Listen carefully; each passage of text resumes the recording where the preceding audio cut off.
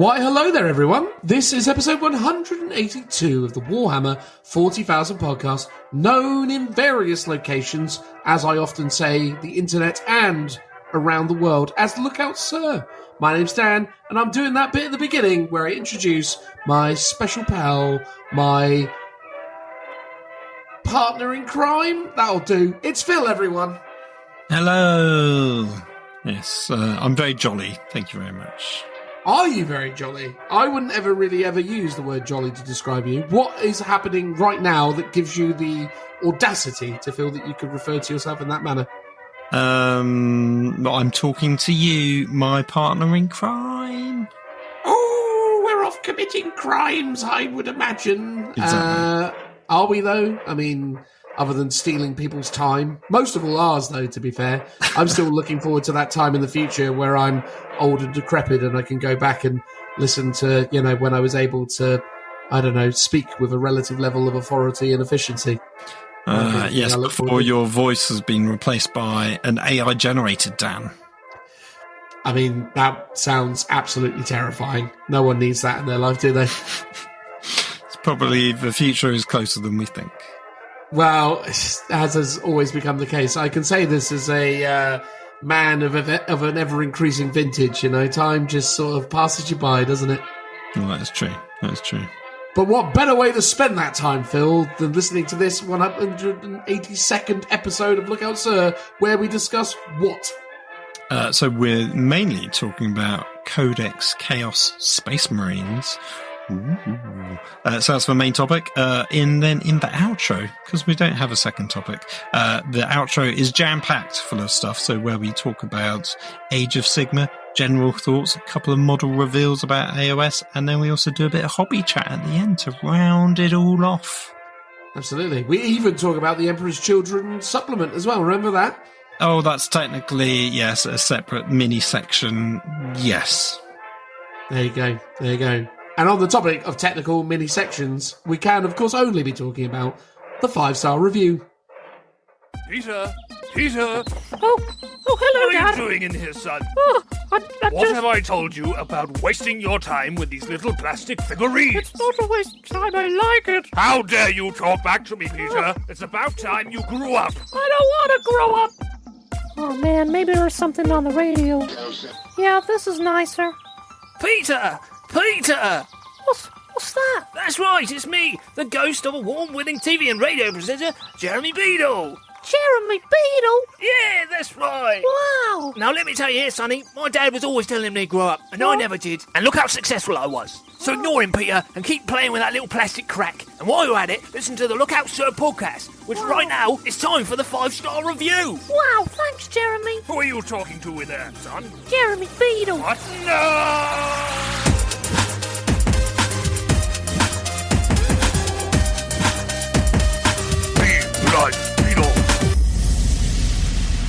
And this week's 5-star review comes by way of what podcast platform, Phil? Let me say Apple Podcasts of... No, you're not giving me any clues. Australia. None of that is right, Phil. None whatsoever. For today, in episode 182, our 5-star review is given to us by Ali? It's A-L-I. Would that be Ali? Ali. Yeah, Ali of audible.co.uk. Audible? Oh my God. See, I was thinking maybe it would be Facebook, but you've flummoxed me with the old Audible. I've come at you hard with that Audible variable. You never expected to see it coming out of the woods, but there it is, stalking you in the distance, preying upon your, deepest fears, I suppose. And yeah, their 5-star review reads, Fireside 40k, and they've given us, Phil, gosh darn it, 5 stars for overall performance and story. Isn't that lovely? Oh, that is nice.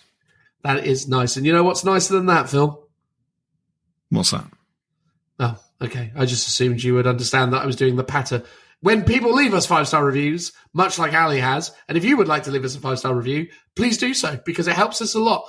And, I'm observing lately that it's been a little while since I've seen any fresh new 5-star reviews coming in. And Lord knows we've still got quite a few to get through in the backlog. But, the time between you listening to this podcast now and potentially appearing in a 5-star review segment of your own is smaller now than it has been for a while. So take advantage of it. Do us a favour. It really, really helps us out. But also, we just love hearing the lovely things you have to say about Lookout Sir 40k. So please do it. Otherwise, I don't know what I'll do. Anyway, additionally, in regards to people supporting us and being nice, we also have our patrons. If you would like to consider being one of our patrons, you need only head on to the links in the description below, where you will find all the information about everything that is available on Patreon.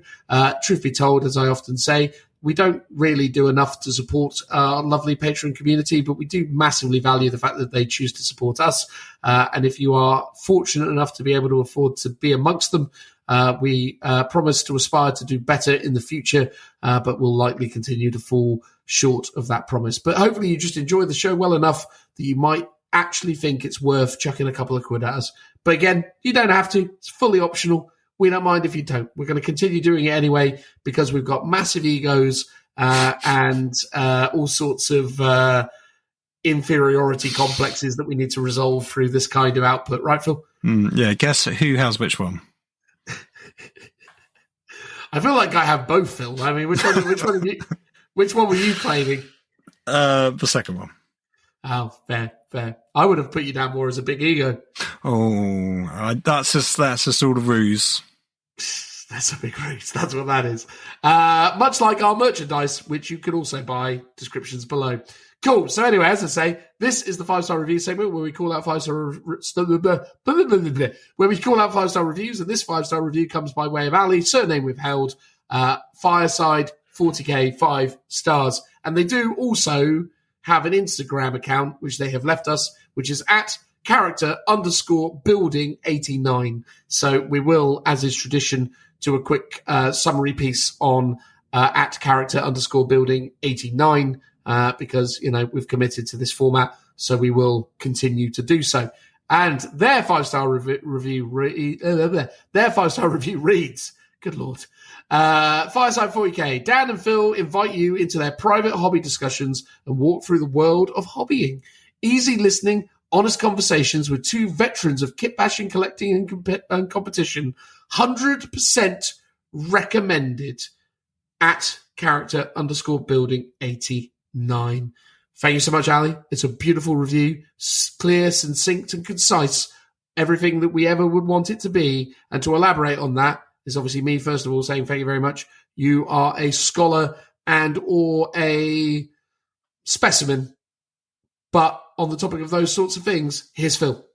Well, thank you, Ali, for your kind words. I'm glad you like the hobby aspect, the kit bashing element, and the fact that obviously Dan smashes up the tournament scene.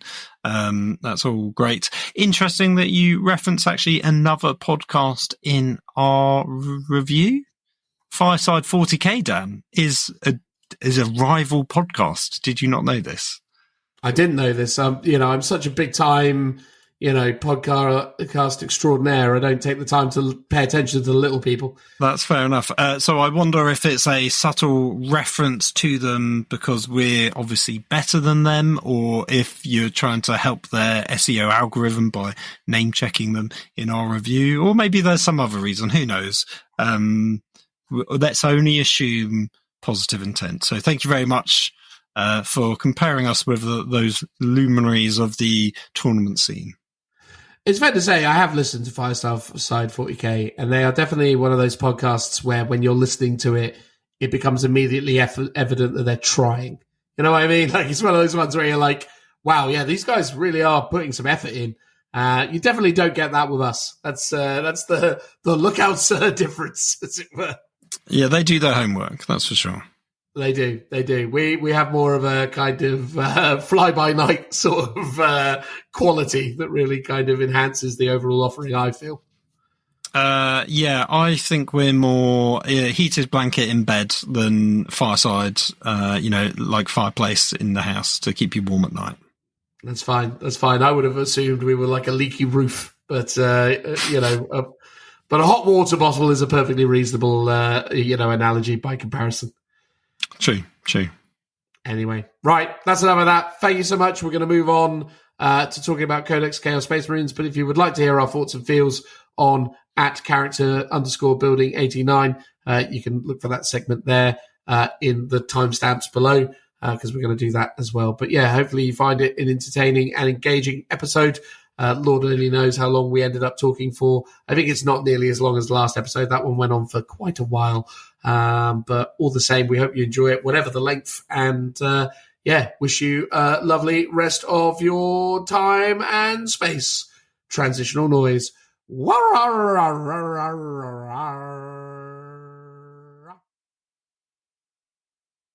Welcome back, everybody. In this part of the podcast, we are going to be talking about the forces of the CSM, the Chaos Space Marines. Ooh, jolly good. Love me some Chaos Space Marines, Phil. Phil, have you ever collected, played, considered being a Chaos Space Marine player in your time?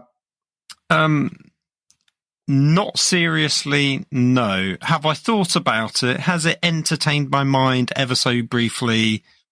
Yes, probably.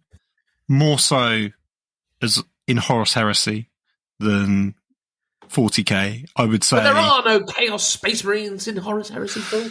Just traitor legions. Exactly. I think you've hit the nail on the head as to why I like Horus Heresy Chaos, in air quotes, not that anyone can see them, Space Marines. Basically, do you like spikes? No. Do I like the idea of traitor marines, renegades? Oh, yes. But I like my Chaos Space Marines to look basically like evil Space Marines without spikes. I'm not convinced that you don't like spikes, Phil. I've seen some of your personal Instagram posts. I can't believe that's true.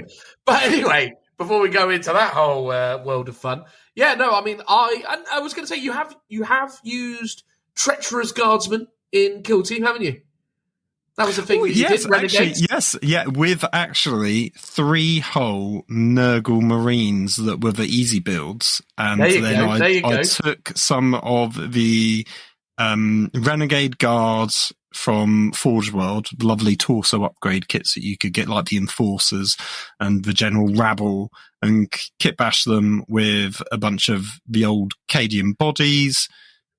Fantastic. Absolutely love those guys. So yes, and I even did like a very small, let's say, journal. Did some journaling from the point of view of the Chaos Guard, Traitor Guard, and did some artwork with some story while I was on holiday, because I can't just sit idle by a pool and do nothing. So I did that basically. Incredible. There you go. My relationship with Chaos Space Marines is long and varied. I've often mucked around with them over the years, played them at various points within the confines of 7th edition. Really enjoyed the Khorne Demonkin. Thought that was a super fun list. Had a really good time playing those. Had also played Chaos going into 8th edition. It's not available on Twitch anymore, but I was on Warhammer Live playing my Chaos Space Marines against Mikey from Hellstone Wargaming, where I lost to him and his Blood Ravens. Sad times. And today I still have a pretty healthy Death Guard collection, although I haven't aggressively played it throughout the course of 10th. It was intended to be an army that I used frequently in 10th edition, but just hasn't really kind of come to pass just yet. But I do have a pretty good Death Guard collection. Me and Chaos Space Marines have definitely, frequented one another. I also, very early on with Richie, when he was getting into Warhammer 40,000, played Chaos alongside him, although that was more demons than Chaos Space Marines specifically. So I was contributing demons to a Chaos army. And you had your Demonkin. I did. I mentioned the Demonkin. That was my opening statement. The Khorne Demonkin. That was fun. You can see a battle report of that on Beyond the Tabletop, where I took on Phil's Krieg. Well, it wouldn't be on my channel, but it's on your website. The photographic version. Yes. No, that is true. Yeah. Oh yeah, I forgot I used to do those. Yeah. No, you should do them. I saw them the other day. I was sort of tempted. I went back to the website for some reason and had a look at it and I was like, oh, these are really nice. They were a lot of effort to do, but I think blogs should come back a bit more. I think, not say video's dead, but I think, blogs are more searchable. I would say so. And they're really nice little time capsules as well. It's really nice to see nice photography with, the written component. Again, maybe it's me just hearkening back to the internet of old, but it's just nice to see. But anyway, so myself and Phil have a varied experience with Chaos. I think the thing I really value about Chaos, and one of the things that I find that Chaos Space Marines have really been fun for over the years, is the way that it represents a very kind of disruptive, kind of crazy version of Warhammer 40,000. I think when you look at an edition of Warhammer 40,000, you look to armies like Chaos, and you look to armies like Orcs to really kind of get the flavour of the setting and to really kind of get a feel for what this, game system is able to kind of flex and do. I think every edition of Warhammer 40,000 through the ages, bar maybe 9th edition, has had a really interesting set of rules attributed to Chaos and Chaos Space Marines, Chaos Demons. I do think 9th edition did a really good job on Chaos Demons. By far and away, I think Chaos Demons are one of the best codexes in 9th edition. But I felt like Chaos Space Marines in 9th edition really got let down by the influx of Thousand Suns, Death Guard, and then subsequently World Eaters. I think basically Chaos Space Marines really have struggled with their identity as Games Workshop continue to pull pieces out of Chaos Space Marines and put them in their own little playpens. I don't know if you echo that sentiment, Phil, or feel like there's more to elaborate on there. I sort of agree. Going back to an earlier point, though, I think there was always like a great element of randomness to Chaos. You would always have like the boon table that you could roll on. Can something turn into a demon spawn? Can it turn into a greater demon? That is something Richie, as a long-time Thousand Suns player, would always enjoy rolling on, and can continue to do so in the game of Age of Sigmar with his Slaves to Darkness. But can you do it in the current edition of this codex? We shall see. We shall see. Although the answer is no. Yes, spoilers, the answer is no. Yes. Has it lost its flavour? I sort of see what you mean. I haven't really considered it, but with a lot of them being pulled out, it's like having a Codex Space Marines that had your Space Wolves, your Blood Angels, your Dark Angels all rolled into one, and then they've been partitioned off into their own codexes. I guess bland Space Marines and Chaos Space Marines would feel quite tonally changed, gone down. Which is interesting. It does feel maybe more like it is Codex, the Black Legion, and that's sort of ultimately what it is. Because there's still other ones. You've still got your Alpha Legion, your Iron Warriors, and stuff that still would fit into this dynamic. Although, you could quite easily say that they all deserve their own sub-factions and codexes and miniature range. I think I would love to see that for those, but there's just so many that sort of deserve it in the Chaos Space Marine range. You've got to stop somewhere, right? So I sort of feel like they do one for each Chaos God, and then that's it, really. And then, much like how Ultramarines doesn't have its own codex, that's just generic. So will Black Legion basically summarize up what the Chaos Space Marine Codex is all about. Yeah, because over the years as well, I mean, again, you have to remember that, like, Chaos Demons weren't their own book in Warhammer 40,000 until maybe 5th edition, I want to say.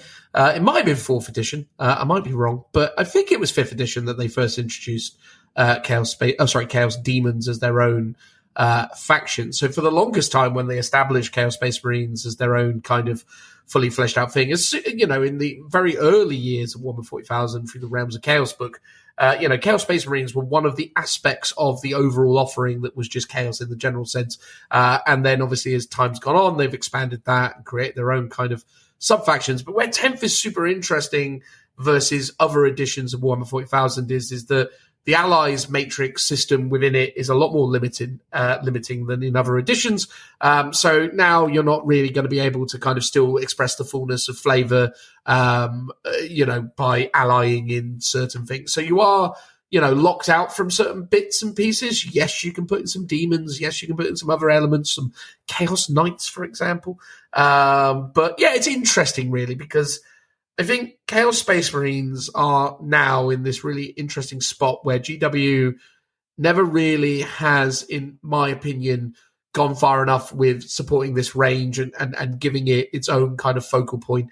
It always feels like Chaos Space Marines are always the bridesmaid, never the bride when it comes to a lot of these releases. You look through 8th edition 40k. What did Chaos Space Marines got? They got a new Legionnaire or Chaos Space Marine box. They got a new Terminator box. And they got some easy build bits that came with Shadow Spear, i.e. the Obliterators, Venom Crawler, did Lord Discordant come out with them? Or was that a bit later? The Lord Discordant did also come out in 8th edition. You are absolutely right. I apologise for forgetting about the Disco Lord. He was in 8th edition. Harken World Claimer as well. We don't talk about Harken World Claimer. It's terrible. No, he's all right. But yeah, that's the thing. Chaos Space Marines being the big bad and Black Legion being the big bad, it always sort of feels really interesting, especially now, as when we went into kind of 9th edition, Chaos Space Marines again. Yeah, they got the Terminators, they got the Executioner, the Lord Executioner, I believe. I can't remember what else it got in the last edition. I think it was really slim pickings. It might have just been the Lord Executioner. Well, they got all the cultists that came out as yes, well, right? That was right. Yeah, they went it wasn't really Marines. It was just very cultist heavy. And then obviously cultists, a Cursed Cultist, new Demon Prince model, which admittedly I think was more of a Slaves to Darkness mini than a Chaos Space Marine mini. That's true. Yeah. So they've had they've had bits and pieces. I think the thing is that I kind of consistently find with the Chaos Space Marine range at the moment is it's just a hodgepodge of stuff, which I suppose makes sense within the confines of what Chaos Space Marines are supposed to represent. So we probably should just have a very, very, very, very quick top-line summary of what is the difference between a Traitor Legion and the Legionnaires of the Horus Heresy that fell to the powers of Chaos, and a modern-day Chaos Space Marine. Would you hypothesize what the difference is, Phil? I'd love to hear your perspective on it. Or would you just like me to say what I think it is and agree or disagree with me? I'll give it a try, because I don't think I actually know the answer. I would summarize that, the Space Marines of the 30,000 were very, they were a well-organized military operation that, had the backing of said Imperium until they went traitor, but logistically they were still like a fighting force. Now they are a scattered hodgepodge where they are struggling to get equipment, they're struggling to get gene seeds, they've made pacts with the chaos gods much more, although weirdly, having read I guess the first 10 or 11 heresy books, they all went to chaos so quickly, way earlier than I ever imagined they would have. But the noticeable visual representation of that actually, I guess, occurs much later, either towards the fight on Terra or afterwards, once they go back to the Eye of Terror. But basically, they're not just Space Marines, they're Space Marines plus cultists, plus traitor guardsmen, and I guess, knights, demons, and demon engines.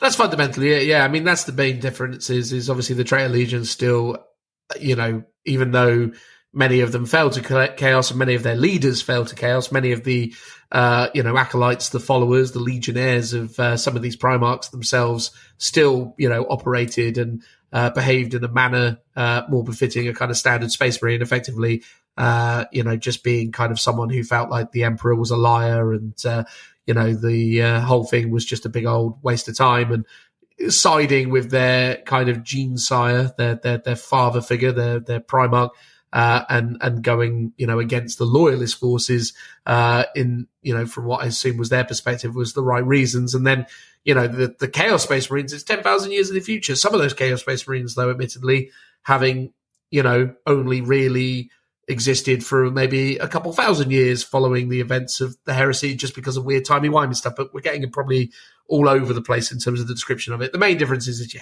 as Phil says, after the heresy, they scattered and basically fell mostly into the warp, where they turned into war bands that fought each other for limited resources. And then following a series of events, Abaddon the Despoiler rose up from the ranks and took on the mantle of War Master and has essentially built the Black Legion, which is now the most prominent and most powerful fighting force within Chaos Space Marines, within the Forces of Chaos in general. The Black Legion is a stronger fighting force today than the Thousand Sons, the World Eaters, or the Death Guard. The Black Legion is the Chaos fighting force. But within that, you still do have lots of other cultists, or rather traitor legion, war bands, and other things that essentially form part of that as well. So it could be that, you're using the forces of the Red Corsairs, who are a much more like treacherous war band of chaosy Space Marines, but a much smaller operation.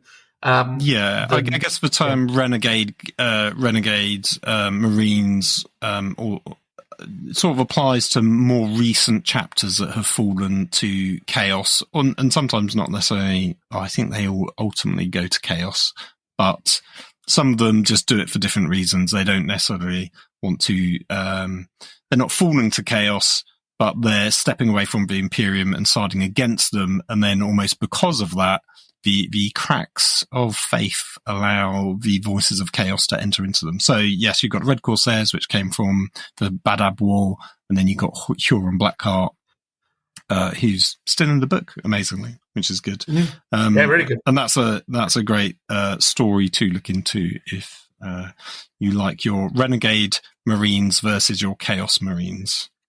Yeah. And that's fundamentally why their weapons of war are completely different now as well. I mean, yes, sure, they've still got dreadnought-like constructs, but they're much more demonically infused. They've got more kind of, demonically infused demon engines, flyers. They don't have access to the same sort of infrastructure that facilitates that level of, precision strike that might be associated with like drop pods, say, for example.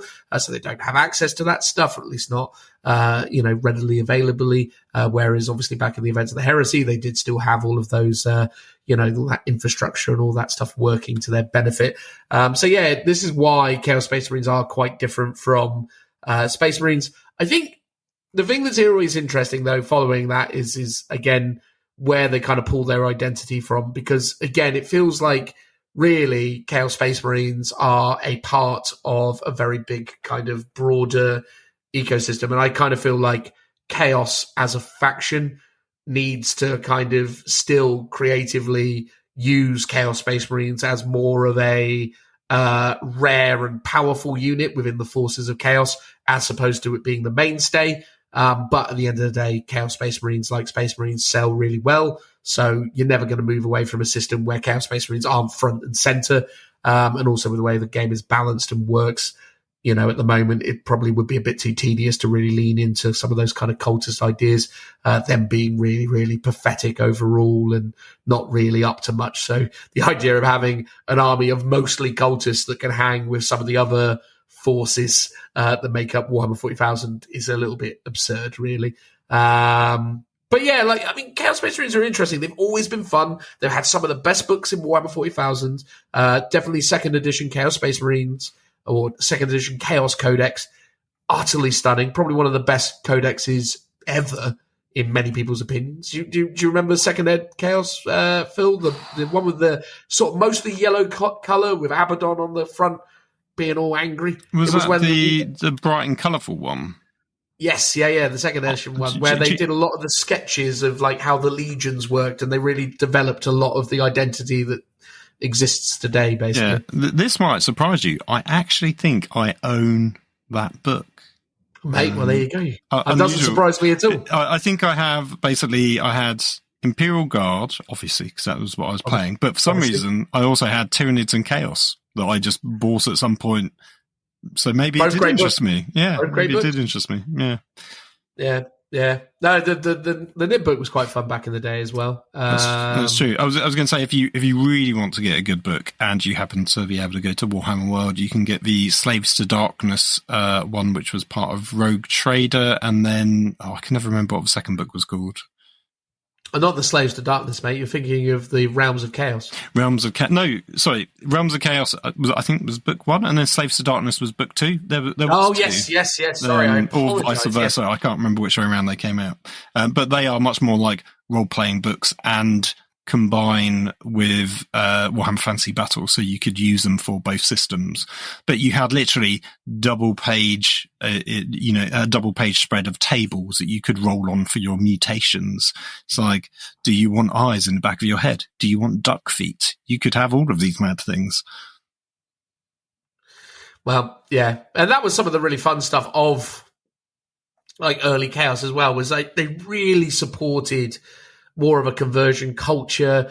There was much more emphasis on sprinkling in lots of weird and wonderful things. And that, again, as I was saying earlier, was one of the really interesting things about Chaos, because they had the capability of bringing in demons and adding in those layers. Whereas now in like Chaos Space Marines of modern times, very limited access to demons outside of the Allies matrix, and obviously your demon princes and demon engines and other, named demons that you get access to. Specifically, Vashtor is in there. And again, we'll get to him in a moment because he's probably worth having a look at from a rules perspective in terms of how he's getting on now. Yeah. But yeah, so this is the thing, right? So Chaos Space Marines, always been pretty interesting, always been pretty fun.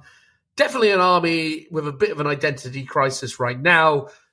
Certainly could do with some meaningful thought process and support from Games Workshop. I think Games Workshop at the moment, with their process of really not innovating very much from a kind of army archetype narrative perspective, this is one of those things that I feel like if they had this problem, but they had the same design ethos and kind of studio mentality that existed 15 years ago, I feel like they would have solved the Chaos Space Marine problem and made it its own thing while still being able to support the 4 other main Chaos Space Marine factions, i.e. Death Guard, Emperor's Children, Thousand Sons, and World Eaters, knowing obviously that Emperor's Children are around the corner. And I suppose actually as a supplement to this film, we'll probably follow this up with a very brief but review of the Emperor's Children supplement, because it does kind of yes, because I think we planned to talk about it when it dropped, but we just never got around to it. But then it's like 2 data sheets, so it won't take much time to do.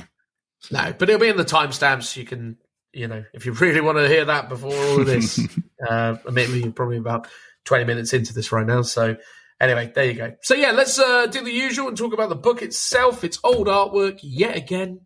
It was fine artwork the first time around. It's still fine now.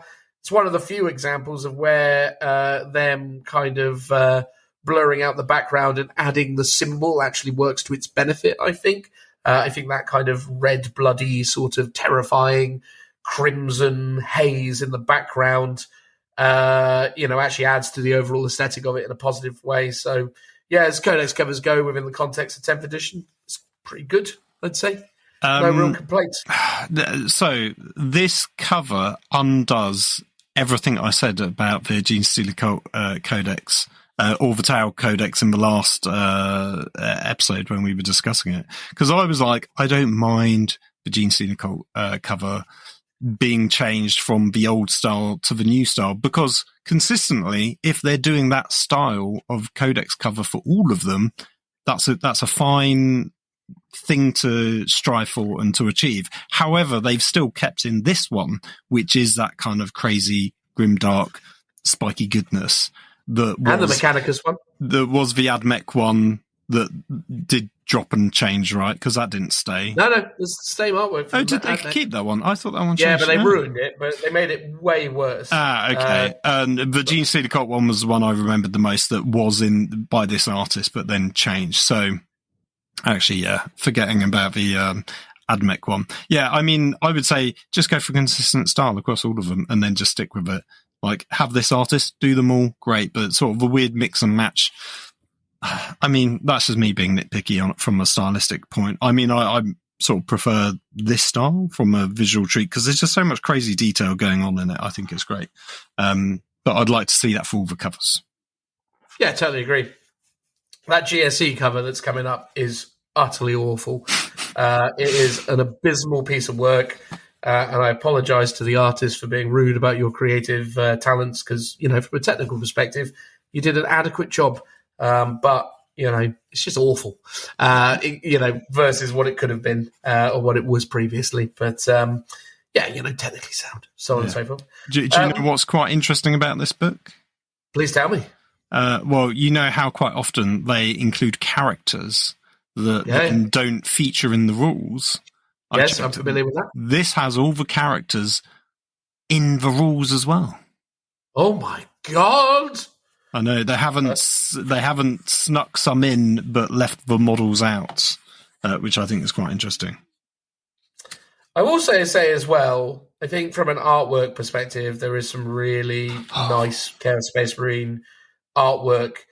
I think there's definitely better Chaos Space Marine artwork that hasn't featured in this.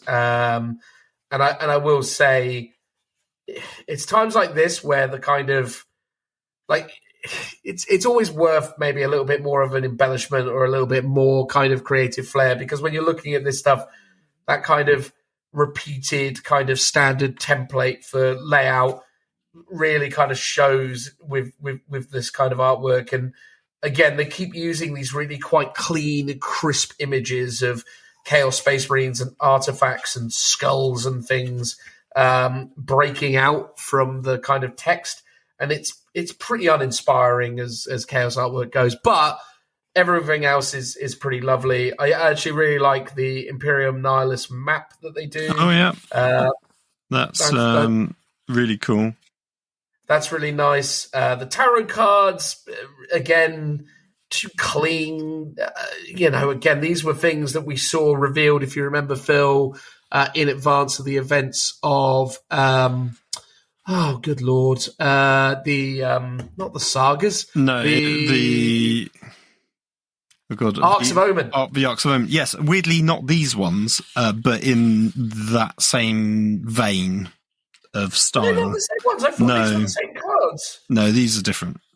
Because you had you had things like you had like the lion, you had Sanguinus. I think you had these like upside down characters and stuff. Because that was, I think, meant to be the Emperor's Tarot, where this is specifically the Traitor's Tarot. But you did have, I think, you had like a dark castle in one of them, which does look like the Black Tower.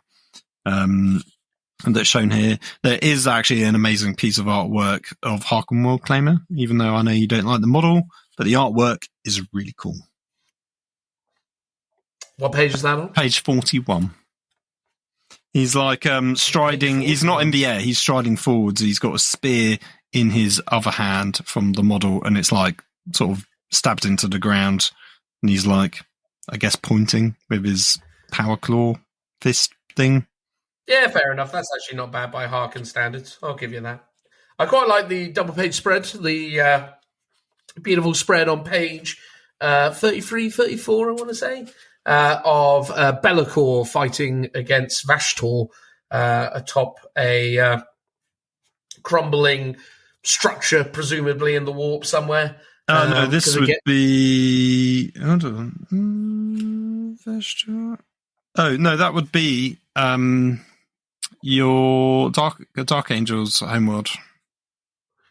Oh, is that where they got together and a scrap with each other? It was, yeah, because don't you remember Vashtor was going to win on the rock, and then Be'lakor comes in to ruin it all, and that is part of the Arcs of Omen series. And he ruins their plans, basically. And I don't think they've had a rematch since. Well, it's nice to see the two of them, personifying, or rather sort of immortalizing that particular, infighting and showing off some of those elements of chaos, which is super cool to see. I will say as well, in terms of standout pieces of art, it's a really old piece, but page 47 with the Lorgar word bearer piece. Yeah. Is that an old piece? That's an old piece, yeah. That's by... I've been following him on YouTube. I've forgotten his name now. Jordan Sorcery just recently did an interview with him. I've not watched that one yet. But yeah, that's a really nice piece of artwork. Yeah, exceptional. But yeah, that's the thing, right? So, I mean, yeah, lots of really cool, evocative stuff in Chaos Space Marine. There's lots of things that would, hopefully get your creative juices flowing. Maybe you're thinking, oh, yeah, I'd love to bring to life this kind of warband, this kind of thing. I think, as I say, the thing is always, though, is like, I think when it comes to Chaos Space Marines, the thing that's interesting about them is how you take that concept, i.e. the concept of all these different war brands, and bring it together across an army. And I think that actually that's one of the things that I think I would encourage people to do who want to do Chaos Space Marines in a kind of serious hobby way, is really focus on maybe looking at it as a series of kill teams rather than one coherent army. You know, the idea that this force has amassed a bunch of different types of warband and brought them to bear. Unless, of course, obviously you're leaning into the Black Legion, in which case, you know, the Black Legion does form a more traditional kind of army function. So you can definitely do that also. And, you know, it's very common for Chaos Space Marines to repaint their armor to depict one particular, you know, type of campaign or whatever. So, yeah. Again, I still really miss and lament the Crimson Slaughter. I thought the Crimson Slaughter were a really awesome part of Chaos Space Marine lore. I thought they were developed really well across the span of 6th and 7th Ed. But yeah, they're not really something that features too much anymore because all of it got, hoovered up into Black Legion, basically. So all of that fun, crazy, ever-mutating chaos stuff is now just Black Legion. But there you go. But, you know, I could always be tempted by the idea of revisiting the Crimson Slaughter. I always like those guys. So were they just a Renegades Legion? Renegades Marines? Yes, so they were a Traitor Legion Renegade Marine force. So they were basically a really, really, really good, pure, proper Space Marine chapter. They were well-behaved and lovely and, you know, were beloved by loads of people. And then basically Zinch went, let's muck around with these lads. And basically, through some kind of corruption, made them go crazy. And essentially, they just heard voices in their heads constantly, just basically clawing at their brains. And the only way that they could satisfy and dull the pain and the voices and the sensation is by murdering stuff. So they just had to basically kill stuff. And while they're killing it, they would, you know, basically turn off the voices in their heads for a bit. So it was the only way to relieve themselves. So they just went on a slaughter. So the assertion very early on was that, it's another Khorne army, but they're not Khorne at all. They're actually Zinch. And then also Zinch is also plaguing them with lots of mutations. So they had a lot more emphasis on, you know, possessed and other kind of like champions that had lots more mutations and things. So yeah, Crimson Slaughter was super fun. Interesting. And they had beautiful minis as well. I mean, that box set that they did for them, super lovely. The Dark Vengeance box set that launched with 6th edition was super nice. So yeah, Crimson Slaughter. It's a weird one when I think about it, because that was Games Workshop really trying to put, you know, a bit of a line in the sand and be like, okay, we're going to try and introduce and really kind of push another type of Chaos Space Marine beyond just the Traitor Legions and the Red Corsairs, which, to be fair, was a Blythe creation, right? The Red Corsairs effectively are a Forge World chapter, even though, or Forge World Traitor. Well, I don't think they necessarily created them, but they were greatly expanded upon it by, Alan Bly and the Alan made them cool. Yeah. But anyway, long story short is that, Crimson Slaughter kind of came and went super quickly. And then since then, they've never really put much of an emphasis on any particular, you know, kind of like traitor or renegade Marines. They have had some throughout the course of time. There were all sorts of different flavors of renegades for a while, but they seem really to focus on it less now. It's very much just like, no, it's just the ones that came about during the heresy. Move along now. Move along. I think they've always given some token rules to Red Corsairs normally, because they were like the most iconic, traitor Marines in the sort of more modern context of 40k versus the Horus Heresy Legions. Yeah. There you go. Well then, with all of that established, the book is kind of all right. And, you know, the general kind of flavour of things. Like I said at the start, hiccup. Like I said at the start, Orcs and Chaos Space Marines kind of represent some of the fun, flavourful ways that the game can be kind of brought to life. Certainly in other editions we've seen that. Those of you who've listened to our review of the Orc Codex know that we were pretty disappointed with it because it was pretty bland by Orc standards. We're just coming off the back of a very positive review of Tau. Really liked the Tau Empire book. Probably my favourite book in 40k so far. What are we going to make of Chaos Space Marines? Let's dive in. So what is, Phil, their army rule? Their army rule is dark pacts, so they can make a little prayer to the gods and do a deal with them. So if your army is heretical Astartes, which it will be, each time a unit with this ability is selected to shoot or fight, it can make a dark pact. If it does, you must first take a leadership test. If you fail the leadership test, you take D3 mortal wounds. But regardless of whether you pass or fail, you get to pick a unit's weapon to gain the following ability. You can have the most unique of things: lethal hits or sustained hits 1. Ooh. I mean, this is my one criticism. Like, the Dark Pact mechanic is very thematic. It ties in later with some of the detachments. That's very cool. But the crutch of lethal hits and sustained hits bothers me slightly. But then that is just this edition, I would say. And then let's get your thoughts on that. And then there's some extra rules around cults of the Dark God, which we can also talk about. Yeah, look, within the constraints of what 10th edition offers, this is perfectly fine. It's very generic in the sense that it's basically exactly the same thing that Custodes got. Because Custodes can have a different stance. They can be in Qatar. Qatar's the stance. They can be in... Yes, it's the martial Qatars. You get two. You can have lethal hits or sustained hits. But that's only in the fight phase, but you don't run the risk of getting the mortal wound, so you don't need to do this leadership test. So does that mean their Qatars aren't really stances? They are dark pacts, or maybe good pacts with the Emperor? Maybe that's what they're doing. Absolutely, positive packs. We will say. I mean, it's fine. It's just, the thing is, it's just another army kind of getting the same old abilities. It's very... Look, here's the thing. When they released Chaos Space Marine Codex in 6th edition, a lot of people didn't like it. And the reason they didn't like it is because they introduced this challenge mechanic, which was that if in 6th edition 40k, you could challenge, right? But a lot of the time you didn't want to, because your unit wasn't very good at doing challenges. However, if you were a champion of chaos leading a Chaos Space Marine unit of some kind, you had to issue challenges and you had to accept challenges.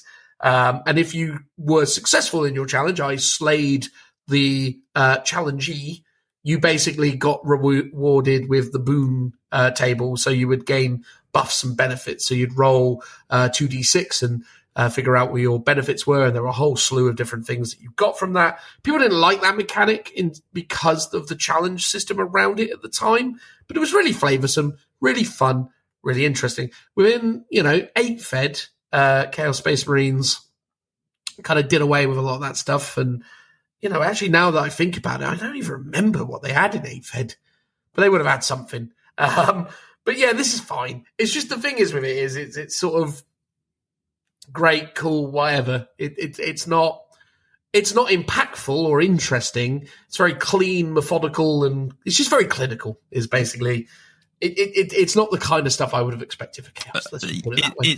It's streamlined from a gaming perspective, but it's also very generic because, as you pointed out, Custodes have an almost identical ability. So it's not very the concept that you're making a Dark Pact, great, but the outcome of it is very generic and rules that we see throughout other armies, and that will be a point I'll bring up later. Bear that in mind, people, when we talk about some of the data sheets. So I think that's the one downside of it. But yeah, moving on, you get cults of the dark gods. So if your army faction is heretical Astartes, you can include any of the following units in your army. And when you do so, their faction keywords are replaced with heretical Astartes. So you can take Khorne Berserkers from the World Eaters. You can take Rubric Marines from the Thousand Suns. You can take Plague Marines from Death Guard and Noise Marines from Emperor's Children. And then there's only so many points you can take. So if you're doing a standard 2,000 point game, you can take 500 points added to your army. What's interesting is, and you brought it up earlier, there's nowhere about rules around Imperial Knights and the allies. Now, is that just a generic rule in the core rules? Like, I would have expected it to be here, but it's not. No, yeah, so it's a generic rule now. So within the generic rulings for Forces of Chaos, you can take Allies of Chaos, and that incorporates some Titans, some Knights, and some Demons, basically. So you've got, like with the Agents of the Imperium or the Imperial Allies. The Chaos version of that, basically, isn't it? Yeah, exactly. So, yeah, you can still sprinkle that in. I mean, what's nice about this is it's cool that you can still get access to those units. So if you want to sprinkle in some Plague Marines, some, Berserkers or, Rubric Marines, what have you, you can chuck them in there. And it does make sense that it's limited to those particular unit types and that you can't access 8-bound or, whatever those Terminators are in Thousand Suns, Scarab Occult Terminators. Fair enough. Those specialist things are limited to the faction that they're kind of birthed from, the World Eaters, Thousand Suns, etc. So, yeah, fine.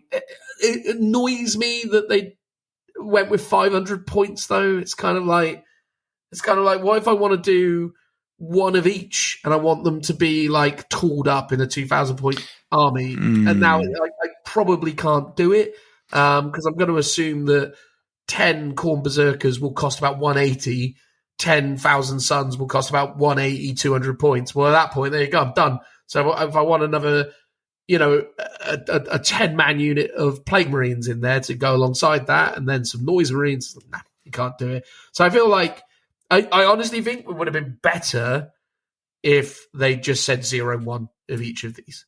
You know what I mean? Yes, because actually, because they used to do things before where it's like you must take one of each before you can take another one, which makes more sense, especially if you're doing Black Legion, right? Because they would have much more of a smorgasbord of everything. And rather than going, cool, I'm going to take 3 units of Plague Marines because currently their rules are the best, hypothetically here, it would make more sense to be like, yeah, you've got to take one of each before you can take any more, or just cap it at, as you say, one each, because that would probably be closer to 600-700 points. And the limit for the beyond 2,000 points, the Onslaught games is 750. So if they said 750 for the 2,000 point games, that would probably be fine. Or as you say, 0-1. Yeah, interesting. I guess they don't normally do the concept of like 0-1 unit types in 40k anymore. I can't think anywhere, previously with the Force Org charts and stuff, you would have stuff like that. I guess they still say 0 to, you got to take like 1 HQ and up to, 0 to 3 of anything, right? So maybe there is still some context for that stipulation in the core rules. The other thing that really lets me down with this, though, as well, with the nature of 10th edition 40k, is there's no way of putting any leaders into these squads, which is stupid, in my opinion. It's like, it's really bad that there isn't, like, a rule in here. So, like, if you look at, like, the generic Chaos Lord on foot, right? Because they've done a new model for lovely old Chaos Lord on foot, even if I think he just looks like a Slaves to Darkness mini. Mm-hmm.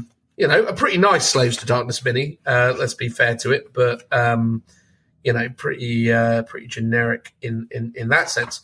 You look at that Chaos Lord, it can lead Chosen or Legionnaire units, right? So it can basically just go into 2 units. It would have been super cool if they had clarified or just added, I know, madness, added to it Khorne Berserkers, Death Guard, Rubric Marines and Noise Marines. Yeah, because they could have worded it in the same way they do with Forge World Custodes. So they could have said if a leader can be added to Chaos Legionnaires, which is the generic guys, right? They can be added to these units as well. And that's basically what they say for the Forge World Custodes. It's like if a leader unit can be added to Custodian Guard, they can also be included into this one, which is a good point. I didn't even think about that. I think that thematically probably work sort of. I could sort of see the argument for like they're slightly more outsiders, but then under the banner of the Black Legion, that shouldn't be the case. Yeah, and also, again, though, it's good for players because we can inject flavour into the units. Because all of a sudden, this is Dark Lord Phil's Plague Marines Pooper Nanny, or whatever you want to call it. I don't know what the particular thing is, but it's like, oh, this is this, and this is still brought to life, and then, which brings me to my other frustration with this rule set, which is where are all the marks gone? How do you denote like your chaos flavour? There is, I believe. Hold on, let me see if I can find it. I think there is one detachment, yes, that talked about marks of chaos. That is the Pact Bound Zealots. So it's detachment specific. That's where ridiculous. They talk about marks. That's ridiculous. That is so stupid. Like chaos should have a preference. I'm sorry, that's stupid. Like as a default, they should have marks. It's crazy that they don't. I know. Part of me is one like, of the marks were always just used for abuse. It's like, oh, what is the best mark to go on this thing, even if it's not thematic? Cool, I'm giving it to that. And that is often what people would do. But then normally it's a fighty thing. It has corn. That is thematic and probably the most logical thing for it to get. I mean, I won't lie. In the last edition, there were some marks that were very, very strong. Like the Thousand Sun mark was really good. Or sorry, the Zinch mark was really good. The Nurgle mark was really good as well. Across the editions, they've been interesting. But it's a fundamental part of the flavour of chaos is you need to have, and that's the sort of joy of it. So the idea that you can have a Chaos Lord, just, because then it's, it has to have a mark of corn, and then it goes with the World Eaters, and then you can inject some flavour into it still. And I kind of like that, I just sort of feel like, admittedly, this edition of the game, the rules don't support it clearly because it's too complicated. It's too much of an interesting concept for this rule set to support. But wow. Like that is to me, like even, I know we're just literally one page into it, but like, it's a massive shift, right? Like, and also, by the way, as well, I hate the fact that they gave Abaddon Dark Pact. That doesn't work at all for me because the one thing that Abaddon doesn't do is make Dark Pacts. Like that isn't his vibe, and they've given him that rule. Yes, well, I think literally everything has Dark Pact, even including Abaddon, and even the cultists and stuff like that. Yeah, it's interesting. But I guess because they've gone, well, it's the faction rule. Yeah, so I get it. He should have it, but yes, I get. Or he's making lots of little packs, but never necessarily committing to one in particular. Well, he does play the gods against each other, and but he's never been drawn to any one in particular. He's always resisted. He's always relied on his martial prowess, his warrior pride. That's what's so interesting about him as a character is that he is, an agent of chaos. He is fighting for chaos, but he despises that whole aspect and what they offer, and he wants to win with his himself, and that's the joy of it, and that's what's made him so interesting to get. So in a way, it's almost like, I'm just checking his rules here. The Warmaster in your command phase, select one Dark Desert. Each time this model makes a Dark Pact, here you go. Do not okay. And does not fail. Okay, so here it goes. Each time the model makes a Dark Pact and does not fail the resulting leadership test, if the result of that test was a 7+, you get 1 CP. Okay, fine. So he gets 1 CP, but he can still fail Dark Pacts, which I'm not into at all. What they should have done with Abaddon is just say, Abaddon never fails his Dark Pacts. He just gets it all the time. That would be fine. Just do that. Because, he does make packs. Like, he makes pack with Vashtor during the Arcs of Omen campaign. Fair. So I guess he sort of does. But as you say, he just plays them off against each other. He's not one to just go all in on one god. Yeah, I just don't like the idea that Abaddon would find himself in a situation where he's being mortally wounded by a god in return, in exchange for strength. It's not really how Abaddon rolls. Yes, no, that's fair enough. But, that's the problem when you've got a character with the weight of 30+ years of lore and history on his side, This is the thing. Abaddon deserves better than that. You know, do whatever you want with Harkin World Claimer. Like, who cares? You know, you can have him doing dark packs till he's blue in the face. I couldn't care. But, you know, if you're going to muck around with Bile, you're going to muck around with you know, Abaddon. That's it, really. It's just those two. I mean, and yeah, Cypher I mean, and Vastor. They're all relatively modern, though, you see. They're all relatively modern. In fact, Vastor's very modern. But yeah, Abaddon and Fabius Bile, for the characters that are in this book, they deserve a bit more attention to detail, I'd find sometimes. But anyway, there you go. Yeah, there you are. So, relatively underwhelming start for Chaos, at least in my perspective. Obviously, you know, the rules are fine, I suppose. The fact that you can have sustained hits, it's pretty good. You get lots of shots and shoot more, and lethal hits are super useful as well. So it's not like they're bad rules for them. It's just pretty, whatever. What are the detachments, Phil? Well, there are 8 to pick from. Would you like to go through them all one at a time? God. Maybe not as in detail as we sometimes do. We can skim through some of them, that's for sure.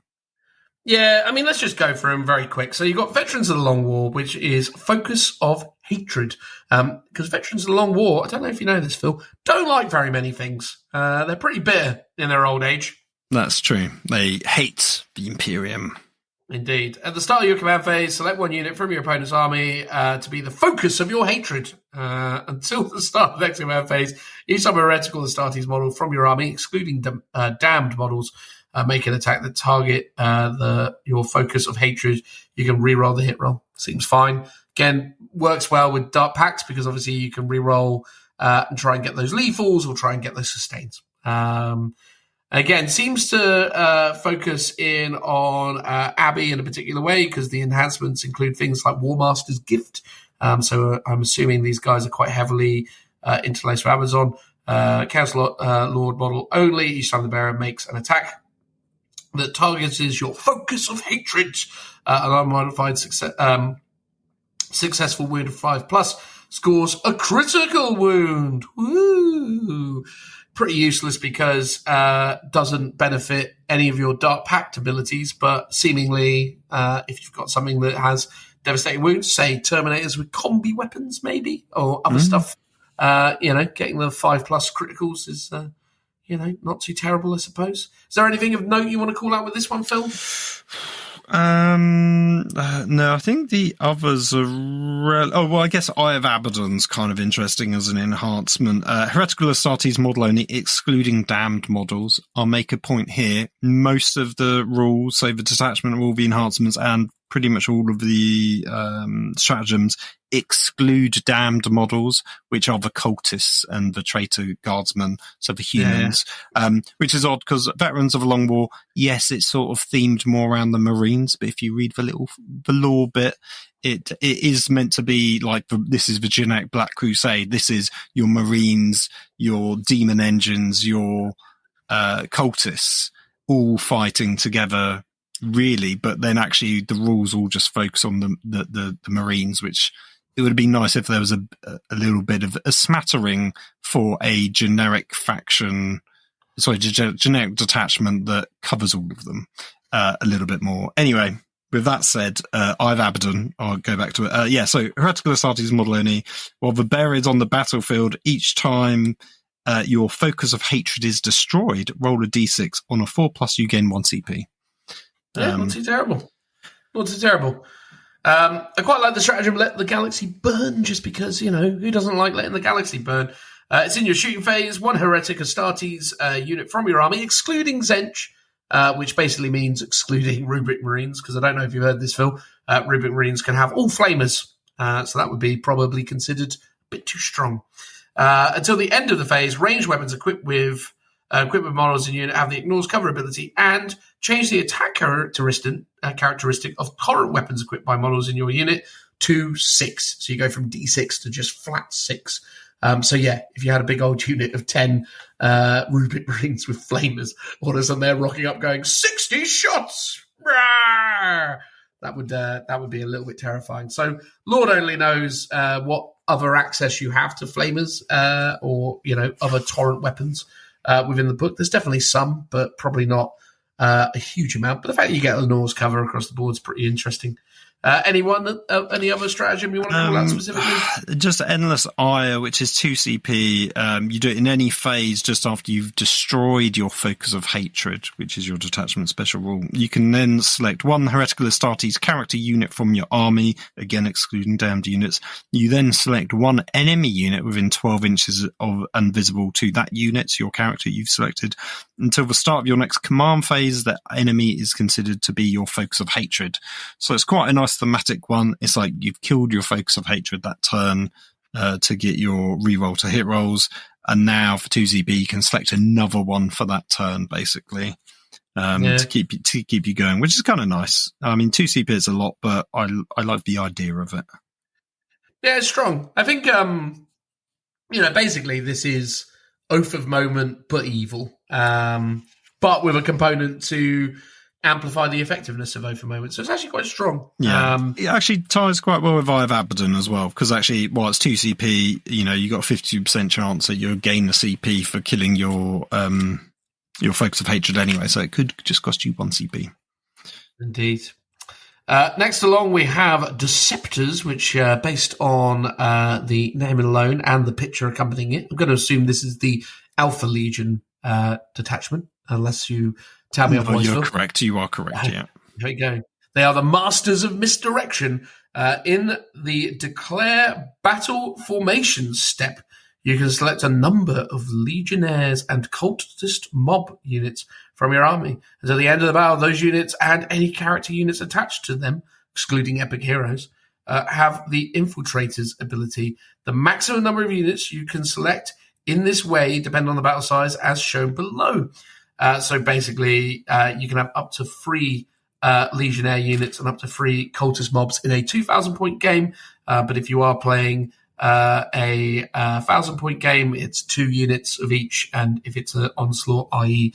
3,000 above, it's 4 units of each. So basically, in most instances, you can have 3 Legionnaire units and 3 Cultist units deploying as infiltrators, which, with the right kind of units, can definitely put the hurt on your opponent as you're running up the middle of the board, causing all sorts of fun, I imagine. Although I think Legionnaires is only the Legionnaires squad. I don't think there's anything else in the book that is a Legionnaires other than the Legionnaire squad. So I think Chosen are Chosen, and do you know what? I think you're probably right. But I would, that's still not too bad. Havoc squads, Legionnaire squads. Wouldn't that be handy if they were? I mean, Legionnaire squads are definitely Legionnaire squads I'm looking at right now. Master of Possession is a Legionnaire. Ooh. So there is some wriggle room, although Master of Executioners isn't. Chosen is not a Legionnaire squad, neither is the Raptors, nor are the Warp Talons, which makes no surprises there. And Havocs are very much Havocs, not Legionnaires. So there you go. Basically, you are looking at just the Legionnaire squad, and randomly, at least according to Phil, the Master of Possession as well, strangely. I guess, I assume he can go in a unit with them. I mean, if not, that would be a bit disappointing. However, you can get around it slightly with different characters. So the first enhancement is the best one. It's Falsehood. So your leader can conceal itself on the battlefield. So you choose a Chaos Lord model only, excluding Terminators and Jump Pack models. In the Declare Battle Formation step, you can set up this bearer in reserves instead of setting up on the battlefield. If you do in the reinforcement step of one of your movement phases, you can select one model in a friendly Legionnaires or Chosen unit that is on the battlefield, excluding attached units. That's quite important. The selected model is destroyed, so you just kill off your own model, ignoring any rules that are triggered when the model is destroyed, and the bearer is set up as close as possible to where the model was destroyed and only within engagement range of any enemy units. Of the destroyed model was within range. Only if the destroyed model was within engagement range of those units. The bearer now attaches to that unit as its leader. So you have a surprise moment where you can reveal your leader's true identity, which I think is actually a super thematic mechanic. Reminds me of a Calidus Assassin rules from like years and years ago, where you could basically make it you could kill off one of your opponent's models and say it was that all along. I've always loved this rule since they introduced it for Alpha Legion back in 7th edition. I've just been a massive fan of it mechanically, the way it leans into the Warlord, Slay the Warlord type mechanic, and the fact that you can just sort of move it around. Like, it was brilliant. Like, in older editions, I think they went further with it, and I think it was super fun and thematic, but this is still the same flavor. It's one of my favorite things about the Alpha Legion, the fact that, you know, you never really know what's going on with them, and the fact that they've managed to come up with a rule that, you know, brings that to life on the tabletop. Super lovely. Really speaks to the flavor of the army. Yeah, I'm there for it. I think, you know, it's a very rare thing to see Alpha Legion played in Warhammer 40,000. Obviously, in the games of Heresy, they're all over the place, but in 40k, it's very rare to see Chaos Space Marines leaning into Alpha Legion. Maybe, just maybe, you're not going to necessarily see too many people painting up their armies as Alpha Legion. Maybe if these rules are compelling enough, and I feel like they could be. I quite like the idea of the infiltrators, and I quite like the sound of that falsehood stuff, that you might see some, you know, generic Chaos Space Marines painted in who knows what color scheme utilizing these rules, which I suppose is to the benefit of this new system of nothing is sacred. Yes. So much as anything can be anything, which is... you know, well, I'm there for it, to be fair, Phil. I think it's a cool thing. Just to call out a stratagem for the sake of calling out, I was quite interested in scrambled coordinates. So at the start of the reinforcement step with your opponent's movement phase, one heretic Astartes unit from your army is the target. Until the end of phase, enemy units that are set up on the battlefield from reserves cannot be set up within 12 horizontally of that unit. That is super strong. That is a very, very strong stratagem because obviously there's so much stuff that wants to be able to squeeze in on the battlefield, and the fact that you can have a whole unit denying that within 12. You know, 12 yeah. is pretty amazing. Yeah, but the downside is you got at the beginning of your opponent's reinforcement step. So you've got to predict where they will want to put something down. And, you know, you could deliberately sort of bait them out with an opening, knowing that's where they want to go. And then just always use a stratagem to deny them that and then sort of force them to go elsewhere. So you could have some fun moments mechanically with it. I mean, for an army that has access to so much infiltration, the fact that you can have as many as 6 different units infiltrating, you would be a lunatic to put something in reserves against this army because it will just be everywhere.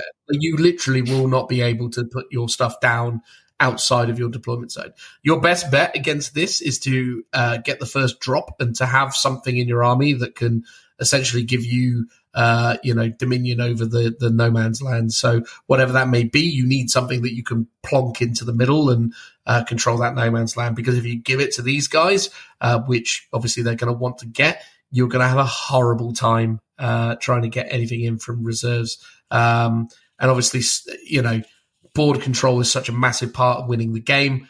So yeah, I think there's definitely some interesting stuff that people can use in this list for sure. Did you want to call out any particular stratagems, Phil? Yes, there's a detonator. The first stratagem always seems to be the funnest and the most thematic, I always find. So detonator is a wargear stratagem for 1 CP. So it's any phase just after an enemy model with the deadly demise ability, excluding Titanic, is destroyed. Target one Heretical Astartes character unit from your army that was within 18 inches of the enemy model when it was destroyed. Your opponent does not roll to determine whether mortal wounds are inflicted by their model's deadly demise ability. Instead, mortal wounds are automatically inflicted. If your ability inflicts a random number of mortal wounds, your opponent rolls to determine that number as normal. So I like that you can force your opponent's models to just blow up, and obviously it's thematically you've chosen a character to, I guess, throw a grenade of some kind to force that to happen, which is kind of cool. Obviously it's probably not going to be many mortal wounds, but if it's tightly packed around lots of units, you could be doing a lot of D3 mortal wounds to, you know, a bunch of units. Yeah. No, overall I actually really like this detachment. It seems really fun. It definitely seems like something you could lean into to have some really interesting gameplay options, and seems like it's got some good utility. It's got some interesting rules.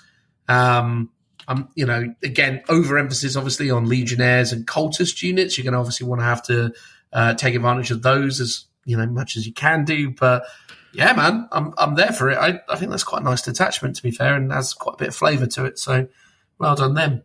Next one along is super interesting because it's pictured with Chaos Bikers, which is a wonderful thing to behold. I know you're not a fan of Space Marines on bikes, Phil, but no.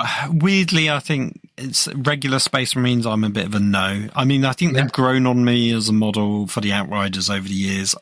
Weirdly, I sort of don't mind Chaos Marines on bikes because it just has that real heavy metal 80s vibe to it. Which sort of works for Chaos much more so than regular Space Marines.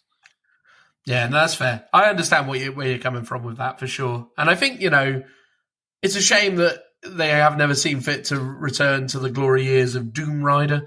But it's cool just to sort of see it, pictured with bikers. Whether it actually really benefits them is anyone's guess. But the detachment rule is Raiders and Reavers. So ranged weapons equipped with by Heretic Astartes model from your army have the assault ability, and each time a Heretic Astartes model from your army makes an attack that targets a unit within range of an objective marker, improve the armor penetration characteristic by 1. So definitely a useful ability for sure.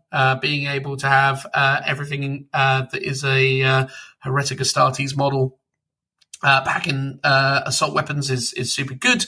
Again, you can lean into things like Havoc squads, for example, that have a lot of shooting. Adding that additional mobility is actually really useful because typically they would just be heavy weapons. So adding assault to that is super useful. Again, you can look at things like the Bikers, for example, as well, which is super cool. Chaos Space Marines sadly only have one flavor of bike. They don't have the kind of attack bike or like land speeder-esque, which I admit isn't a bike, but a mobile weapons platform. They're relatively limited in their options on that sense, but you can also as well look at things like Predators or other kind of tank options as well. So there's a lot of things that you can really start to see advantages to having the assault ability added to them. So yeah, from the outset, you can easily see that there's some things that you could, add to your list to really kind of take advantage of that ability to advance and shoot with no penalty. So yeah, no, I like it. I think it's a really fun rule.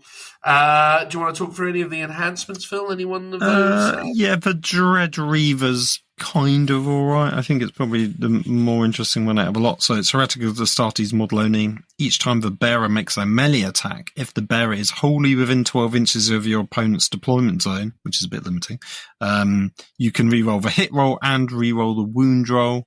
So it is sort of very thematic, like you are sort of going out of your way, you're hunting down your opponents, and you've got lots of maneuverability. So the idea that you're in their deployment zone is pretty cool. What do you make of it? Yeah, no, I like it. Sorry, I thought it was weird the way you sort of ended that sentence. I was like, is there another bit to it? Oh no, he's done. No, okay, stopped. Yeah, he stopped. You just sort of like, and I'm done now.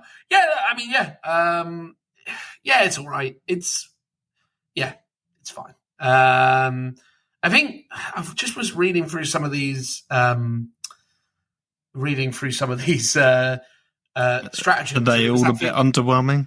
It's not that they're underwhelming. I mean, actually, in some instances, they're quite fun. It's just I'm just trying to work out in my brain. I'm like, if you're going to lean into like mounted, it really is just one unit. It's very weird as a concept to be so like, because again, like we've never really seen this archetype massively exploited within Chaos Space Marine. So I'm sort of trying to understand what it is. It's an odd theme because, yeah, as you say, Chaos have never really had it as an army type. It doesn't really fit one of the major legions as an archetype. I don't think it's not like it's basically this is like White Scars, but Chaos don't have an equivalent of White Scars that's like an iconically fast, you say bike heavy faction. So it is odd. And I guess currently, obviously they might update it at some point, but currently the bike model is very old as well. And I guess you can tie it into things like transport, so you can have your Land Raiders and your Rhinos as well, which is weirdly much more iconic for Chaos. The old, was it the Rhino Rush tactics of the olden days, where lots of Space Marine players would take their rhinos for their transports. That's much more iconically Chaos in my mind. I'm just looking through.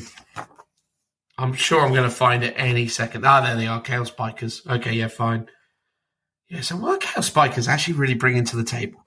Movement of 12, toughness 5, 3+ save, 3 wounds, 6+ leadership, and 2 OC. So bikes at the end of the day, basically the same as Outriders, but as you've identified, Phil, really dinky, weird old minis that just are really showing their years. They've got Dark Pack. They've also got Rapid Assault. Each time one of this unit makes a melee attack, if that unit made a charge move, improve the strength characteristics by 1. So essentially, you're going to be looking at anything from strength 9 down to strength 5. That's kind of the spread between Power Fist and standard close combat weapon. They seem to come with a pretty reasonable selection of options. They've got a champion. Any number of Chaos Bikers can have their bolt pistols replaced with a chainsaw. Up to 2 Chaos Bikers can have their combi bolter replaced with 1 combi weapon, or can be equipped with one of the following: flamer, melter gun, plasma gun. And you can also add 1 chosen icon, and that means that each time the Bearer's unit takes a leadership test for Dark Pack, you can re-roll the test. And you can max them out as a 6-man unit. So you can have 3 of those. Yeah, I don't know why you would. The only other thing I suppose that was interesting as I was quickly going through it is the Lord Discordant is mounted, Phil. Oh, that is interesting. I mean, in a way, if they lent into that and had more kind of like riders on mechanical demon beasts, ironically, more like the the World Eater on the Khorne Juggernaut. If they had more of that in the generic Codex, that'd be really cool, and that would be a great replacement for bikers, or an addition to bikers. Or if this themed it so it wasn't just riders, but it was also like jump infantry, so it was just all the mobile stuff and your flyer, because you've only got 1, unfortunately, with the Helldrake. Like, if it was more about that would be really cool. But I don't know, the stratagems just seem a bit underwhelming. I mean, probably one of the more interesting thematic ones is Ruinous Raid, which is a 1 CP battle tactic. So you select 1 Heretical Astartes unit from your army that disembarked from a transport this turn and hasn't been selected to shoot or fight yet. So until the end of that phase, each time you make an attack, and the target is within range of an objective marker, you can reroll the hit roll and reroll the wound roll. And then obviously, because you're within range of an objective marker, or the target is, you're getting your detachment rule of an extra AP as well. So that's kind of cool, but that's very niche. You've got to disembark and you've got to be targeting something that's on an objective, which, ultimately is what you should be doing, but often you don't get a choice. You've got to kill other stuff that aren't on objectives. Yeah, I really want that detachment to be cool. I just think they're at this point now, similar to what happened with Orcs, right? Where Orc Speed Freak, it was just trucks and bikes once upon a time. This now is just bikes and Lord Discordant randomly, and rhinos. So it's okay, what can you add to that? And obviously what they did with Orcs was super cool. They added in lots and lots of different flavors of buggy, and Orc Speed Freaks has now become a really well fleshed out range. Also, they've got lots of really cool flyers. So yeah, Speed Freak Orcs makes a lot of sense. If this had made bikes battle line, because we have seen it in the tower. Yeah, that'd be cool. If they sometimes make something battle line so you could take more of them, because at the moment, as you said, it's 3 units and a character, and that's it, and that's your limit, unless we see more bike variants come out at a later date. Whereas at least if they made it battle line, you could take 6 of them. Then it could be a proper almost Mad Max style horde of bikes just driving across the tabletop. That would at least be cool to see. But yeah, I think this is currently the weakest one that we've seen out of the detachments.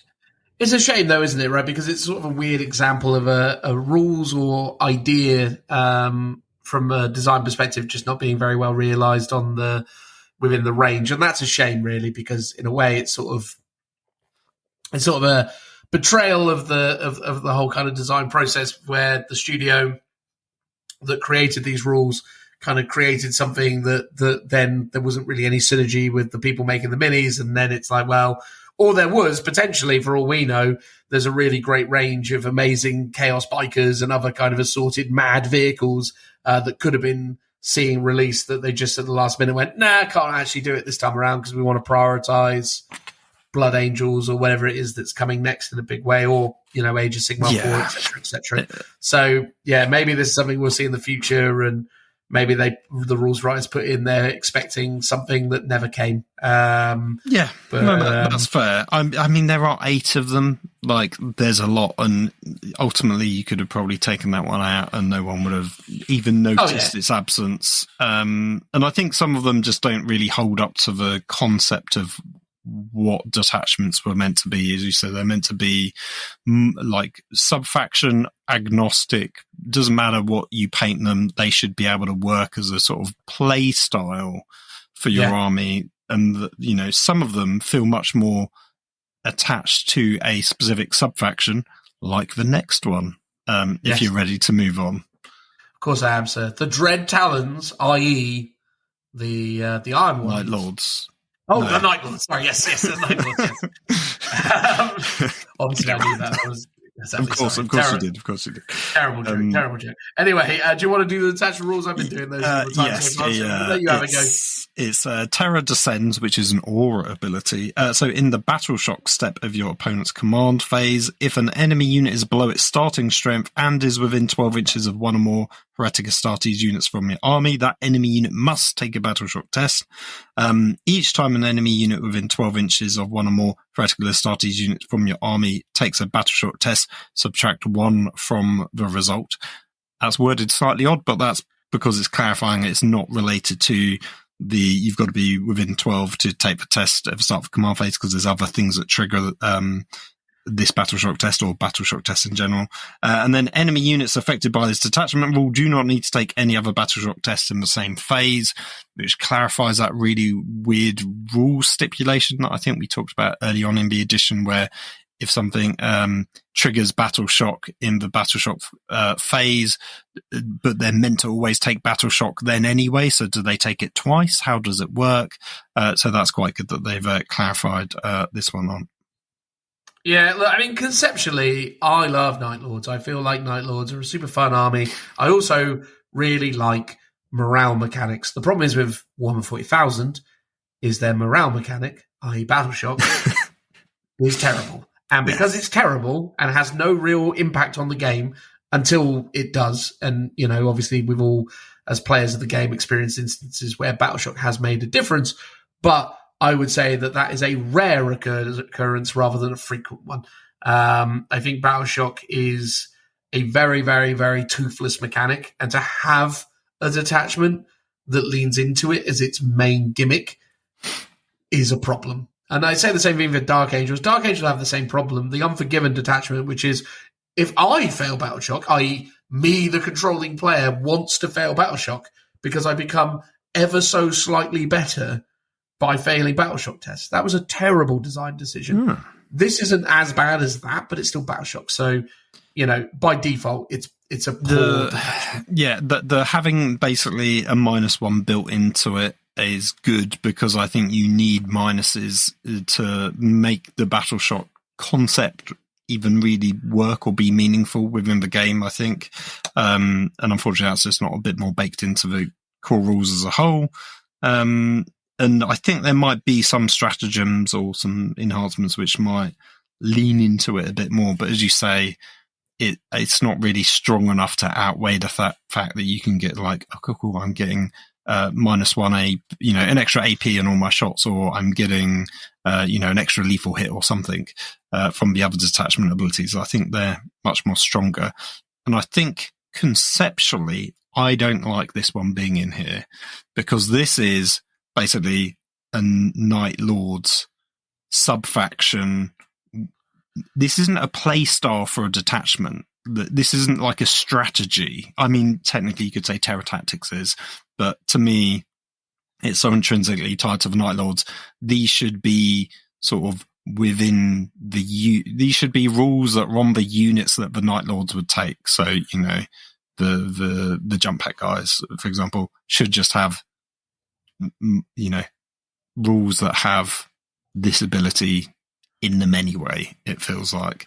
Because it sort of doesn't feel like if you're going to have a very, like, I don't know, like a Black Legion heavy army with no Night Lord minis in it whatsoever, that you would then take this. It just thematically seems wrong. I can kind of see it because they're chaos, but to me, I don't know. It just feels a bit wrong to me to have this in here. Honestly, just muck around with OC. OC is a much better mechanic to muck around with. So just go, everything within 12 inches is OC -1 to a minimum of 1.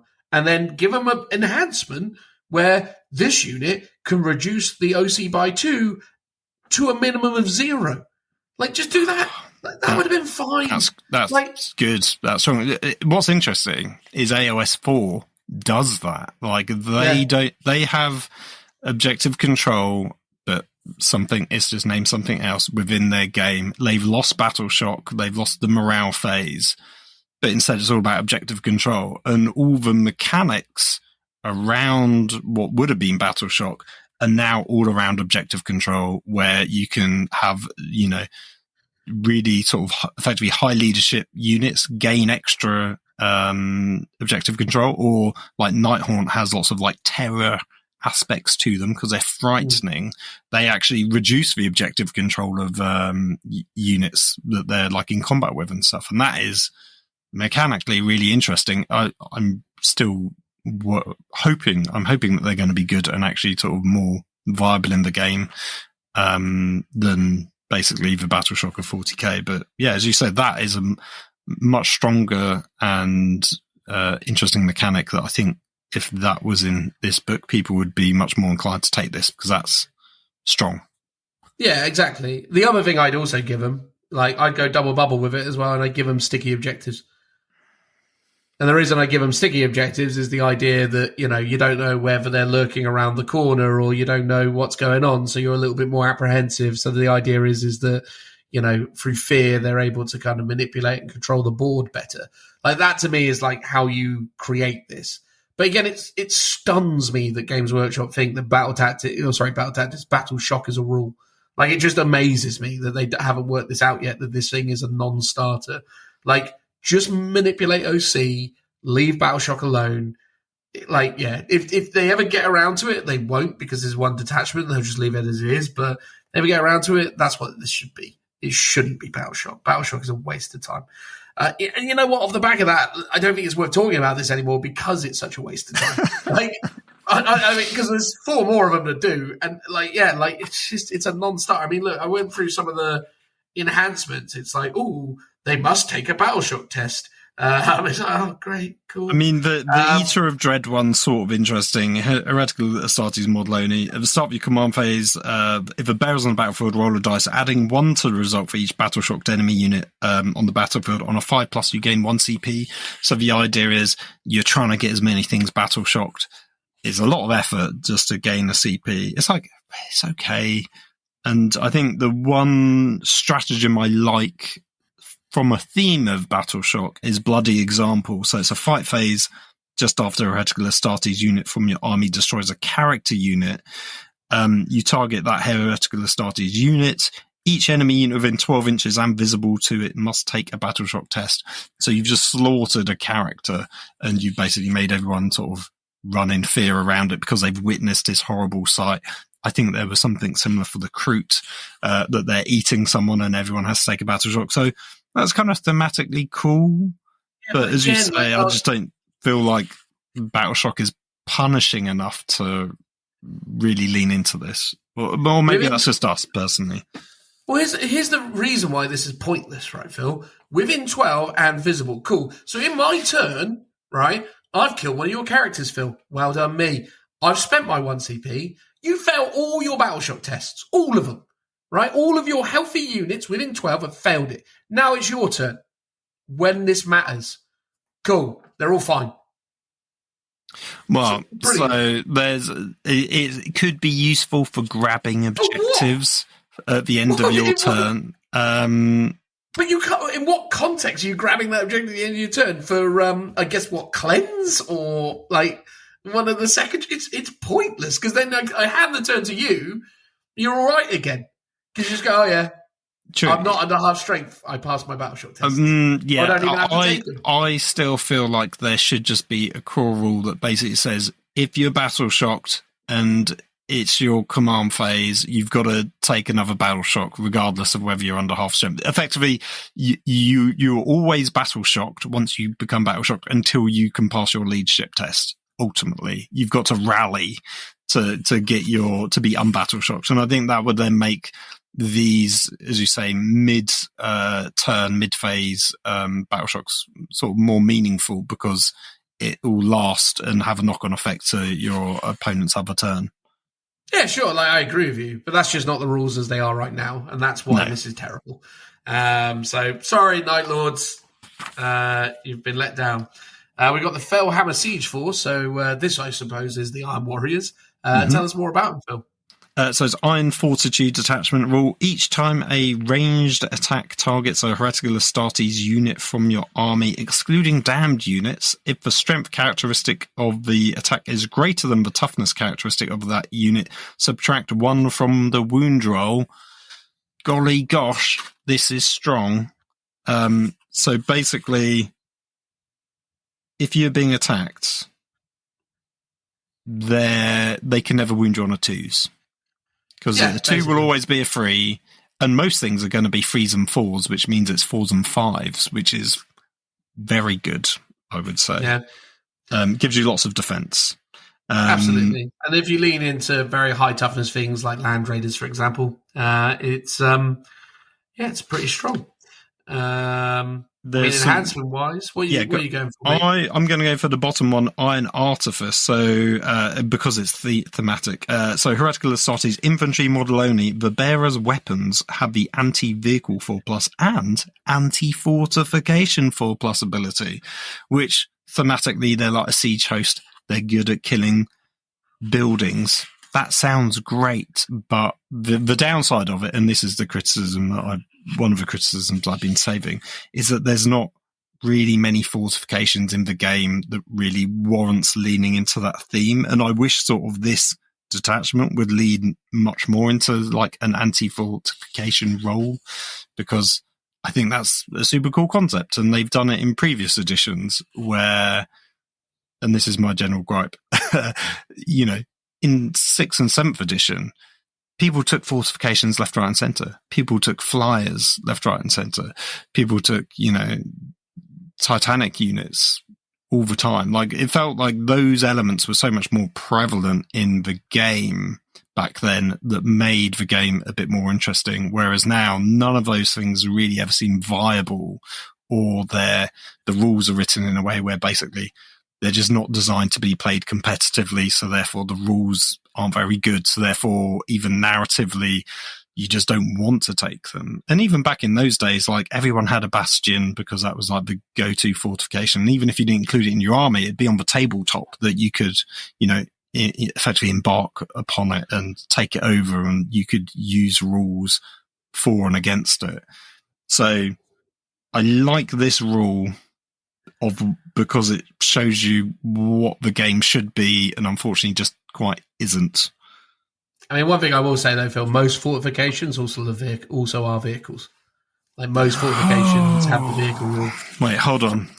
Let's have a quick look at the what's it called, the Noctilith Crown, because that is in the game. It is a fortification, but not a vehicle, Dan. That's fine. But the Tide Wall and all the things from the tower were, and I think also it used to the be Hammerfall Bunker is a vehicle as well. Is it? In 9th edition, every fortification was a vehicle. Yes, I would 100% agree. Maybe they've changed it. The Tide Wall technically is a vehicle because where it has a movement characteristic. It floats around. What was it called again? The Hammerfall Bunker. Hammerfall. Let's have a quick look. I mean, the thing that annoys me about this particular thing, though, is the fact that they go with anti-vehicle, but they don't give you anti-monster. And I do understand the idea is, we're supposed to be a bit good at getting the vehicles. But, like, in a lot of books, the monsters are the vehicles. So, things like Wraith Lords, I believe, are still monsters, not vehicles. And they're pretty vehicular, so you should be able to smush them in the same way. And you are correct. I was going to say, the Hammerfall bunker is a vehicle. There you go.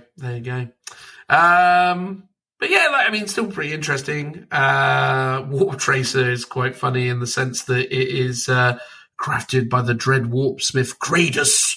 Love that name. These shells contain writhing nanoworms.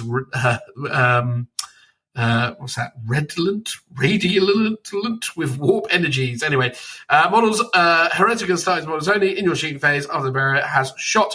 Select one enemy unit hit by one of those attacks till the end of that phase. The enemy unit cannot have the benefits of cover, which is pretty good as well.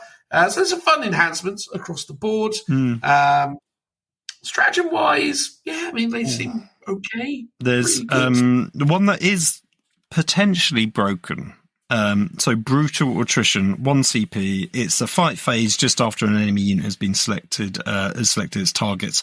You target one Heretical Astartes infantry unit from your army, excluding damned units that were selected as a target of one or more attacking unit attacks. Until the end of that phase, each time a melee attack is allocated to your unit, after the attacking unit has finished making its attacks, roll 1d6. For each 4+, the attacking unit suffers 1 mortal wound, and then in brackets, so you roll 1d6 to a maximum of 6d6 per attacking unit. So normally stratagems that can do mortal wounds effectively capped at 6 mortal wounds. This is technically capped at an infinite amount of mortal wounds depending on how many units your opponent is going to attack that one unit with. So admittedly it's only on a 4-up, but if you get attacked by 3 units in combat, that's a fair number of mortal wounds that you could potentially do to... not quite infinite, let's be honest, but, more than a few. You could be... If you've got a large unit and you're surrounded by 10 units, that's, 60 mortal wounds you could potentially do. Not that you will do that many, but it was just interesting to note that it wasn't just capped at the first 6 mortal wounds. It's 6 mortal wounds per unit that attacks you. Yeah, it does sound pretty tasty, to be fair. What's another one worth chucking in there? Point blank destruction, I suppose. 1 Heretico starts his unit from your army that's within engagement range. Until the end of phase, your unit's range weapons, excluding blast weapons, have the pistol ability. So that's super fun. The idea that you can have a big Havoc unit that is in engagement range, just offloading as if they were firing pistols into enemy infantry. Really like that. Yeah, that's definitely got some play. Overall, I sort of wish they lent more into the siege heavy weapon aspect of it. Like, it'd be great if there's a stratagem that if you've got, blast, it's like maybe rather than rolling for the number of dice, you just do the maximum number of shots possible, for example, or you get like +5 to your blast or something. Like, lean something more into the actual shooting big guns aspect of it, personally. Yeah, I think definitely they could have done more to sort of bring that to life. But I do really like the idea that you could turn your gun, all your guns into pistols. Yeah, bearing in mind, that's good. Bearing in mind as well, you always got to remember this: if you already have a pistol, then you can still fire that as well as a pistol, because pistols, or at least I think this is true, can fire multiple pistols. If for example you had, I don't know, a bolt pistol and a heavy bolter, and the heavy bolter becomes a pistol, you can still then fire the heavy bolter as a pistol and then still the bolt pistol. Because I think that's the pistolier rule, or at least that's what it used to be in 9th edition for sure, and now I feel like it's something that is in 10th edition, but maybe I'm talking nonsense. Maybe you may only fire one pistol. Well, Phil it is used to looking. be. I know. I'm just trying to think where it would be under. Would it just be under the shooting rule? Yeah, well, it'll probably just be because the rule specifically used to definitely be called Pistolier. Making a ranged attack. There we go. Pistol. Weapons with pistol in their profile are known as pistols. If your unit contains any model equipped with pistols, that unit is eligible to shoot in its controlling player's shooting phase, even while in engagement range of one enemy unit. When such a unit is selected to shoot, it can only resolve attacks using its pistols and can only target one enemy units within engagement range of.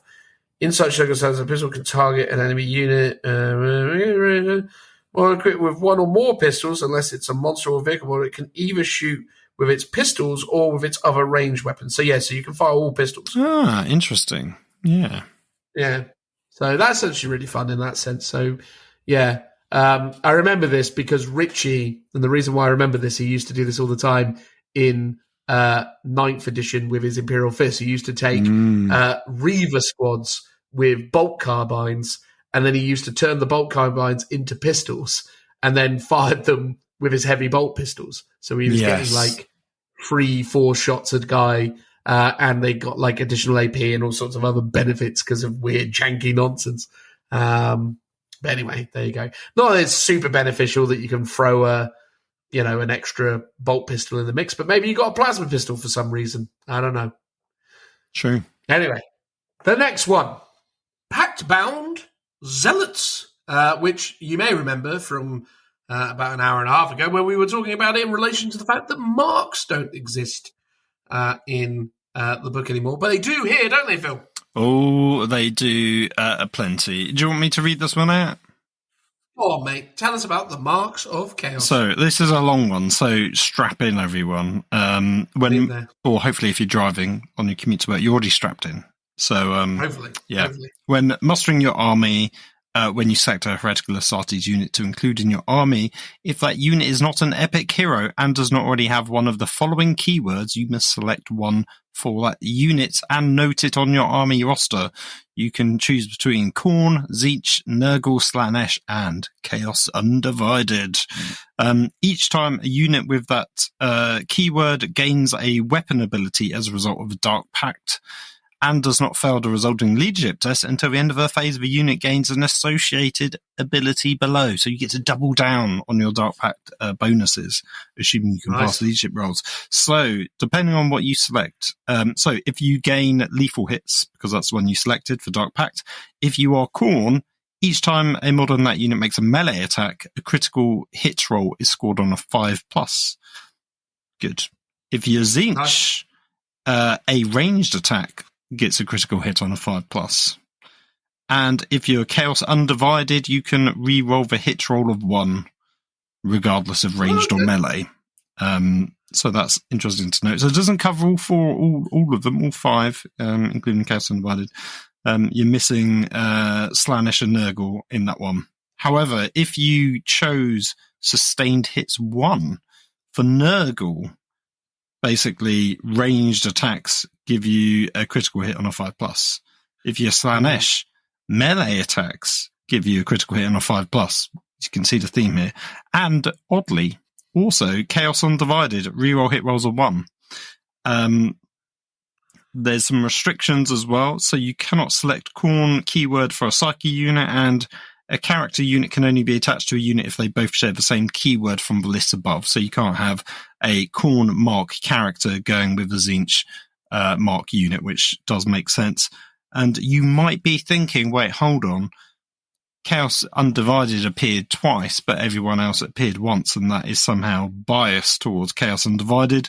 The enhancements are for only the actual marks of Chaos, and Chaos Undivided isn't in the enhancements, so you don't get any of them whatsoever. And also, the stratagems are themed to the different marks. So there's one that has to target Chaos Undivided. And then there's actually, I think, a couple that target anyone, but they get an extra bonus if you're Tzeentch, Slaanesh, Nurgle, and Khorne.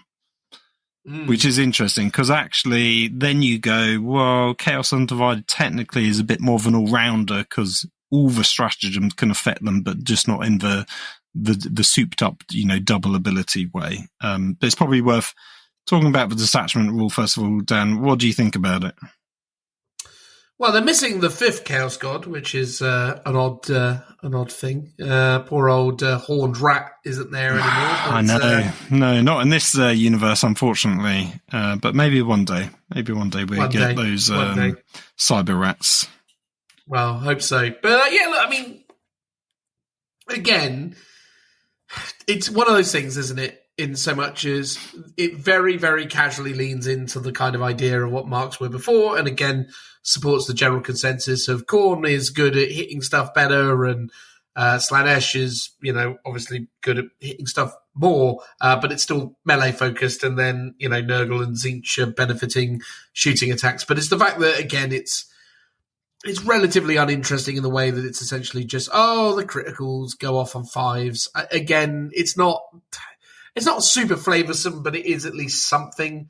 I like the fact that you can obviously add this into your army and it's an extra rule. But to me, it just sort of feels like this is the kind of stuff that could have just been a core concept of the book rather than a detachment-specific thing. I understand that it would mean that everyone would have to choose marks, and that's a whole thing. But this rule doesn't feel extraordinarily complicated to the extent that it couldn't just have been part of the kind of Dark Pact extension, it's sort of like... Yeah, I think this is where the limitation of you've gone with this great concept of there's an army-wide ability that is on one page, and it's like, a paragraph or 2 long, and then every detachment has to be on 2 pages maximum, because we want people to lay out this page on their table while they're playing. And that's the only rules that they really need to look at, which is obviously nonsense, because you've got all your data cards and stuff like that flying around,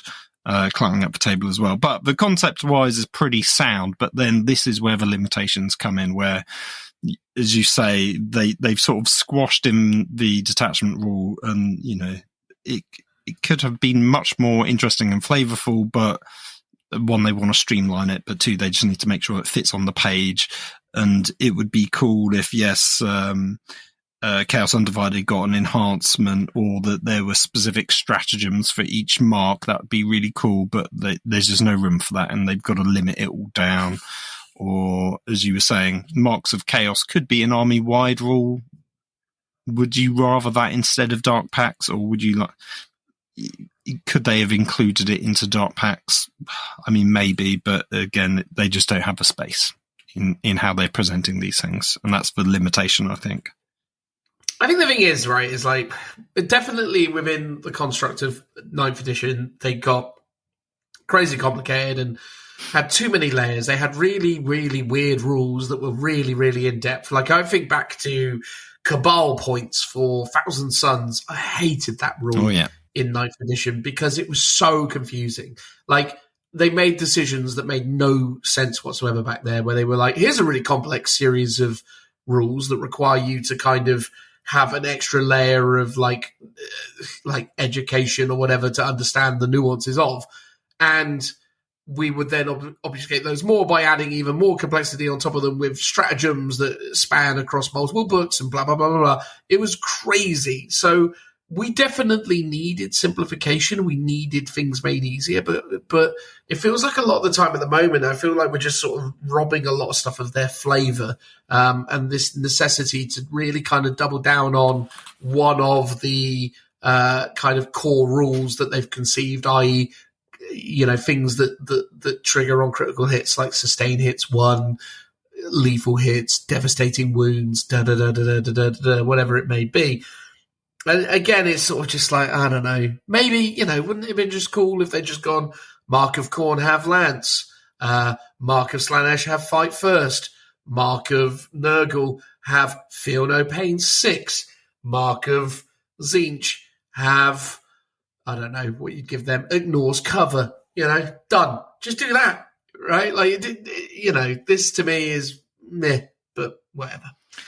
So yeah, you could have still achieved something more interesting Yeah, even using the current those rules parameters. within the game that they've built for themselves. Yeah, that's fair enough for sure. Yeah.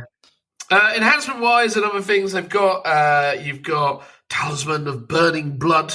Actually, now that I'm thinking about this, because there's basically one for each different mark, isn't there? Yes, so maybe it's Talisman of Burning Blood to... is probably the most fun one to read out, so I would go for that one. Well, all right. So add 1 to the attacks and strength characteristic of the bearer's melee weapons. Each time the bearer unit makes a dark pact and does not fail the resulting leadership test, roll 1d3 till the end of the phase. Add the result of the attacks and strength characteristics of the bearer's melee. Oh dear. Yeah, that's pretty good. So that up to between you basically getting plus 2 to 4 attacks and strength if you can pass that leadership roll, which is tasty, I think. Yes. Yeah, that's handy. That's handy. And yeah, then there's a bunch of stratagems which benefit specific marks, etc. We can probably move on to the next one, unless there's anything you wanted to call out specifically. No, not really. As I was saying, there's they're all okay. But and as I said, they all have they all lean into a specific mark that gives you an extra bonus. So actually, let's talk about one of them just for the sake of so people understand what I mean. So Skin Shift, 1 Heretical Astartes unit from your army. It's a epic Deed 1 CP stratagem. So you select 1 Heretical Astartes unit. 1 model in that unit regains up to 3 lost wounds, which happens to anyone. But in addition, if your unit is Zinch and it's below its starting strength, 1 destroyed model, excluding character models, is returned to your unit with its 4 wounds remaining. So that's a little description of, everyone can get the benefit, but if you lean into that mark, you get an extra benefit on top. As I said, the only one that's the exception to that is Profane Zeal, which is Chaos Undivided, and only they can be selected as the target of that stratagem. So you're locked out of that one unless you take Chaos Undivided. Gotcha. I mean, I guess, I don't know. I'm not sure which one you want to lean into specifically.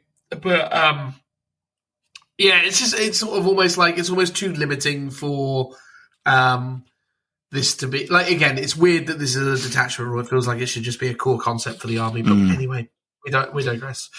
We got the Chaos Cults coming up next. We're on to the best 2. Now this is the best. Spoilers, everyone. The best 2. All right, Chaos Cultists, right? It's got to be good. I really hope so, man. To me, Chaos Cultists have always been woefully unrepresented within the game. I think there's some gorgeous minis in Cultists. These guys are recruits of the Chaos Codex. I mean, if the crew were a little bit more deranged, a little bit more, unhinged, I suppose. Yeah, but they're good enough and almost big enough that they could have their own codex in their own right, and maybe one day that will happen. I mean, I doubt it, but I would love it if they did. Can I just, while talking about cultists, just for a moment, have a little bit of a gripe about one thing? Is it about how one of those models is now its own 20-odd pound miniature that used to be in a box set for the same price? It is exactly that, Phil. How well you read my mind. I mean, don't get me wrong. It is cool that they've given them another kind of like cultist mini that is its own kind of rules. And to be honest with you, that particular cultist mini was evidently more grandiose than many of its, cultist kind that came with it. But yeah, the fact that they have basically taken a single miniature out of a box that used to cost 20 quid in its entirety. From Blackstone Fortress, like one of the expansions, and it was just one of the miniatures in there, and it's now the Cultist Firebrand character. Yeah. Yeah, I mean, look, at the end of the day, fair enough. They can sell their stuff for what they want, but it is a little bit of a Mickey take, isn't it? To be like, hey guys, good news. You used to get this guy in a box for 20 quid, but now you can buy him for 21 on his own. It's like, wow, guys, like that's bold. Yeah, Very it's a bold. very unconsumer-friendly move.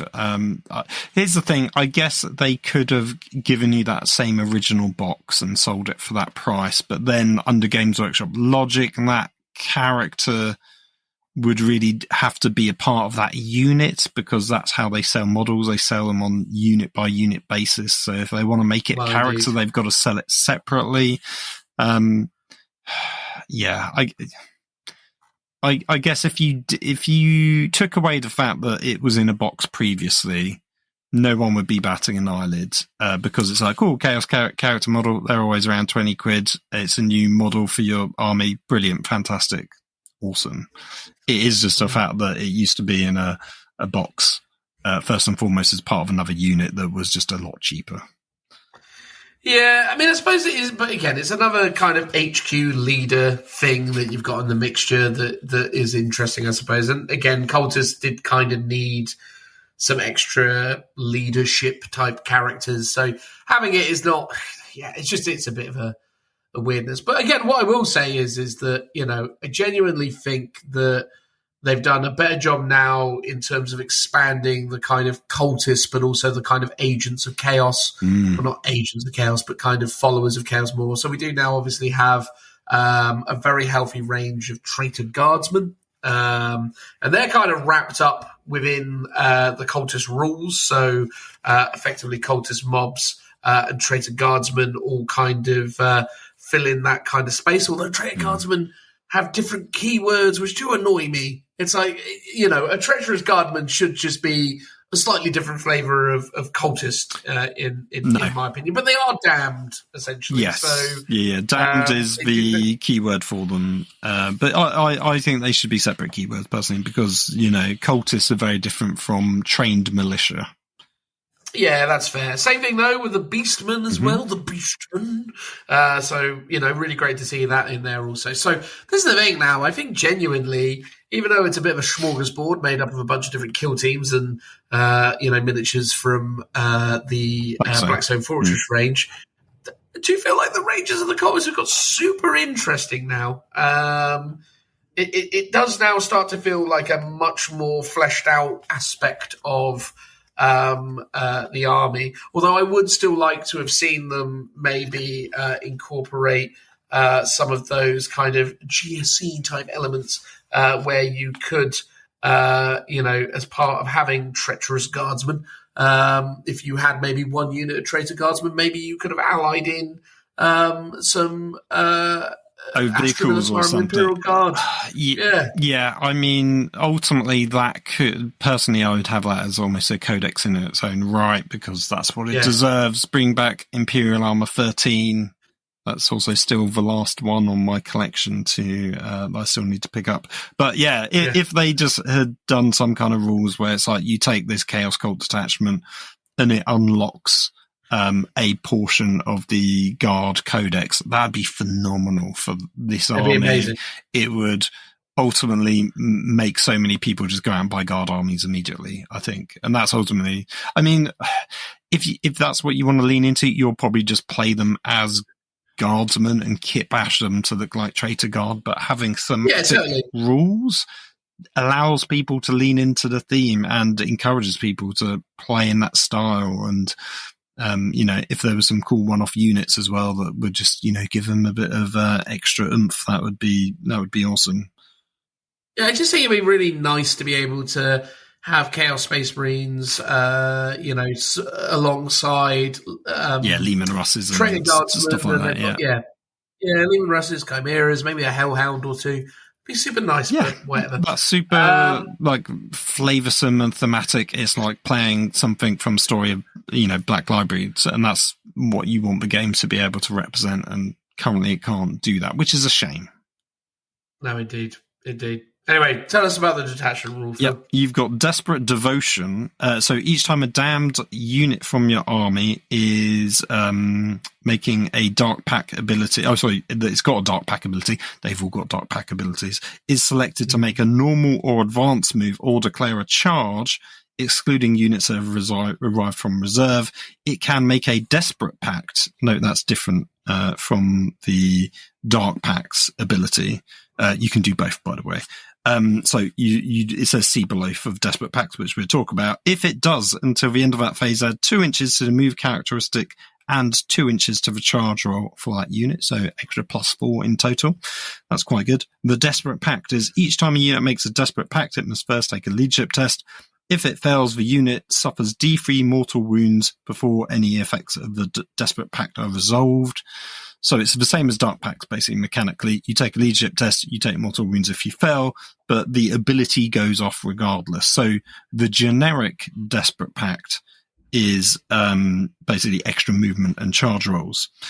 There's more later, as we'll see. Keywords, though, so Traitor Guardsmen now become battle line, so you can take 6 of them instead of 3. That's really good. As you said, it'd be awesome if they just sprinkled in some GSC, just take whatever you want. There's space. There's a couple of paragraphs room that they could have added that in. That would be really cool. Sprinkle in GSE as in GSE mechanic where you can take Minotaurs. Yeah. We're not suggesting that we want Genestealer Cult in this as well. That would be Chaos. I mean, maybe GSC. we do, but that would be yeah. Why not? Well, I'm sure there were models at one point for was there Khorne Genestealer Cult? I sort of feel like there were. There was Khorne Orcs, but there was. I'm sure there was Khorne GSC in the early 2nd edition days. There's 4 enhancements. They're all. Are there any actually interesting? Let's do Cultist Brands, which is the first one. So Dark Apostle, another model, or down model only. If every other model and bearer's unit, excluding the Dark Disciples, is damned, you can reroll the advance and charge rolls made for the unit's bearer. I mean, it's okay. Yeah, so you got like Warped Foresight, the Dark Apostle or Damned model only. The bearer has a Scout Mover 6, so again, getting across the board.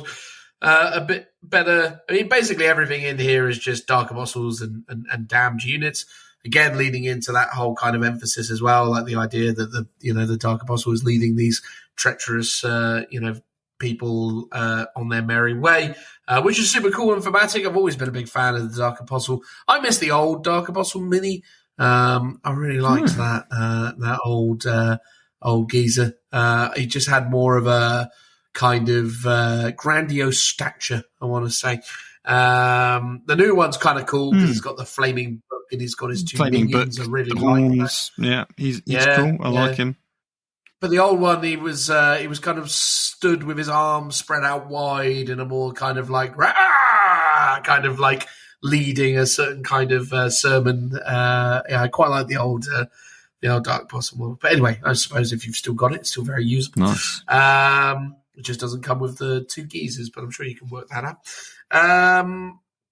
So stratagem-wise, you've got things like Reckless Haste. Your charge phase, 1 damned unit from your army until the end of the turn.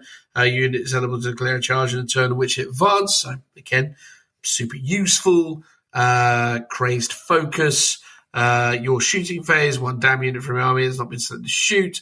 Your unit can make a Desperate Pact. If it does, until the end of the phase, each time a model in that unit makes an attack, improve the armor penetration characteristic of attacks by 1. And if you unit did not fail the resulting leadership test when making the Desperate Pact, improve the strength characteristic attacks by 1 as well. So there are some really interesting things. They're basically surrendering themselves to the dark gods, getting quite well rewarded for it. So, it's interesting. I think 4 of them are basically other forms of Desperate Pacts, which basically give you stuff, and then more stuff if you pass the leadership test, basically, which is quite interesting. So, one of them is Infernal Sacrifice, 1 CP battle tactic stratagem. Select 1 damned unit from your army that's not been selected to fight in the fight phase. Your unit can make a Desperate Pact. If it does, the unit suffers D3 mortal wounds in addition to any suffered for failing the resulting leadership test. And until the end of that phase, add 1 to the attacks characteristics of melee weapons equipped by models in your unit. And if your unit did not fail the resulting leadership test when making that Desperate Pact, until the end of that phase, improve the strength characteristic of weapons by 1. So basically, you take D3 damage plus maybe extra for failing your leadership, and then you're going to get +1 attack and maybe +1 strength. Yeah. Overall, it seems really cool. It certainly isn't the best in the sense that you're going to have to lean heavily into cultists and again, you've got a good level of variety between the beastmen, the traitor guardsmen, and also all the different types of cultists that you have access to. But it's definitely a hard sell in the sense of how many of these minis you're going to have to get in order to kind of bring this army to life. Yeah. And I don't know. I mean, so the one that's quite interesting is Mortal Thralls, which is basically where the cultist units tank damage for a normal sort of normal Chaos Marine squad. Instead, basically, they just take it as mortal wounds, which is interesting. And I sort of feel like that if that one had existed in the very first detachment, which is the Veterans of Longmoor, that would actually make Veterans of Longmoor feel more thematic as an all-rounder detachment, because it does have a stratagem that works with the damned units, which would have been nice, rather than having this either or, like there's no combined one. It's basically you're either all doing Marines or all doing cultists. I mean, this one has a little bit of, it's got a stratagem which works with Marines as well, which is kind of nice. But ultimately, it's all focused on the cultists. Yeah, it's an interesting one for sure. I think again, someone out there will want to really lean into cultists, and there's probably a lot of really good reasons to consider that. Great models. Yeah, great minis as well. I mean, to be fair, the what was the name of their HQ segment that they got in the last edition? The unit of like 5 guys. The unit of like 5 guys. They were Oh no, is it the Dark Commune? No. Yeah, the Dark Commune. Those guys were amazing. Like, more of that is definitely appreciated. I just don't feel like, I think again, within the way the rules are, like maybe when you've got humans that are this kind of imbued with chaos, maybe just make them a bit better than your average guardsman in terms of stat lines and so on. Give them a bit more oomph to maybe mean that you don't have to take quite so many of them, But yeah, cultist minis are cool. And again, obviously, you can very easily lean into the incredible ranges of chaos that are within Age of Sigmar as well. Admittedly, not so much of it as there used to be, but games like Warcry, have really, really great chaos minis. So many awesome things that you can inject from a kind of flavor perspective to really, put a lot of emphasis on the kind of characterfulness of your army. So yeah, big fan of cultists, big fan of that detachment as a result, but clearly not necessarily the most competitively strong. But I think sometimes who cares? Most of the time, who cares? Yeah, it doesn't all have to be competitive all the time. True. I think thematic 10 out of 10, really good. But as you say, competitively wise, probably not so much, which is a shame. Indeed. Last of the detachments, we have the Soul Forged War Pack. So this is Vashtor's Soul Forged War Pack, the forces of the Demon Kin or Demon Engines, which is cool to see. The detachment rule is debt to the Soul Forge. Each time a Heroic Astartes demon vehicle unit from your army makes a Dark Pact, it can invoke its contract. If it does, subtract 1 from the resulting leadership test when making the Dark Pact, and until the end of the phase, each time model in that unit makes a ranged attack, add 1 to the wound roll, add 2 to the attack characteristics of melee weapons equipped by models in that unit. So subtracting 1 from the resulting leadership test essentially means that you are potentially more likely to fail your Dark Pact, I mean, which I suppose makes sense. All of the vehicles seem like the actual like tanks and stuff are leadership 6. Or Venom Crawler 6, Forge Fiend, Morphin. Okay, so yeah, they're all 6 basically. So yeah, 7s is kind of average. So technically, you should still pass it more often than not. And yeah, +1 to wound roll, very strong. Indeed, and then obviously in the instances where you've got melee profiles, so Hellbrutes, Mauler Fiends, Venom Crawlers, those kind of things, +2 attack is pretty strong. Which don't benefit from the +1 to wound, because that's specifically only for ranged attacks, but still pretty good. Yeah, and obviously you still get your regular dark pack of your lethal hits and sustained hits as well. Yes. Yeah. So a lot of the enhancements won't surprise you. Target. Actually, they're all pretty generic, except for the first one, which is Warpsmith model only. And that's just add 4 to the bearer's move characteristic, which is cool. Basically means that the Warpsmith is keeping up. Well, that is true, actually, yeah. I was going to say the second one down, the tempting addendum's quite interesting. So, Heretical Astartes model only. Each time a Heretical Astartes demon vehicle unit from your army invokes its contract while within 3 inches of the bearer, if it suffers 1 or more mortal wounds as a result of that Dark Pact, add 1 to the number of mortal wounds it suffers. So that's bad. But until the end of that phase, each time a model in that unit makes an attack, you can reroll the hits roll. And again, if you're fishing for your lethal hits or sustained hits, that's pretty good. So actually, I quite like that one. Yeah, that's not bad at all. Soul Harvester, Heritage Starter model only. While the bearer is on the battlefield, each time an enemy unit within 12 of the bearer is destroyed, roll 1d6, and on a 5+, you gain 1 CP. So again, not bad either. So yeah, some okay enhancements across the board. Any stratagem stand out to you, Phil? It has the best stratagem in the entire game that should be a core stratagem. So, all right. Unstoppable Rampage. Your movement or charge phase. 1 Heretical Astartes vehicle unit from your army that has not been selected to move or charge. Until the end of that phase, each time you make a normal move, advanced move, or charge move, it can move horizontally through terrain as if it is not there. Oh my, that's so good. For 1 season. That's very strong. And I think that should just be, like, thematically, tanks can just roll through buildings. Admittedly a bit slower than normal, but it's doable, and it can be dangerous. But, I think that's great. And if everyone had access to this, I think it would just open up the game board so much more. And as we say, there's lots of issues around, people not wanting to take vehicles because they just get stuck behind those L shapes. People can't take Titanic vehicles because they just can't fit anywhere. This would solve all of that immediately.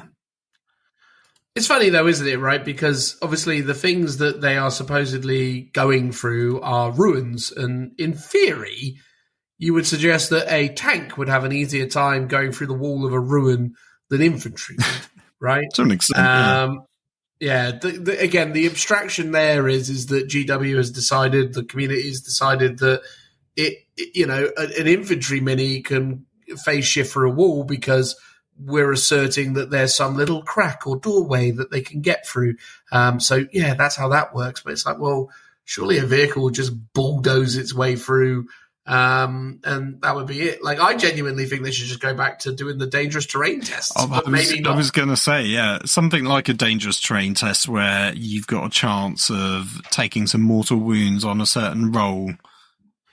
Yeah, more wounds is fine. Don't immobilize it. No. Just literally do some damage to it. Like, to me, I think that's just what you need to do going forwards. I think the way the game is played right now, it's so odd how we have that level of abstraction. And I think it would just be better if they did it that way, where it's like, I'm just going to go through that wall, and on a 1, I take D6 mortals or D3 mortals, but sort of makes more sense, and it would definitely open up the game more to a lot more interesting units and create some interesting gaming moments, because maybe you don't just do D3, maybe you just do flat 3, and then it becomes interesting because then it is a decision.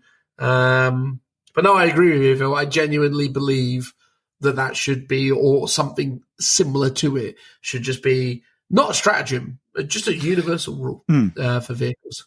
I think adding a 1 in 6 chance that something negative happens to you is an interesting trade-off. So, I like that rule a lot, nice. To be fair, and it should stay in. Have you got another one that you like? I I quite like, see, again, like demonic possession is always an interesting one, because I don't know if you remember this, Phil, back in the day when you used to have demonically possessed vehicles, it was really hilarious, and no one ever did it because there were just so many more negatives to it than positive, but I kind of loved it for that reason. I was like, ooh, my rhino could be possessed by a demon. What does that mean? Well, it gets a 5+ invuln or whatever because it gets a demonic save. Oh, that's pretty good. Ah, yes, but it could also eat the embarked unit. I'm sorry, what? It's like, yeah, because it's a demon. It might decide to eat the inhabitants of the rhino. Oh, that's not so good. No, not really. Probably won't do that. But I'm going to read the rule for what it is this time, which is in your command phase, one heretic Astartes vehicle from your army, excluding demon units. Until the end of the battle, your unit has the demon keyword. So basically, for one turn, it is possessed by a demon. No, it would until be nice. the end of the battle. And oh, sorry. Yeah, so from there on till the end. Yeah, and yes. what that does is it then allows, for example, predators, rhinos, land raiders to be affected by the Debt of a Soulforge detachment special rule.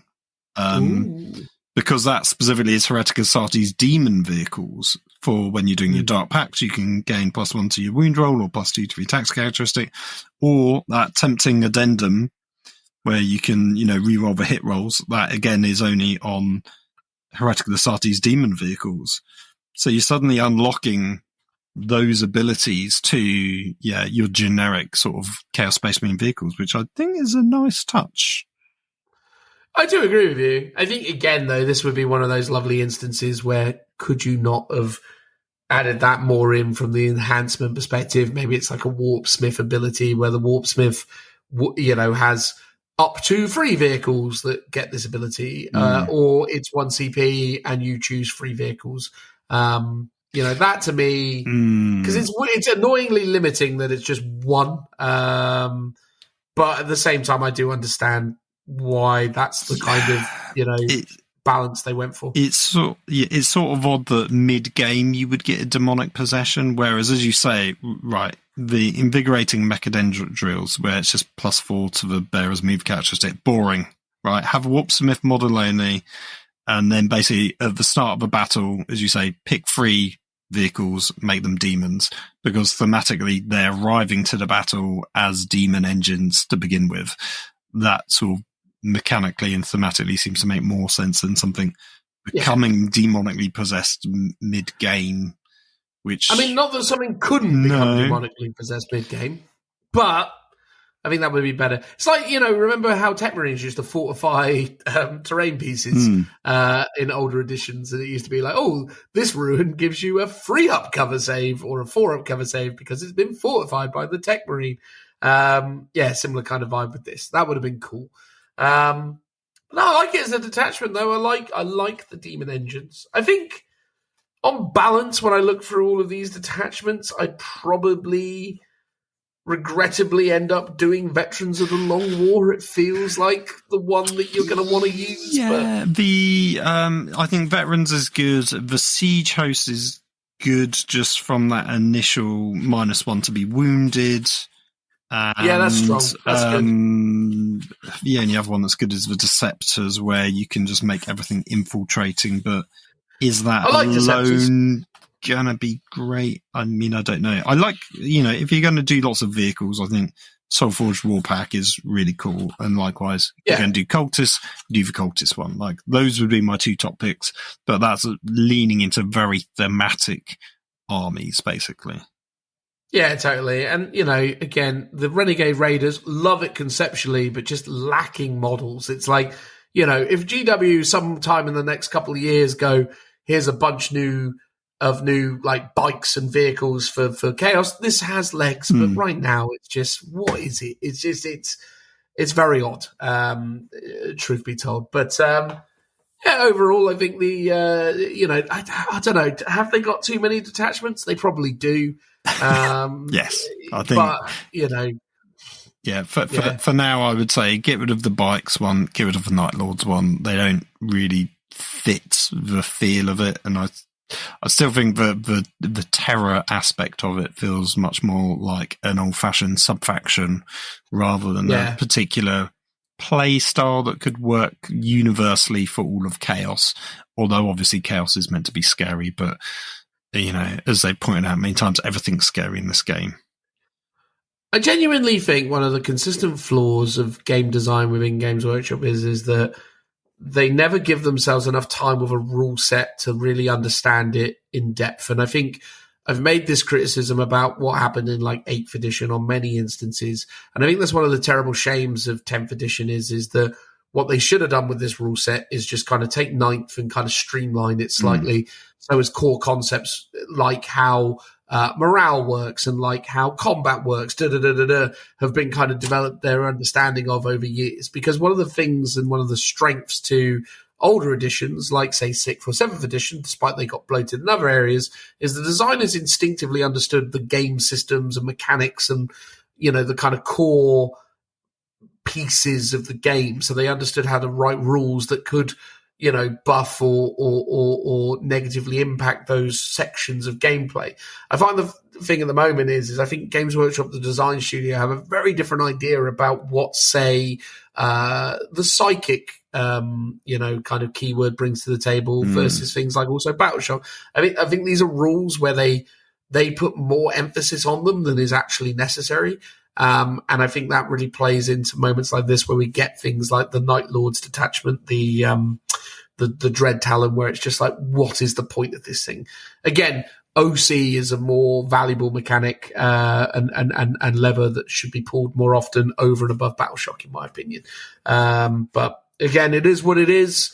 Detachment-wise, overall, it's pretty interesting.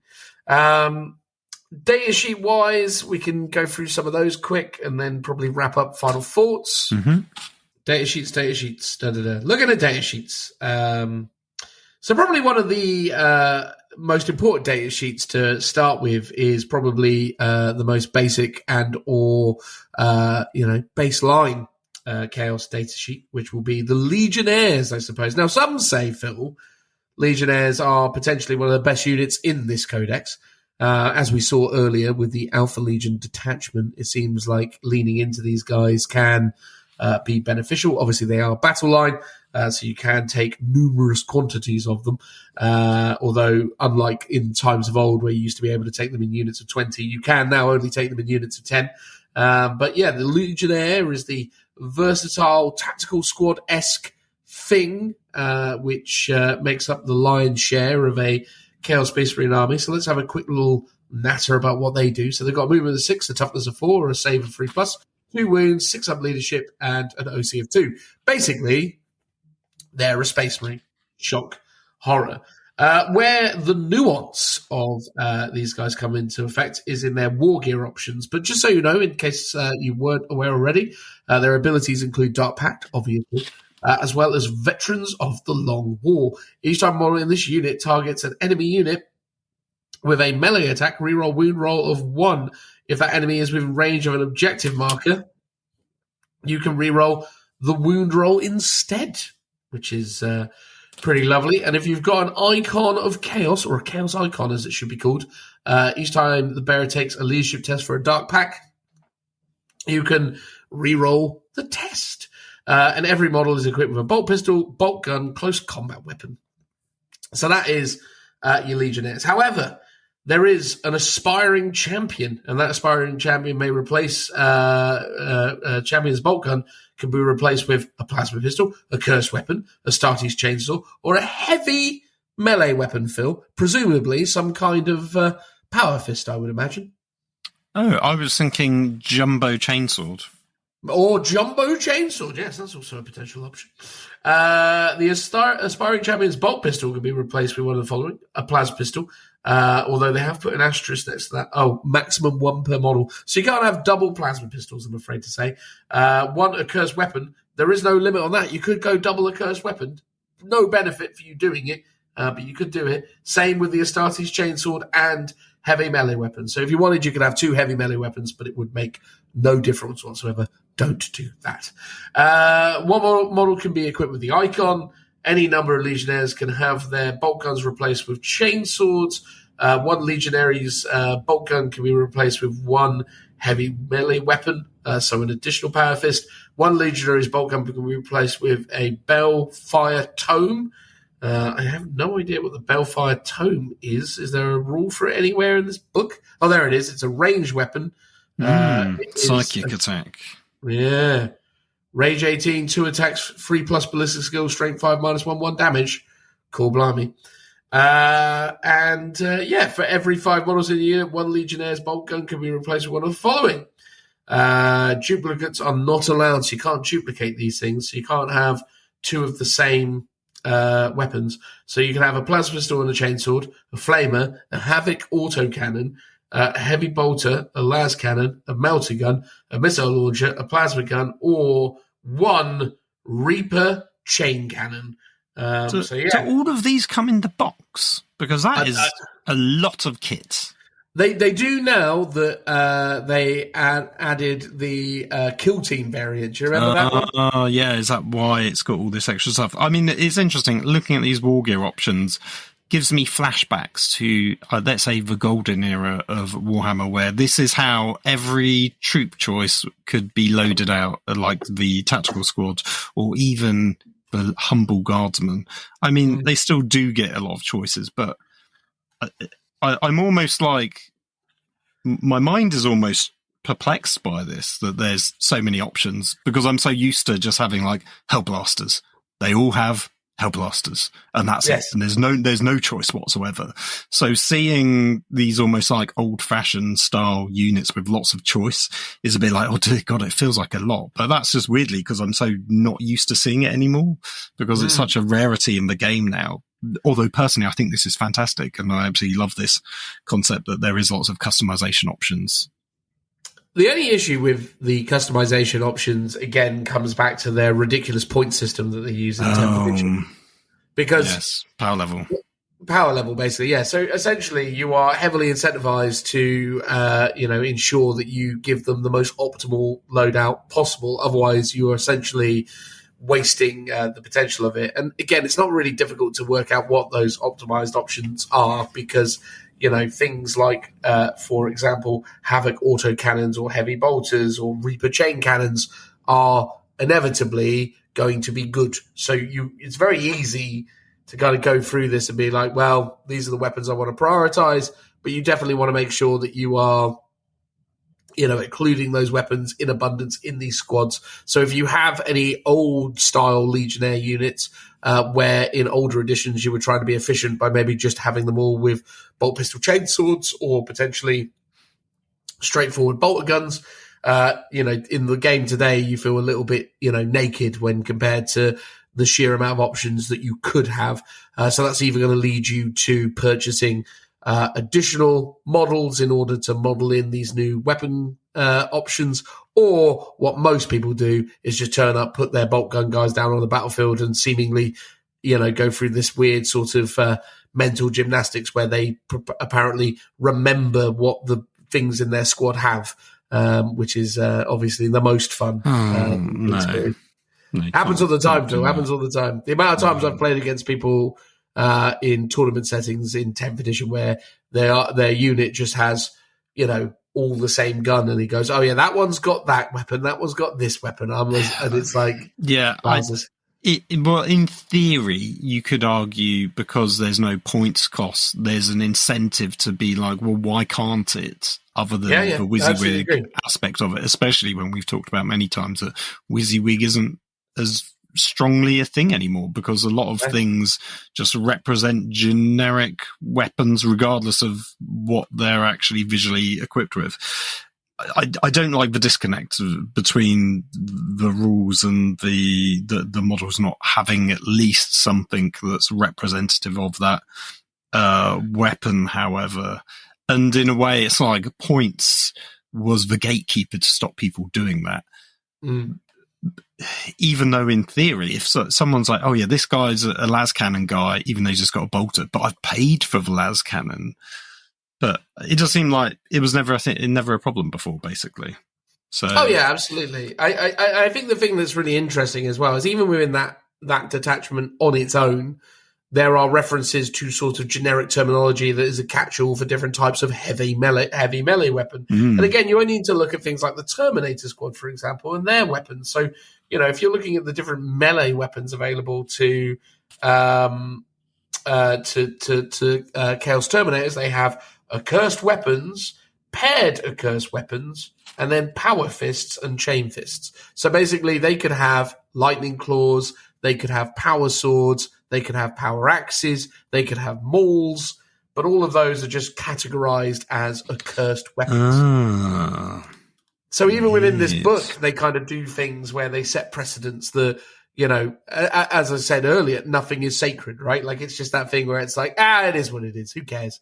And again, it's that thing where, as much as I am not hugely in love with this system, I do think the way that they are, at least on paper, proposing Age of Sigmar working, where a unit has a melee profile and a unit has a shooting profile, it almost feels like if you're going to go in this direction, and I know I've said this so many times, and apologies to people hearing me say it again, but you may as well just go, this is a Chaos Terminator squad.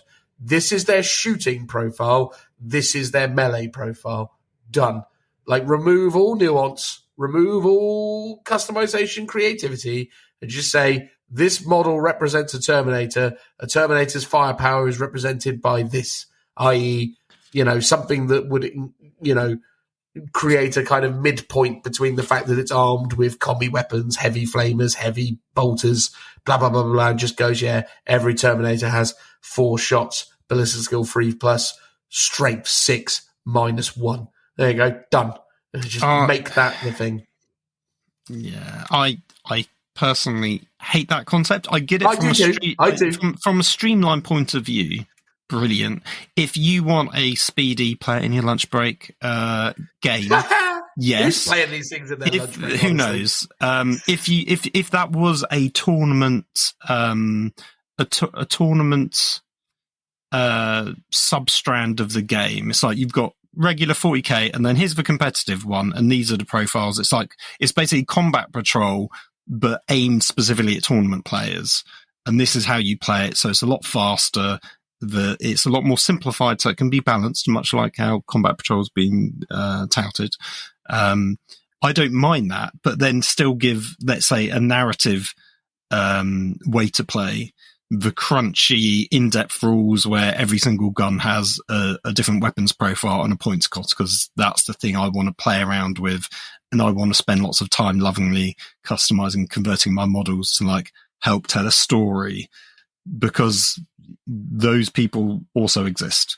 So just give you those 2 ways to play, but to make the simpler one either a beginner's, getting into the game way to play, or a streamlined, this is competitive gaming. Oh yeah, look, I mean, yeah, I think that kind of methodology would be good. Again, not to keep dashing around the different data sheets, but you even look at the Chosen, admittedly on the sprue, don't have that many different weapon options. They basically have combi weapons, plasma pistols, bolt guns, right? That's basically, and bolt pistols in terms of range. But yet again, accursed weapons is their kind of melee weapon, of which they have multiple different types, and then they have paired accursed weapons and power fist. So yet again, is this a curse of just Chaos Marines? Because I remember they did this for the Nurgle, the plate bearers and stuff. They did. Whereas it feels like with Space Marines don't really ever get generic close combat weapons, and it might be because Vanguard they just veterans do. Vanguard veterans get what are they called now? Not relic weapons. Something similar to relic weapons, old weapons, artisan weapons. I can't remember what it's called, but they literally.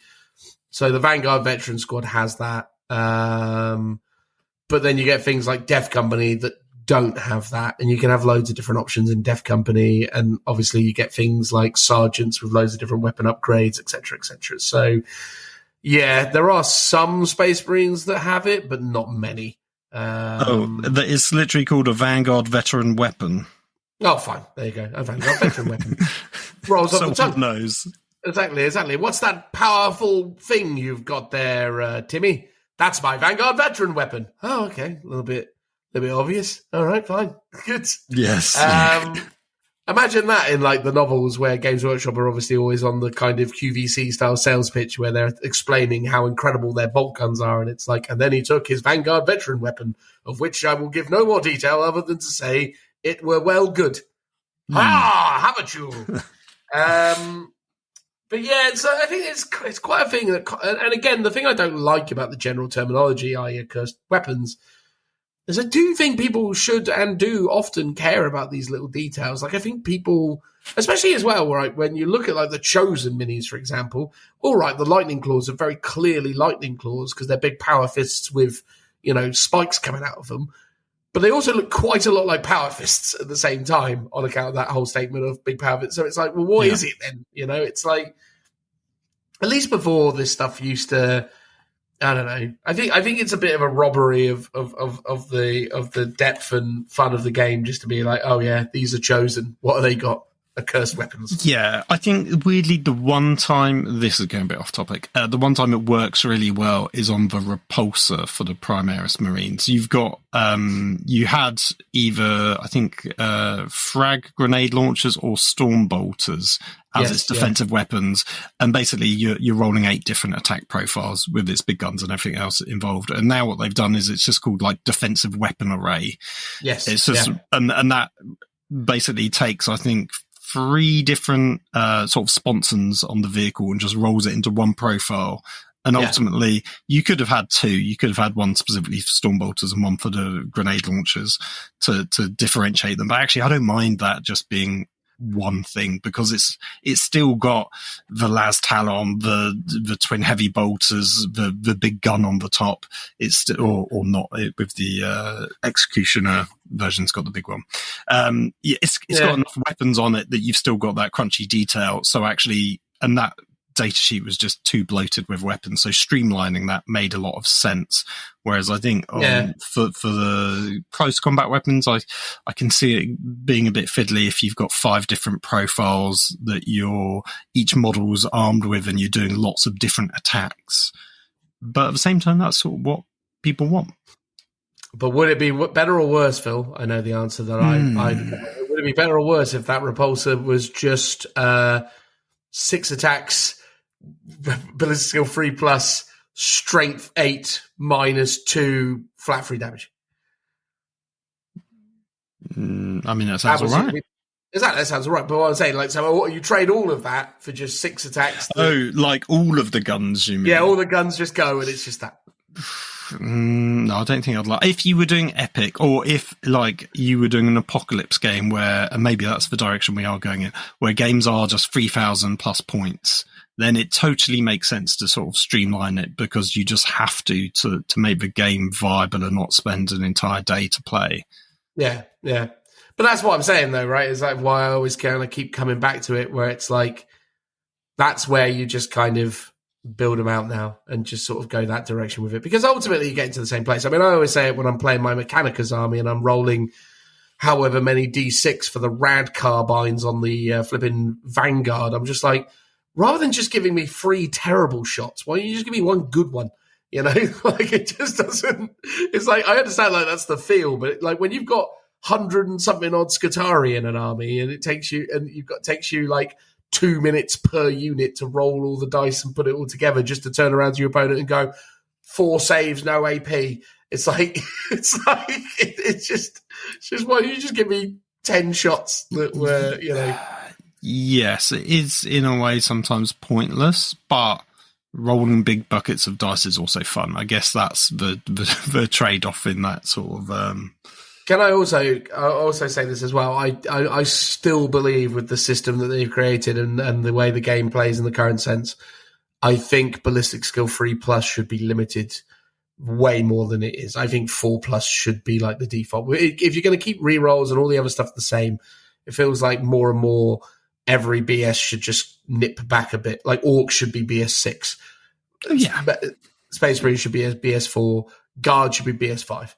And just that's how, But the problem is then you also would need to increase the points because then you would basically have a survivability increase in flux as well. But anyway, that's a whole topic for another time.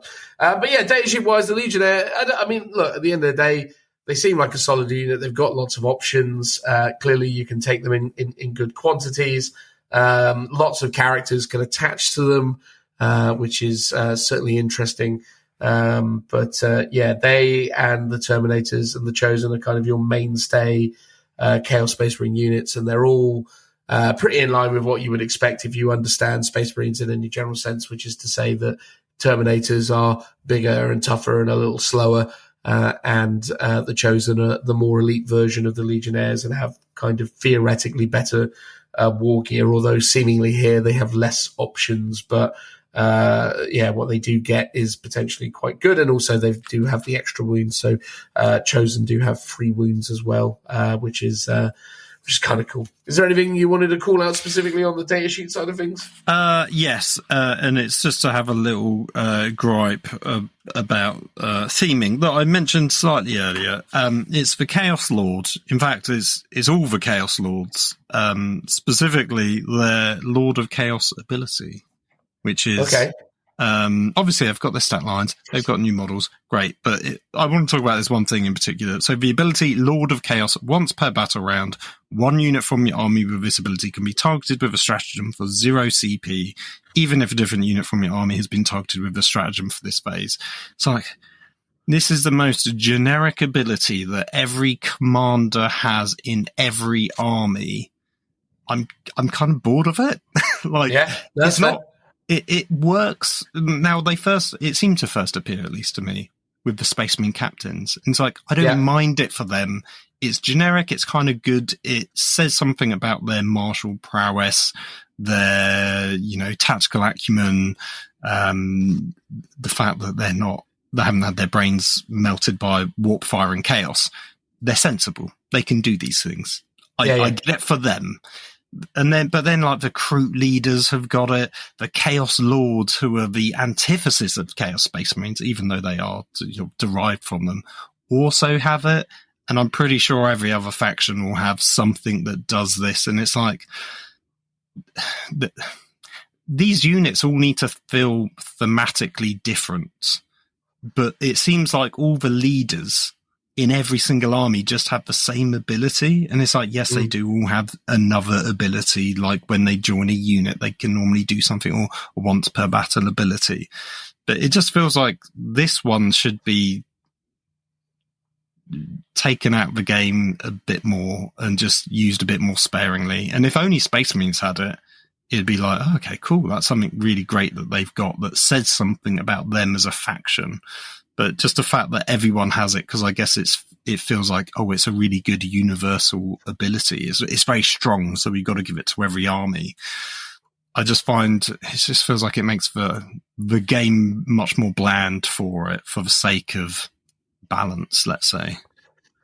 I don't disagree with you, mate. I think, there is a definite lack of creativity when it comes to some of these specific army rules. I mean, off the top of my head, I don't know what I would give Chaos Lord specifically because, within the construct of the game as it is so far, this is one of the things that makes the most sense to give them because of how the rules work. But okay, I've thought of one off the top of my head. Go on. When it's attached to a unit and they do a Dark Pact, give them both abilities. Give them sustained hits and lethal hits. Or make it sustained hits 2 or something else. Just tie it in with a Dark Pact ability to double down on that mechanic because they're chaos. They do chaos things. Yeah, and I don't hate that for sure. I think there's definitely that's a good suggestion. I'm sure there's reasons why people would say that's probably a bit too strong, but at the same time, I don't think that's necessarily a problem. I think, like you say, the situation they create for themselves is they give themselves a very limited framework to operate within, and within that limited framework, they only have so many options, and they're very unimaginative with how they then take advantage of it. So because Chaos Space Marines have really boring rules, they unfortunately continue to have really boring rules. So it's like, this is underwhelming. I mean, it's probably very strong in game, but it's one of those things. It's just underwhelming. It'd be better if it was like, I am Chaos Lord, but it's like, is this Chaos... I don't know. Is this Chaos Lord your warlord? No. Okay, cool. then you have to, if you want to do a stratagem on this unit, you have to roll a 4+, because this Chaos Lord doesn't like taking orders from the Warlord of the army. But then give an advantage and negative. Make it flavoursome. Make it the idea that, like, these Chaos Lords... Because that is the other thing, like, again, in older editions, 9th edition, it's not too long ago, just a year, like, you could only have one Chaos Lord in an entire detachment, because the idea was it was in charge of it, whereas now you can have 6 at 9 of the things in a detachment, it doesn't matter, and it's like... I think, inject some flavour. Well, do you want to do a stratagem unit, 4+, but if you do get it, if you roll the 4+, it doesn't cost you anything or something, but just add that in just to sort of make it, you know. I mean, the one that we talked about earlier, which is Richie's favourite, basically, have you killed a character in combat? Yes. Roll a dice. Is it double 6? He's now a demon prince. He is ascended. And it's like, because that's ultimately what the Chaos Lords are all kind of after and trying to do. And that was a historically very flavorful mechanic that always existed within the game. And it's like, that could be quite cool. And it's that element of randomness that makes it fun when it happens. I thought of an expansion to it, actually. Just in the command phase, every Chaos Lord rolls a d6 on a 4+, they get a CP, but it's only for their unit. You know what I mean? Just like personal glory. Oh yeah, well that's weirdly like the AOS. You can gain a what is it called? A command point for yourself. Yeah.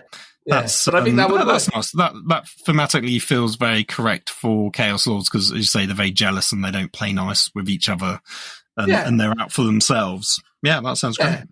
Yeah, that would to me be a really sensible, simple stratagem, or not stratagem, but ability to give them. Because one CP is universally more useful than this make one thing cost 0 in the grand scheme of things, but it's just for that unit, you know, so whatever that may be. But yeah, no, interesting point for sure, Phil. I think, not to sort of railroad the game too much these days, but it definitely is one of those things where we definitely see on a more consistent basis a real lack of creativity within the game. And it is frustrating because, you know, it's almost like they've sort of thrown the baby out with the bathwater, isn't it? Like the last edition was a bit too much, and this now is almost too little by comparison. Yes. I mean, in theory, that means 11th edition will be quite good because they build on this edition. Oh, I hope so. Potentially. I think that's the crazy thing to think, though, now, isn't it? It's like that is now itself only 2 years away. You know, and it's just like, I know. Give me a break. I think the thing is, though, it's a very interesting thing when it comes to editions of 40k or Age of Sigmar for that matter. But I think again, not wanting to sort of like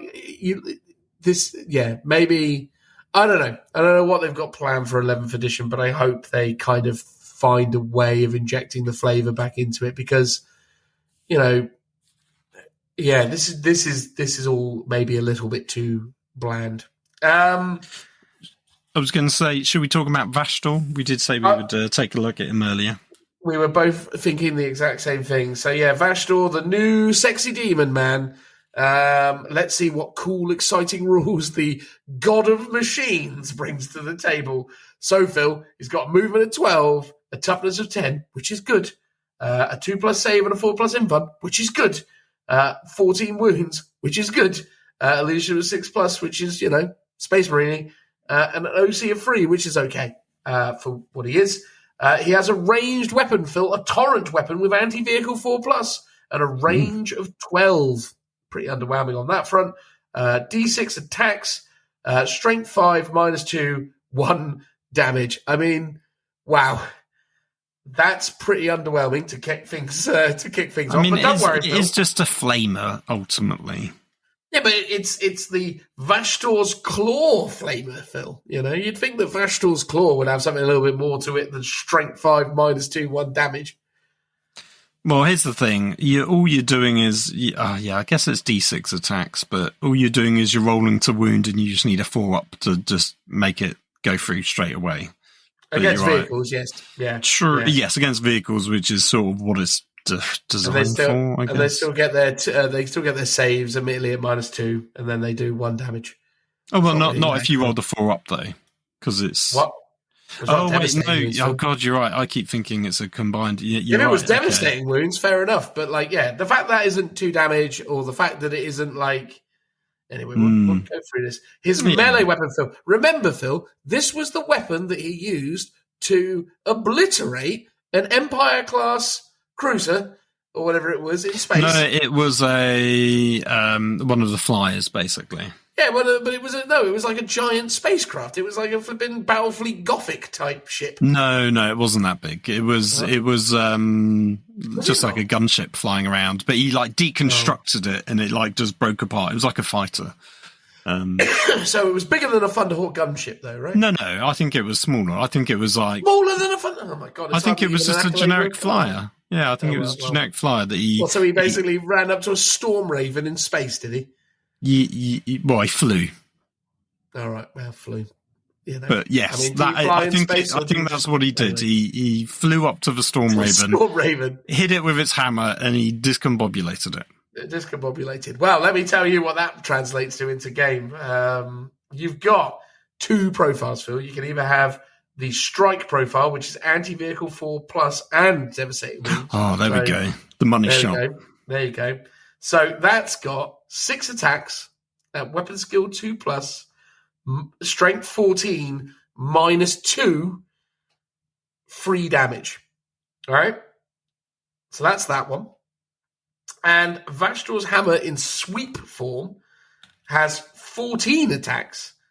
Anti-vehicle 4+, 14 attacks, hits on 2s, is strength 8, AP 0, 1 damage. Again, pretty terrible. I think the strike's pretty good. Will you 1-hit kill a vehicle? If you dark pack and you give yourself sustain hits 1, if you dark pack and give yourself sustain hits 1, you probably might kill a vehicle. Because again, on a small one, well, they've got 12 wounds Raven. Mostly. Yeah. Use the Storm Raven as the example. I don't think this guy can one-shot a Storm Raven. Oh, let's have a quick look. How many wounds do you think a Storm Raven's got? I think they've got 12. I think they've got 12. Toughness 10, free up save, but then -1 damage. That's the thing that really kind of takes it over the edge. I'm looking for Grey Knight one. Toughness 10, 14 wounds. Oh, 14 wounds.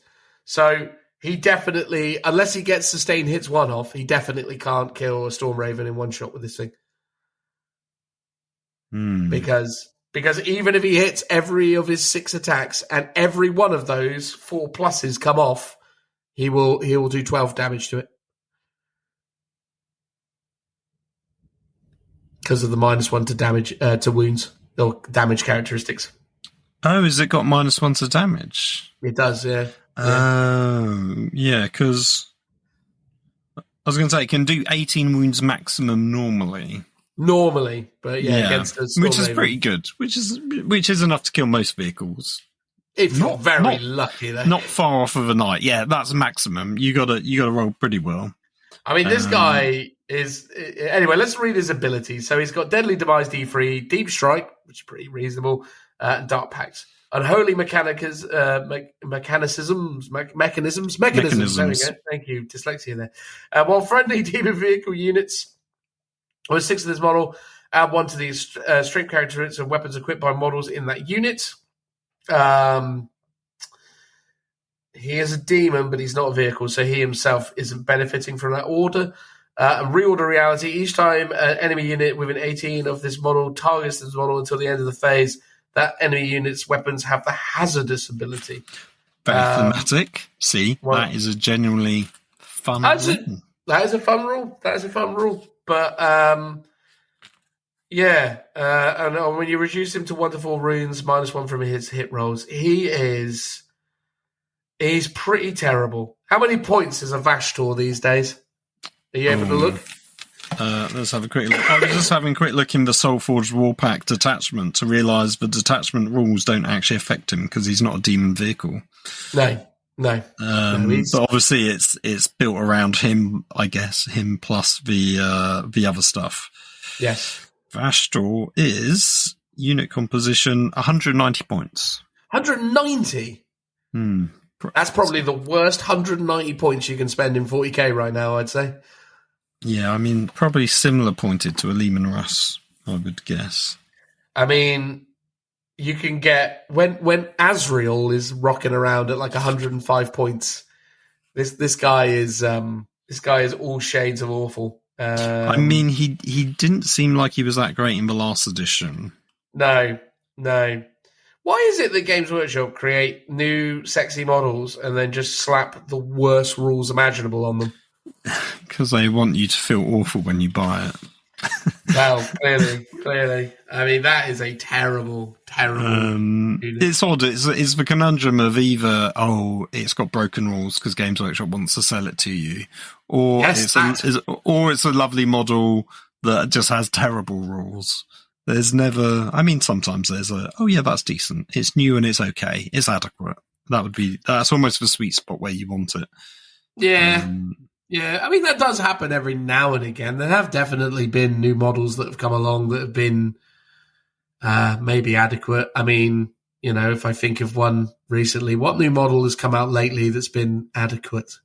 I mean, the Brutalis was good when that came out. The Brutalis Dreadnought was, but he was overshadowed by the T-shirt Cannon Marines, wasn't he? Which were a bit busted. The Desolators, that's them, yeah. So, yeah. Oh, well, there you go, Vastor. Any other units we want to talk about, or are we pretty contemporary? Can we do a cultist unit? Can we do is it the Chosen? Not the Chosen. It's the Dark Commune, sorry. The Dark Commune, yeah, please. Take a look at those guys, because they are the leaders of the... They've got a lot of words, I've just noticed, Phil. You've elongated this segment even more. It's like a 3-hour Codex review. I'm sorry. So Dark Commune, I'll quickly run through the stat lines. So there's a Cult Demagogue, and then there's other models. So they've all got the same stat lines except leadership. Movement 6, toughness 3, save of 6+. Wounds 4 for the Demagogue, other models 1.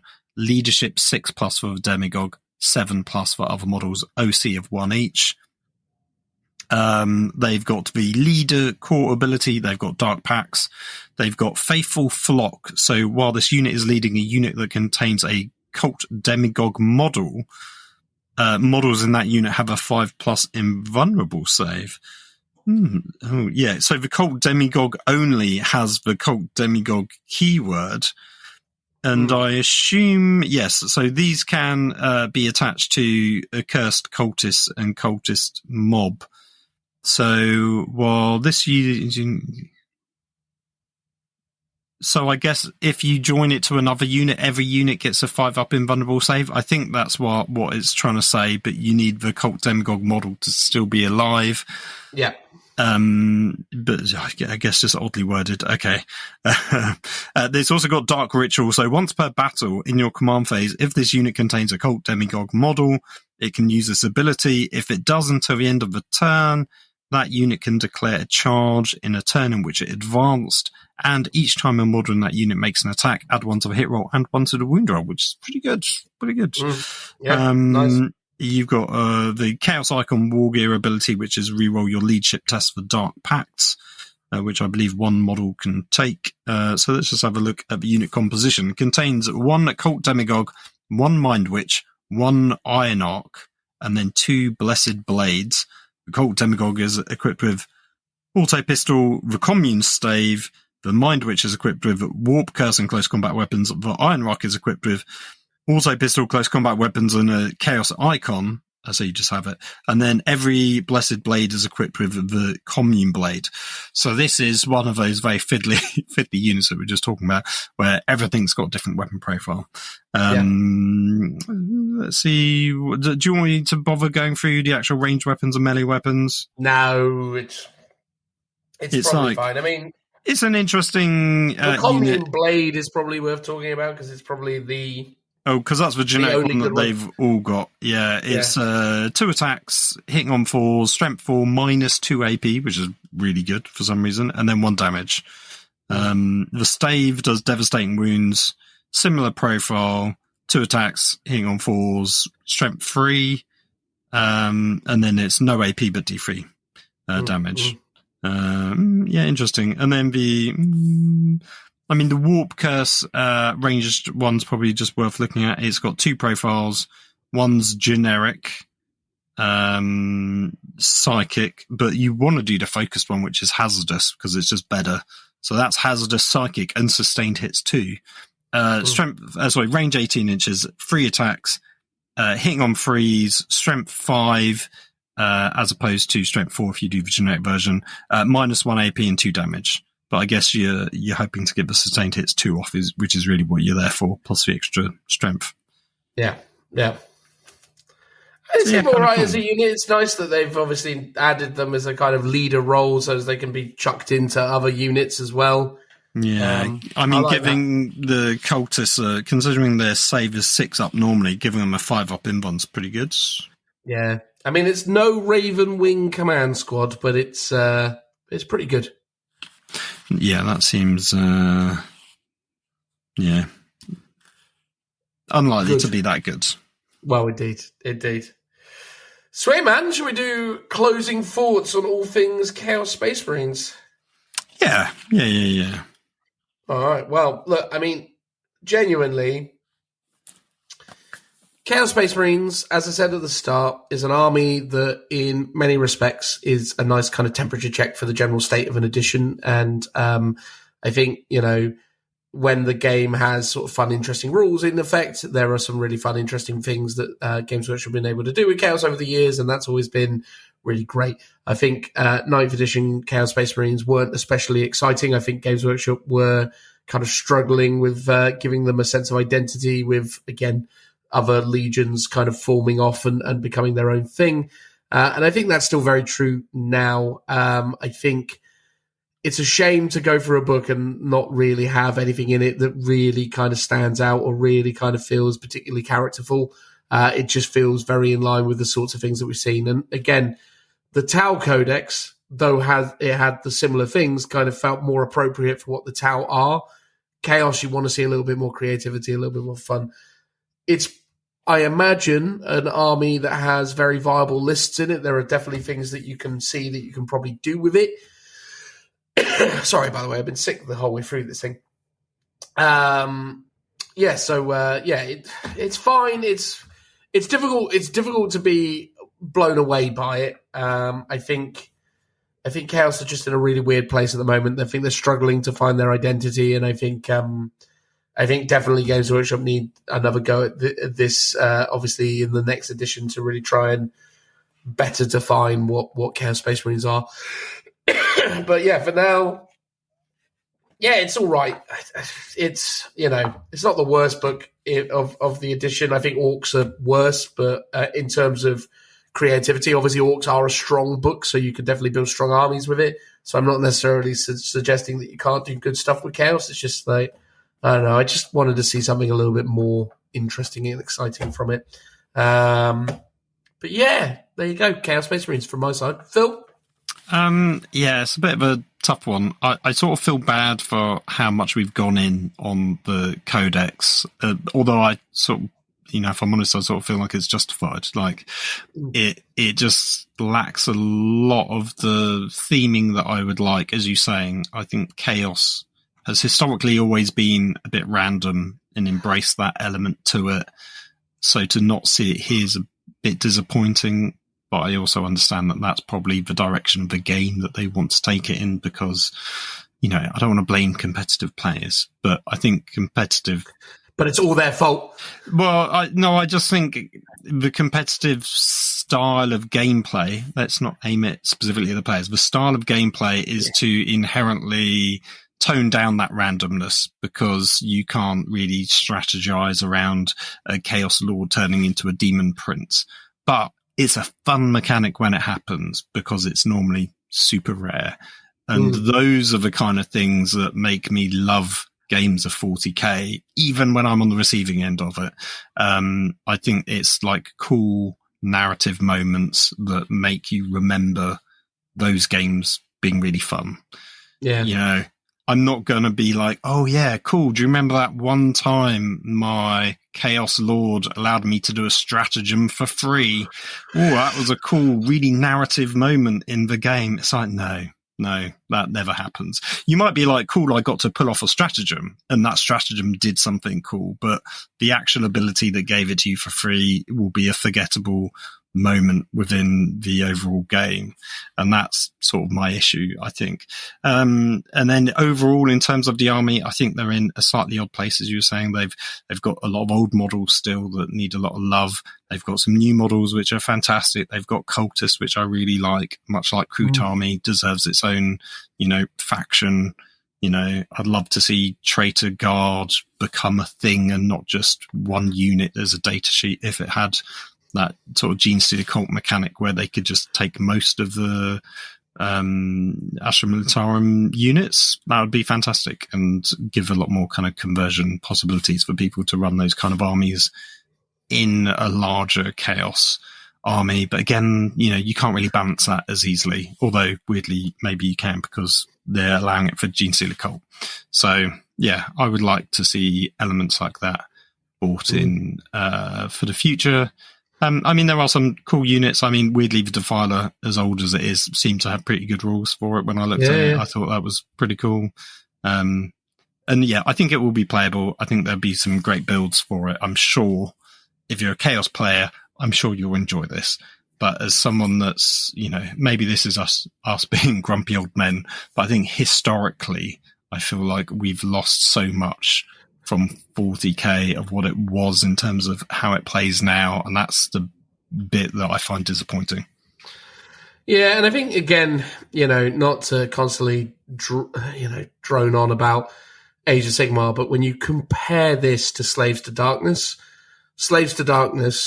is a really, really, really good generic Chaos army. It captures the essence of Chaos. It gives you flexibility. There's super amounts of creativity within it. The army just has some really fun units. It's got some big pieces. It's got some really, powerful units. And it's also got just lots of really fun thematic things that you can do with it. It leans heavily into the mark system. It's also got the boon system. So the ability, as we keep saying, to, have random things happen in the game. It's got loads of flavor. And, has been expanded to incorporate things like Dark Oath, which bring in a whole other set of mechanics. And I think that's the thing. It's like, we know for a fact that they can do these kind of rules because they're doing it in Age of Sigmar. And it is weird that somehow, some way, 40k just isn't giving us that anymore because it's evident in other game systems that there are ideas and things. Now, obviously, we don't just want Chaos Space Marines to be Slaves to Darkness, and we don't want the same vice versa. But yeah, there's this thing where it's like, it's just interesting that, in another game system, Chaos are thriving, and here they're just a bit bland. Yeah, it goes to show that the potential for them still exists because the same company, albeit probably different teams, is creating them. And, maybe it's the limitations of the rules on the system that they've created for themselves. Maybe it's the limitations on, the size of space that they're allowing for the data sheets and the amount of rules that you can pack into each one, or the detachments, and that you only allow 2 pages per detachment. It might be those sorts of aspects of why we've sort of just unfortunately lost out on why marks have moved to a detachment rather than being a universal rule. But it's just a shame, I think. Yeah, totally. But there you go. Look, I think at the end of the day, there's obviously some play still within it, within the game as is. There's going to be some interesting stuff. Chaos Space Marines have been doing very well in 10th edition. So it'd be interesting to see how this kind of takes them forwards and what kind of things people will lean into and focus on. It's clear there's some fun units and good stuff. But as is kind of consistently established, and we apologize for being that broken record, but as is consistently established with us, we're often looking for different things, it seems, to what the kind of status quo is. But I think there was some nice stuff in there. It's not like I hate it. I think it's fine. It's just, it's just a bit But anyway, there you go. Fun. Thanks very much. We're going to move on now and talk about the Emperor's Children supplement. Transitional noise.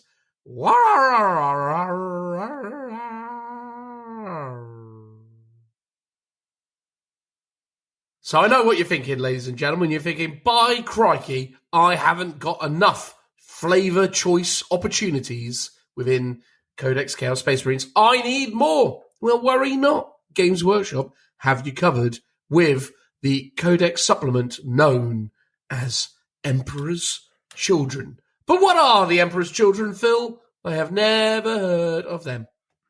They are the Slaanesh faction flavor, god-loving Chaos Space Marines. Their Primarch was Fulgrim. They had pink armor. We still kind of do have pink armor, right? And they love tentacles and noise. They love guitars and the sounds of, wailing screeches.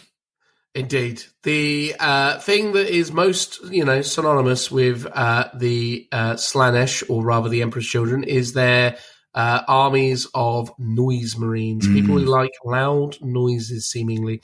It's not entirely clear, or at least I think, actually, no, it is entirely clear where that was kind of born out for, because it was a kind of evolution of one of their kind of Legion units, wasn't it? The Cacophonies or something like that they were called. There was something that was quite synonymous within their kind of ranks that's kind of evolved over time into noise marines, I believe. Maybe from what I remember, I think it was all stemmed from Fulgrim's dabbling, not Fulgrim.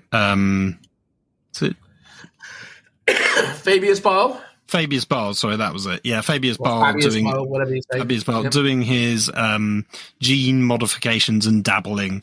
Weirdly, in the Fulgrim novel, and I think it's just a mirroring, and it's not where it came from, but they basically fight a very troublesome Xenos race that basically use noise as a weapon. And do you think, is this where it comes from? But it's like, I don't think it is, unless that was maybe the inspiration of Fabius's sort of dabblings, and basically gets them all on board to have these like biological mutations effectively, where they can scream and make a lot of noise because what's the leader of Eidolon? Yeah, so he first gets it and can basically do like a wailing scream that can just obliterate people. Cool. And then obviously I think more and more, the whole army just descends into that kind of madness, although ironically they were all meant to be in the pursuit of perfection was the original gist that they were trying to go for. So I guess that's, it's all been perverted and twisted on its head.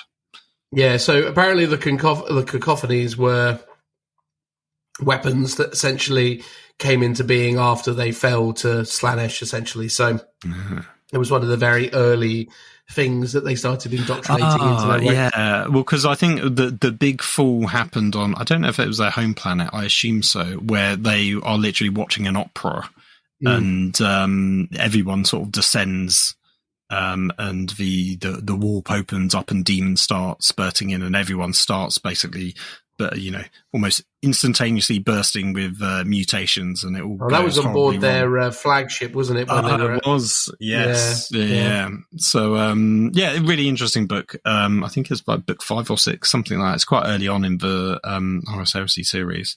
Well worth a read, even if you're, if you're at all interested in Horus Heresy, worth reading that one, I would say. Absolutely. But anyway, so, noise marines are kind of like the key kind of unit. Interestingly, you'll remember, hopefully, maybe, possibly, from hours ago when we were talking about Cults of the Dark Gods and the rules around that. If you want to include noise marines in your Chaos Space Marine army, you can do so, but only up to 500 points of them. However, there is a specific series of rules here that feature the Chosen of Slaanesh, and these expand and ultimately give greater flexibility in terms of what you can do above and beyond just adding noise marines to your army.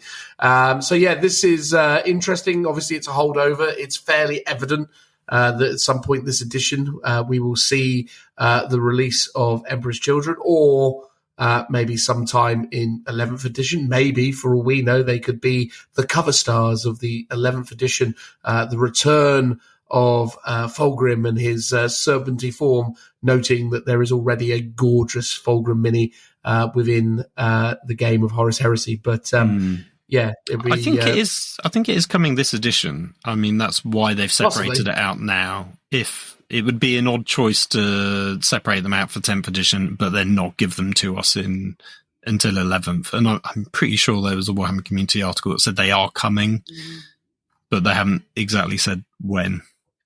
It's going to be like the World Eaters. They're going to give them to us at the very end, probably, and then index the whole game again.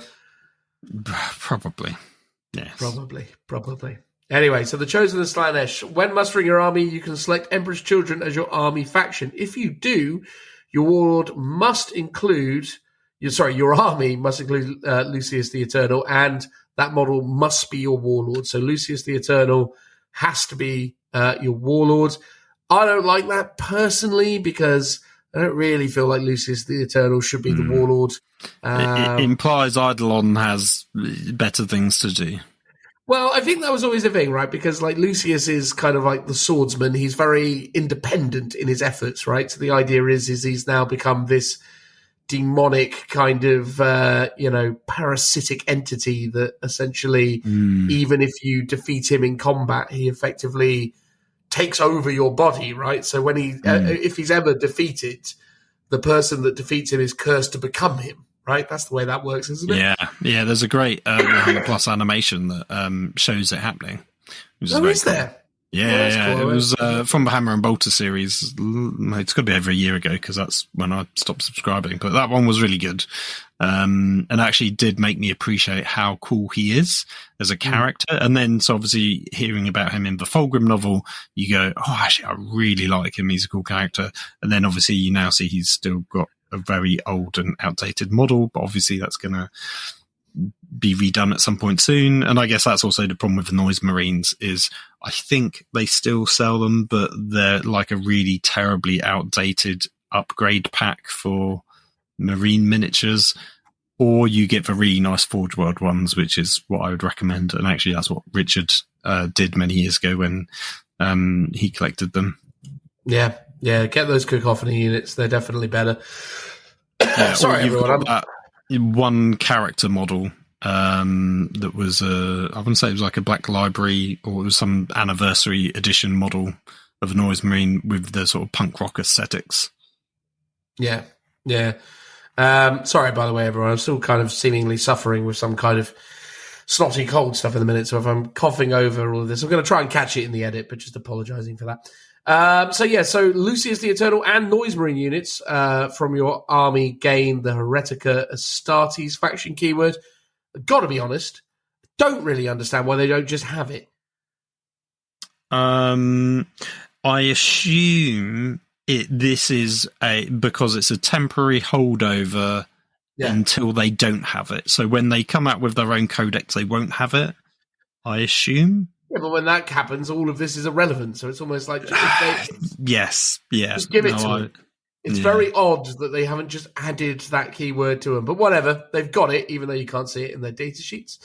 You can include Heretica Astartes units in your army, excluding Khorne, Nurgle, and Tzeentch units, even though they do not have the Emperor's Children faction keywords. So basically, the assertion is that you can add anything from Chaos Space Marine Codex into the army. Again, I said this before when they first announced this, do exercise extreme caution when purchasing miniatures. If you love the Emperor's Children and you can't wait and you really want to build something for Emperor's Children now, really be careful about what units you are adding to that army. Truth be told, I would encourage only people who have pre-existing Noise Marine or Emperor's Children's collections to even kind of consider this, because really, as we've seen for World Eaters, as we've seen for other Chaos factions, so much of your army is very likely to become null and void at the point that their book comes out. So as much as right now you can look at all of the, obliterators or warp talons, for example, and think, oh, I'd love to have those in my... Oh, God, yeah. They may well go. Yeah. Almost certainly will go, yeah. I would say. I know World Bearers, World Eaters. Yeah. I always get them mixed up. World Eater players that suffered greatly at that same problem. See, I thought you were going to say if you really must play Emperor's Children, I thought you were then going to say play Horus Heresy. which I thought would have been quite amusing. Well, potentially, sure, but I think, at the end of the day, there are people who over the years have collected and have really beautiful Emperor's Children's armies. They're definitely a fun, thematic force. And again, you've got things like, Fabius Bar, who's still in the mainstay Chaos book, for example. So there are still units within Chaos Space Marines that, theoretically could be Emperor's Children, although Bile has kind of moved on. He's doing his own thing, isn't he? He is, yeah. Although, just checking him, he's Chaos Undivided now, so he no longer carries the identity of the Emperor's Children. But there you go. But yeah, again, quite limiting in the sense that you can't add in core Nurgle and Zinch units. But to be honest with you, the main book is pretty limiting in that regard anyway. Yeah, exactly. For the purposes of Dark Pact ability, see right, your army faction is still considered to be Heretic Astartes. So even though you are an Emperor's Children army, you are a Heretic Astartes army and have all the relevant keywords. So it's all a bit of a sort of much of a muchness. If you select the detachment where you get marks, all your marks have to be Slaanesh, basically. You can't muck around with it and give different things. So the rule specifically says, in the selecting detachment rule step, you can select the detachment from Codex Space Marines. You can select a detachment from Codex Space Marines. If you select the Packhood Zealots detachment, each time you select a keyword for Heretic or Astartes unit, you gain the Mark of Chaos rule, you must select Slaanesh. So that's how that works. And each time you select keyword for Demon Prince or Demon Prince with Wings, models to gain the result of Demonic Allegiance rule, you must select Slaanesh. So they must all be Slaanesh, and you have access to Dark Pact. So that's basically it. It's you're freely able to add Noise Marines and Lucius the Eternal to your army. Bizarrely, just to say it from the outset, Noise Marines are not your battle line unit.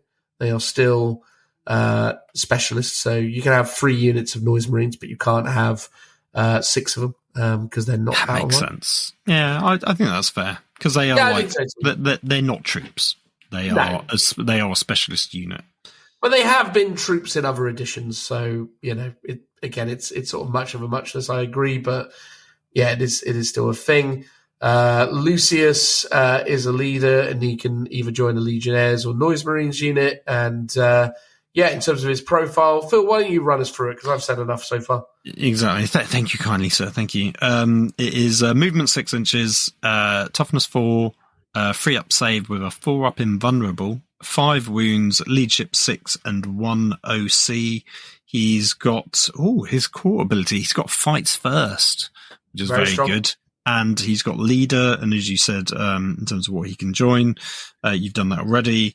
He's got the duelist. He's also got Dark Pact, which I don't know if I mentioned, but they've all got Dark Pacts. He's got duelist pride. So while this model is leading a unit, models in the unit have a fight first ability. So he gives it to everyone. That's cool. And then he's got armor of shrieking souls. Each time this model is destroyed by an attack made by an enemy unit, that unit must take a leadership test. If a test is passed, the enemy unit suffers D3 mortal wounds. If a test is failed, that enemy unit suffers D6 mortal wounds. If mortal wounds inflicted in this way destroy that enemy unit, kind of unlikely, but it could happen, set this model back up on the battlefield as close as possible to where it was destroyed and not within engagement range of any enemy models with D3 wounds remaining. So kind of cool and thematic. Yeah, love that. You wish it was just always happen, sort of no matter what. But I liked it, or at least if that you would have to kill a model, but not the unit. That to me seems there's a bit of a stretch. He's got 2 weapons. He's got a ranged weapon, which is Doom Siren, which is a torrent weapon. Its range of 12 inches, D6 attacks, strength 6, -1 AP, 1 damage. And then his melee weapon is the Duelist Sword and Lash of Torment, which has the precision keyword. So as a melee weapon, 8 attacks. Oh, goodness. Hitting on 2s, strength 5, -2 AP and 2 damage, which is okay. I mean, it's got a lot of attacks. And the fact that you get fight first is quite good. So it means, if you're, I guess it gives you a good chance to damage or mortally wound that unit down. So if there's anything left that can kill you, you've then got a good chance of killing the unit with those mortal wound ability of your Armor of Shrieking Souls. Yeah, I mean, again, good amount of attacks, good amount of potential damage. Obviously, if you get the Dark Pact off and that you've got the sustained hits 1, that really adds an extra flair to it also. I really like the Armor of Shrieking Souls. I really like Fight First. I think Lucius the Eternal might actually be the best character in Chaos Space Marines in terms of what he brings to the table. He does seem like he has very good rules. I mean, the fact that he gives an entire unit Fight First, I think, is incredibly strong, even if that is just on generic Legionnaires with their whatever generic heretical... Or Noise Marines. Are they going to be good in combat? Well, I guess we can find have a out. little look. Yeah, exactly. So they're Space Marines in every way, shape, or form. So they're movement 6, toughness 4, 3+ save, 2 wounds, leadership 6, and OC 1. So they're not quite Space Marines in the OC category, but again, elite kind of chosen-esque ones. Except chosen have 3 wounds, so less wounds than other elites, but in line with things like berserkers, right? Their ability is obviously Dark Pact, but they've also got Righteous Cacophony in your shooting phase after this unit is shot. So when any unit that is hit by one or more of those attacks, that unit must take a battle shock test. Whoopee! Well, I mean, as someone that doesn't play them, thank God they're not shooting twice, which is normally what they always did. Well, indeed. Which was a bit busted. And they can have an icon, which is, pretty good, because that allows them to re-roll their Dark Pact leadership test, yeah. Yeah. And every model is equipped with bolt gun and close combat weapon and a bolt pistol. So out of the gate, they've got close combat weapon, bolt pistol, bolt gun. Options-wise, so any number of Noise Marines can have their bolt gun replaced with one of the following: a chainsword or a sonic blaster. Sonic blaster is range 24. It's assault, 3 shots, ballistic 3+, strength 5, AP 1 damage. So not exceptional, but good volume of shots, I suppose, if nothing else. One Noise Marine bolt gun can be replaced with a Blastmaster. So the Blastmaster is double profile. So if it's single frequency, it's 3 attacks at range 48. Has the heavy keyword, ballistic 4, strength 9, -2, 3 damage. So pretty respectful. And if it's varied frequency, it is no longer heavy, range 36, strength 6, ballistic 3+, strength 6, -1 damage. So it's got some play. Blastmasters seem pretty reasonable. Good amount of attacks. Again, it seems that only one of your Noise Marines may have a Blastmaster, so it's not 1 in 5. So you can't have 2 Blastmasters. It's limited to just 1 in your unit. So that's interesting. The Noise Marine Champion bolt pistol will be replaced with the usual kind of weapons: plasma pistols, accursed, chainsword, power fist. And can do it again, except you can give it a sonic blaster in replacement for its bolt gun. The Noise Champion can be equipped with a Doom Siren, which is a flamer with D6 strength 6 -1 damage shots, which is, I guess, okay. And they can have an icon. So yeah, actually, in truth, pretty underwhelming unit, to be fair. I don't know how cheap they are, but nothing about that really stands out to me. Let's have a quick look. Yeah, I thought you would be able to get like all the kind of heavy guns as a unit, much like in the Horus Heresy one. And instead it feels like what they are is they're much more like an assault squad with these assault sort of mini pistols plus chainswords. In terms of points, they are 85 for 5 or 170 for 10. I mean, 170 isn't terrible, I suppose. It's just weird because, like, it would be all right if it was like, oh, if I've got 10 models, then I get double Blastmaster, for example. That would somewhat make them more compelling. I mean, in a way, they're kind of better to be taken as units of 5 because you'll basically then... Cause basically, you get champion. Yeah, you get double champion, double Blastmaster. So, double... Yeah, basically, you're always yeah. If you're doing single squads of 5, you can do you would have 1 champion in each. Whereas if you do 10 man, you don't get 2 champions. You still have your 1, and you get 1 Blastmaster in each as well. Yes. Which I think would probably be the way to go with it, because I think... Yeah, it's odd. It's the sort of thing where if points were a thing, you could be like, cool, all of them could take the Blastmaster. You're paying like loads of points for it, so you could really tool it out and give it... I'm sort of surprised they can even take bolt guns as a thing. Like, I always assumed it's like, no, Noise Marines just have like these noise weapon specific things. And maybe that was just because historically I've only ever probably really played Richard and maybe like a couple of other people at Warhammer World where they've had them, but they've always had the sonic weapons, and no one's ever had these like sort of just bolt guns with them, because that just seems pointless. Yeah, I mean, they've definitely always been really shooty. They've always had like shooting twice, and they've always been quite terrifying in that regard. And it was always sort of weight of shots that made them scary, and they were very efficient for the points you're getting for them. Now it's like, really, I'm not sure. I'd probably lean into the sort of Legionnaire side of it and go that way with it, I suppose. So I think even basically what it comes down to is, do you really want Lucius the Eternal in your army? My answer to that is probably, but then you just have to weigh up what you're potentially losing out on in addition. So, for example, oh no, you're all right. Abaddon, the Despoiler, is a Chaos Undivided. He doesn't have any specific keywords related to Khorne, Tzeentch, or Nurgle, or what have you. So, yeah. So you can still take Undivided within your army.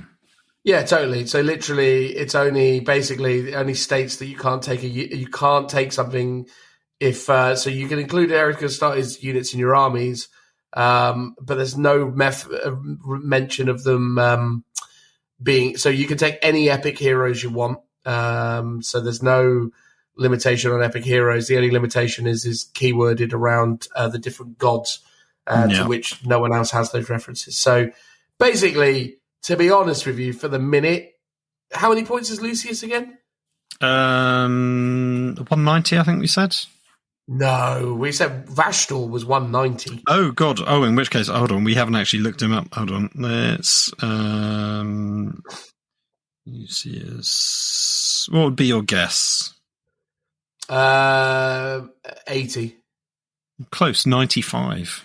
95. For 95 points, chuck him in, I reckon. He seems good for 95 points. If you want something leading a Legionnaire unit, he seems like a pretty good option. Fight First is really strong. And that ability to basically keep killing stuff with mortal wounds and coming back to life is hilarious. Yes, no, that's true. I think it won't potentially come off as much as you'd like, and that would be a bit annoying. Yeah, but sometimes it might come off all the time. Well, that's true. Yes, like I just don't know if it should be one of those things like Angron, where it just happens all the time, like regardless, or like it should be like a Contempt of Dread where it just happens once. Like, but no, I think it should happen all the time. I mean, well, is it? But again, it's on a random roll. Yeah, which is what it is currently. You know, which is a nice rule. I actually, based on everything I said about Chaos Space Marine, the book a moment ago, this is a flavoursome, interesting rule. I mean, no, that's true. That is. This is quite interesting. Yeah, he's not just going, "Oh, I've given you lethal hits," or "Oh, I'm a stratagem costs 0 CP." Yay! He's actually doing something interesting. So I applaud them for that. Well done, Lucius. 100%. You are at least interesting. Well, obviously, the thing you have to consider, though, is if you're putting Lucius in your army, you can't take rubrics, you can't take berserkers, and you can't take Death Guard, or more specifically, Plague Marine. I guess if you were just taking, let's say, generic, like from the book of Chaos Space Marines, you're kind of good to go and add them in. Yeah, I think so. But yeah, that was Emperor's Children. I mean, overall, pretty underwhelming. Again, sincerely, for anyone out there who is thinking about adding Emperor's Children or doing an Emperor's Children army, I think at the end of the day, if you pick up a Lucius mini and chuck him in a squad of generic Chaos Space Marines, I don't think that's going to be massively problematic, because at the end of the day, if and when they change this, you can just obviously continue to use that model as a generic Chaos captain of some persuasion. But yeah, I would definitely recommend being careful about trying to go over the top and bring Emperor's Children to life with some kind of themed, beautiful paint scheme or whatever. But then again, I suppose with the way that 40k works now, doesn't really matter how you paint this stuff, so you can always just continue using it as Chaos Space Marines, I suppose. But anyway, it is what it is. Also, the Lucius Mini from Horus Heresy is pretty nice still. I was going to say that would be my take, is to either kitbash your own, so it doesn't. It could represent, you say, a generic Chaos Lord if you really want it to, if you want to change your mind, but ultimately run it as Lucius, or give a Horus Heresy one. Any closing thoughts on Emperor's Children from you, dear Philip? No, I think you were spot on. A little bit underwhelming, especially in terms of Noise Marines. I wish they were a little bit better because they were iconically good, but at the same time, the models are terrible unless you go for the Horus Heresy ones. So hopefully, if and when they get new models, the rules will get a complete rewrite. So this is a moot point. Lucius seems really cool and fun. And the fact you're using dark packs and stuff, it's all okay. It's a bit generic. Do they even really get a detachment rule per se? Oh no, because they basically just take any detachment. Yeah, I would have kind of liked maybe a specific detachment for them, but I guess that is something that will come with the actual codex down the line, because it'll be a codex supplement, I assume. Or no, it should be a standalone one. So yeah, it will get its own detachments. So that will be cool to see in the future. Have you ever seen anyone trying to build the Noise Marines using the Sonic Weapon Upgrade kit on modern Legionnaire models? Why, I assume it's probably impossible. Well, not impossible, but it's not a simple matter of just swapping out the hands, because those pieces which they were designed for are going to be all pre-molded and have different arm shapes. So I think it would require quite a bit of work to kitbash them to make them hold them correctly. So I've seen here there are people. Oh, okay. No, there did an actual Warhammer community image of it. So there are people. So they have actually shown that it is possible that you can actually do it. Okay, fair enough. I was genuinely convinced that it would be one of those weird ones where the compatibility was utterly, utterly terrible. It could be, but the person might have just done a very good job at hiding it. Yes, yeah. Well, I think that's definitely what we're seeing here. Interesting. All right, cool. Well, anyway, there you go. Well done, everyone. Hopefully, you're enjoying Chaos Space Marines. We hope you are. We, definitely don't want to be the fun police in that sense. Again, if you're loving Chaos Space Marines and have a good time playing them, good for you. Definitely think Lucius is interesting.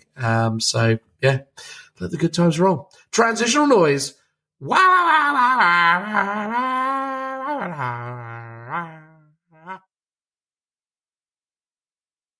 Hey all, for those that you can remember back to the 5-star review, this is the bit where we talk about character_building89 and their Instagram account, which will be linked in the description below. So why not check them out? Join us as we go through and have a look at all the different things that this individual is doing. I'm noticing, Phil, intriguingly, having just talked about Emperor's Children, there is a real Fabius Bile vibe to this particular, account, is there not? Well, weirdly, I would actually say, more to the top there is, but slightly further down, there's just lots of different Space Marine chapters, or legions, in fact, and it's, I guess one of them is because he's doing Shattered Legion, but it feels like he's just experimented around with lots of different types, which is kind of cool to see. Yeah, a definite fan of 40k and the chaos sort of setting, but definitely a lot of Shattered Legion elements as well for Horus Heresy, which is really cool to see. And again, really cool to see this individual really kind of flexing some of their creativity and incorporating a number of different modeling and sculpting techniques. Definitely not content with just kind of going with your sort of standard GW kits. There's a lot of demonstration here of green stuffing and other kind of elements. So clearly someone who's experimenting and isn't content with just kind of using the miniatures off of the sprues as they are, I suppose, supposed to be done. I mean, even down to the fact that we've got a Imperial guardsman here wielding a Ildari, striking scorpion chainsword. So clearly that particular veteran of the guard did very well to claim themselves, a striking scorpion sword, although it does look like they are relatively well affiliated with the Alpha Legion, which might go some way towards describing why that whole thing came about. Yes, no, that's true. Yeah. So what stands out to you, though, Phil? Any particular things you want to kind of talk to?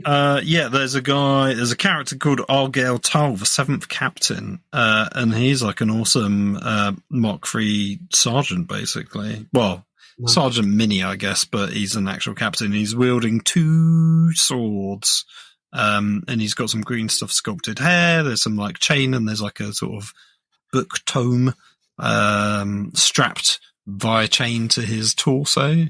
That's definitely my favourite of the lot. But yeah, there's a lot of like really innovative and interesting kit bashes. Hence why I guess I called out the kind of kit bashing in our 5-star review. Well, that's it, really. I mean, I think, on the whole, there's just a really interesting mixture of stuff going on.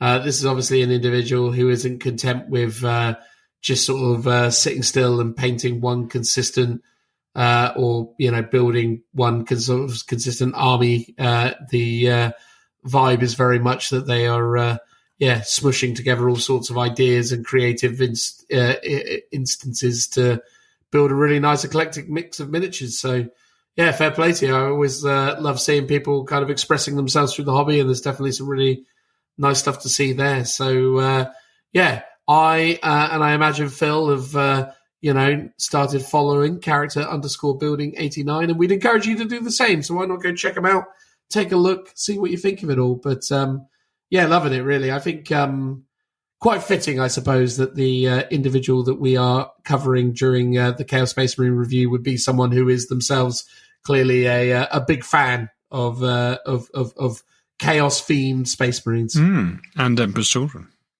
And Emperor's Children, absolutely. It's all worked out, Phil. It's almost like I chose them on purpose, but I didn't. Amazing. Chaos works in mysterious ways, doesn't it, Phil? That's the whole thing about it. That it does. When do you think they are going to get around to actually releasing the Weta Workshop's Abaddon the Despoiler? Give me a date, Phil. Give me a date. 12th of October, just in time for Christmas. Not that long, Phil. Come on, mate. Release it sooner than that. Oh, no, I'll have words with them. Please do. Please do. I really want one. I feel like do you think is the one to get. Do you think they will come out soon? Because obviously Space Marine 2's coming out and they're doing a Titus one. So obviously that one will have to come out for around about the launch of the Space Marine 2. Well, and people already have their Tituses. Oh, have they done that one? They've done that one. That one's done. People own it, possess it. So next should be, I believe, Abaddon. And don't get me wrong, there's 2 big problems with wanting to own that Abaddon. 1, I don't know if I can afford it. 2, I don't know where I'm going to put it. But those are problems that I will hope solve themselves when it goes on sale. Yes, it would use up a lot of shelf space in your little gaming section. But wouldn't it look exceptional, Phil? Wouldn't you be impressed? It would, yeah. I mean, maybe he can go in your little mini fridge and he could be holding the Coke can for you. That would be handy. That would be handy indeed. Although the Talon of Horus, Phil, would be no, appropriate drink-holding vessel. Well, or rather drink-holding. It would be an appropriate can opener, though. It would be. Assuming you don't like drinking, through traditional means, you'd have to obviously. I guess it'd be good for, if you're shotgunning it or something. Yeah, true. Yeah. I'm very excited to get my hands on that, though. That looks like that's something that I'm kind of consistently convincing myself that I'm going to buy. Ooh, yeah. Well, unless, of course, someone out there from Weta is listening to this podcast and wants to send it to me for free. I will promote the heck out of it. Don't you worry. I'll sell my soul to that. Come on, send it over. Fair enough. There you go. I normally maintain a shred of integrity when it comes to that sort of thing, but for that one, I'll sell my soul. Yeah, that's understandable for sure. Anyway, as we say, Character building or character underscore building 89. Check the link in the description. Go check them out. Go share some love. Say some nice stuff about their miniatures because they are pretty. And, we should all be looking to lift each other up as a community and share the joy and excitement and love and general fun that is Warhammer stuff. So, good on you. Thanks so much for the 5-star review. Transitional noise.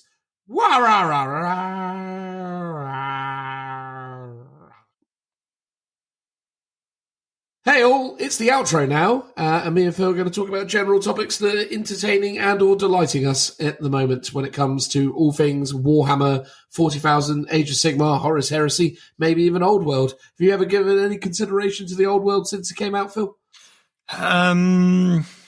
Not really. I looked at the boxes that they had available at Warhammer World last time we were up there for the AOS campaign.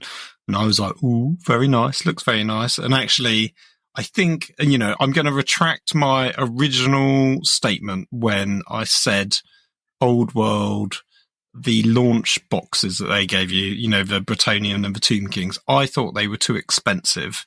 And I think they would just had a very high price point. And I still sort of stand by that. But I actually feel like they're very good value for money. And the sheer amount of minis and for how big the box is, because the sprues are very spacious. It feels like you get a lot of stuff for like 40 quid. You get like 40 models for £40, which is unheard of in any other kind of Games Workshop system. So I think, that's got something going for it, basically. It's almost like you're playing a Mantic game all of a sudden. Yes, or, Napoleonics, maybe. That's fair.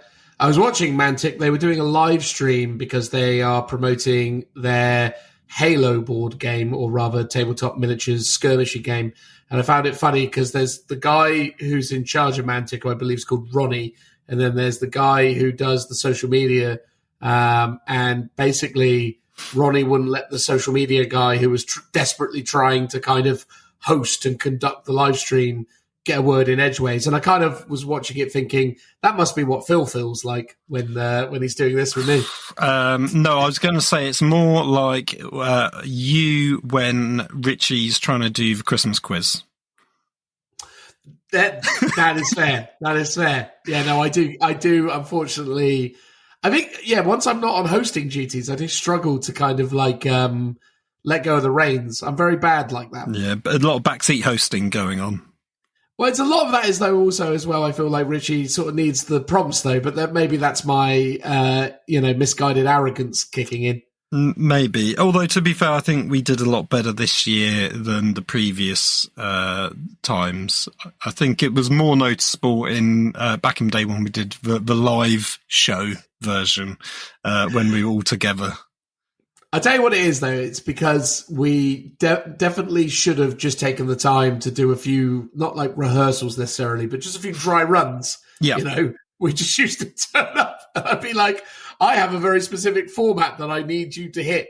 So do it like this. And then he'd start doing it. And then I'd be like, no, Rich, say this now. Like, why? And he'd be like, he'd sort of look at me and be like, what am I doing? And it was a horrible mess. I always found that like, with the Christmas quiz, I always felt really kind of annoyed because I had this big vision for it when we started it, which I feel like we basically realized in a really great way with the very first one that we did when we went to a shop somewhere. Triple Helix? Triple Helix. Was it? Yeah. We went there. That I think was like the best we did. Then we did it again when we went to, and we all got COVID. That was a good time, wasn't it? Sorry. We all got COVID. Yeah. Yeah, lovely time. Anyway, we went to Factorum and did it, and that was terrible. Like that was the worst one we've ever done. Not because we all got COVID afterwards, although COVID definitely hurt my ability to edit it. But also just the audio was just awful. Because again, we just did this thing where we just rocked up and just smashed everything together, and then had no time to actually check that any of this tech stuff actually worked properly. And it was just like, oh well, I guess we'll just try our best. And our best clearly wasn't good enough because that was a pretty awful effort on that one. Well, not an effort wise, but a lot of effort went into it, but it just didn't deliver in terms of quality. And then, the last two that we've done remotely, I think have actually been really lovely. However, this year I would like to try and do it in person again, but I just don't know if that's feasible, really. It's so much effort, and this just works. And, what's the upside going to be? That's always the question I ask myself. It's like, I really enjoy the Christmas quiz because it's a fun thing that I get to do with my friends, and I think it's a really fun, exciting little format and something nice to sort of send us off to the end of the year. I really like it. But, it doesn't necessarily drive ridiculously good numbers on YouTube necessarily. It doesn't really deliver huge volumes of like viewership or whatever.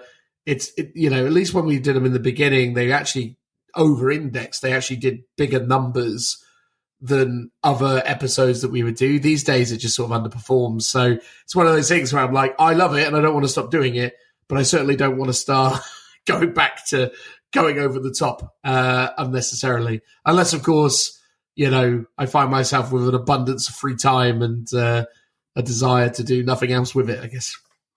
Yeah, I think that's fair enough. I think there's the joy of actually all meeting up in person, because that is pretty much like our last hurrah for the year where we actually all get to hang out with each other. So otherwise it would be like Warhammer World sometime in November, December when we'd all be together. So I like it for that aspect, and I feel like it has a special kind of vibe that it's just special because we're all in the same place, and I think that makes the show work a little bit better. But as you say, the technical aspects of the hurdles that we need to get over if we were to do that again, I don't think they should be beyond our ability to overcome. I see a lot of people obviously do really great work when it comes to producing content with multiple contributors and so on and so forth. It's just that thing, isn't it? If you want to hit a sort of sweet spot of 4 individuals, you just got to get that kind of technology right. So it seems feasible. Maybe we just need to do a bit of research, invest in it. Because I am still kind of keen on the idea of doing a Lookout Sir event as well. Like, I do like the idea of finishing up the year with maybe like, a friendly gaming event, maybe like part of, Christmas celebrations of sorts. And then, and then obviously my mind immediately goes to putting on some sort of like mad stage production where it's either like a quiz or I quite liked again the nightmare before a new edition kind of like type of play thing. I love the idea of us putting something like that together, where it's like a parody of not the Nightmare Before Christmas. Sorry, no, that's a Tim Burton movie. What was what's the thing? The Dickens thing with Christmas Carol.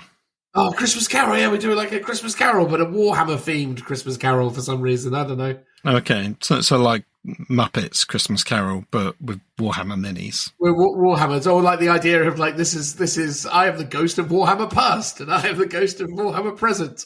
I am the ghost of Warhammer future, and it's like or Warhammer yet to come. Interesting. Yeah. Although with my kind of nostalgia, addled brain, it'll be like, this is Ghost of, Warhammer Past. It's all rose-tinted, lovely, wonderful. It would be the Ghost of 5th edition, obviously. The Ghost of 5th edition, absolutely. And then present would just be what it is now, which, to be fair, is a mixture of things. And depending on whether you're playing 40k, Age of Sigmar, or Heresy, etc., different things to different people. But, I suppose that'd be interesting. And then, who knows, you could take the future of it. But, talking about multiple editions of Warhammer and stuff going on in that space, we haven't really done very much of any Age of Sigmar chat on this episode. Some might even be confused and think we're actually just a 40k podcast. Madness. Games Workshop have revealed today, Phil, new miniatures for both the Stormcast Eternals and the Skavan. We have the Skaven beast thingamabib. I can't find the name for it now. I think it's the Master Molder. The Master Molder, yes, there we go. Of the clans, a Molder. Yeah. An abhorrent colossi. So that's a thing. And then you've also got a new Stormcast geezer from the Ruination Chamber that probably also has a name. But what is he? Helping the brood horror. No, that's no, something else. Knights Azeros, I believe. I think. Fair enough. Yeah, I think so. I mean, we may as well start with the Stormcast Eternal in terms of just a quick bit of stuff about him. That is a terrible miniature. I can't understand what it was that the GW team that were designing this new Ruination Chamber were thinking, but I just feel like they just consistently deliver utter stinkers when it comes to these Stormcast minis. I mean, I don't think I like anything about it. I think it's like the weapons are madly ornate in really cumbersome, horrible ways. The wings are just really underwhelming in their kind of downward trajectory. I mean, maybe if you're looking to do a fun conversion of a Celestine or something, there's some viability to that, but it feels really quite underwhelming. The silhouette of the cloak is just horrible, or rather the tabardy bit, and the base just is busy in a horrible sort of way. And then, and if you're mad enough to go with the human face, you're just kind of met with this kind of weird scoldy bold man that with a big old beard that just doesn't really kind of do anything for you. I just feel it's weird. I understand that Stormcast is supposed to be the poster children of AOS and stuff, but it just feels like the design kind of methodology or general kind of identity of them is, I don't know, it just feels like a race to the bottom with Stormcast at the minute. It's like they keep making them just worse and worse, but maybe I'm being unfair, Phil. What do you think of this ugly geezer? Yeah, I mean, for once, I actually agree with you. I think the Ruination Chamber minis just aren't for my taste, personally. I think the Liberators, the new Liberators and the old Vindicators were perfect. They were taking elements of the old Stormcast, effectively doing true scale Marine-esque elements to it, where they're just much better proportioned. The armor's a bit sort of tidied up, but there's a nice, elegant simplicity to those minis, and that's what I really like. So, for new players, nice and easy to paint. For me, as someone that wants to convert them up, perfect for what I want to use them for. And I think that it just gets a really nice balance of sort of simplicity, functionality, but really good proportions and a nice evolution from the old minis. These Ruination Chamber minis just have far too much stuff going on with them. They've just constantly got loads of scrolls on them, which, fine if you like scrolls.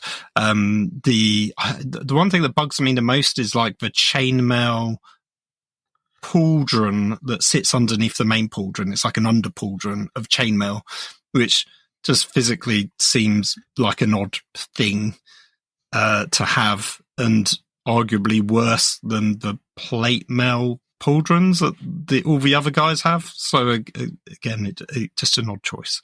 But also it's just more stuff and detail.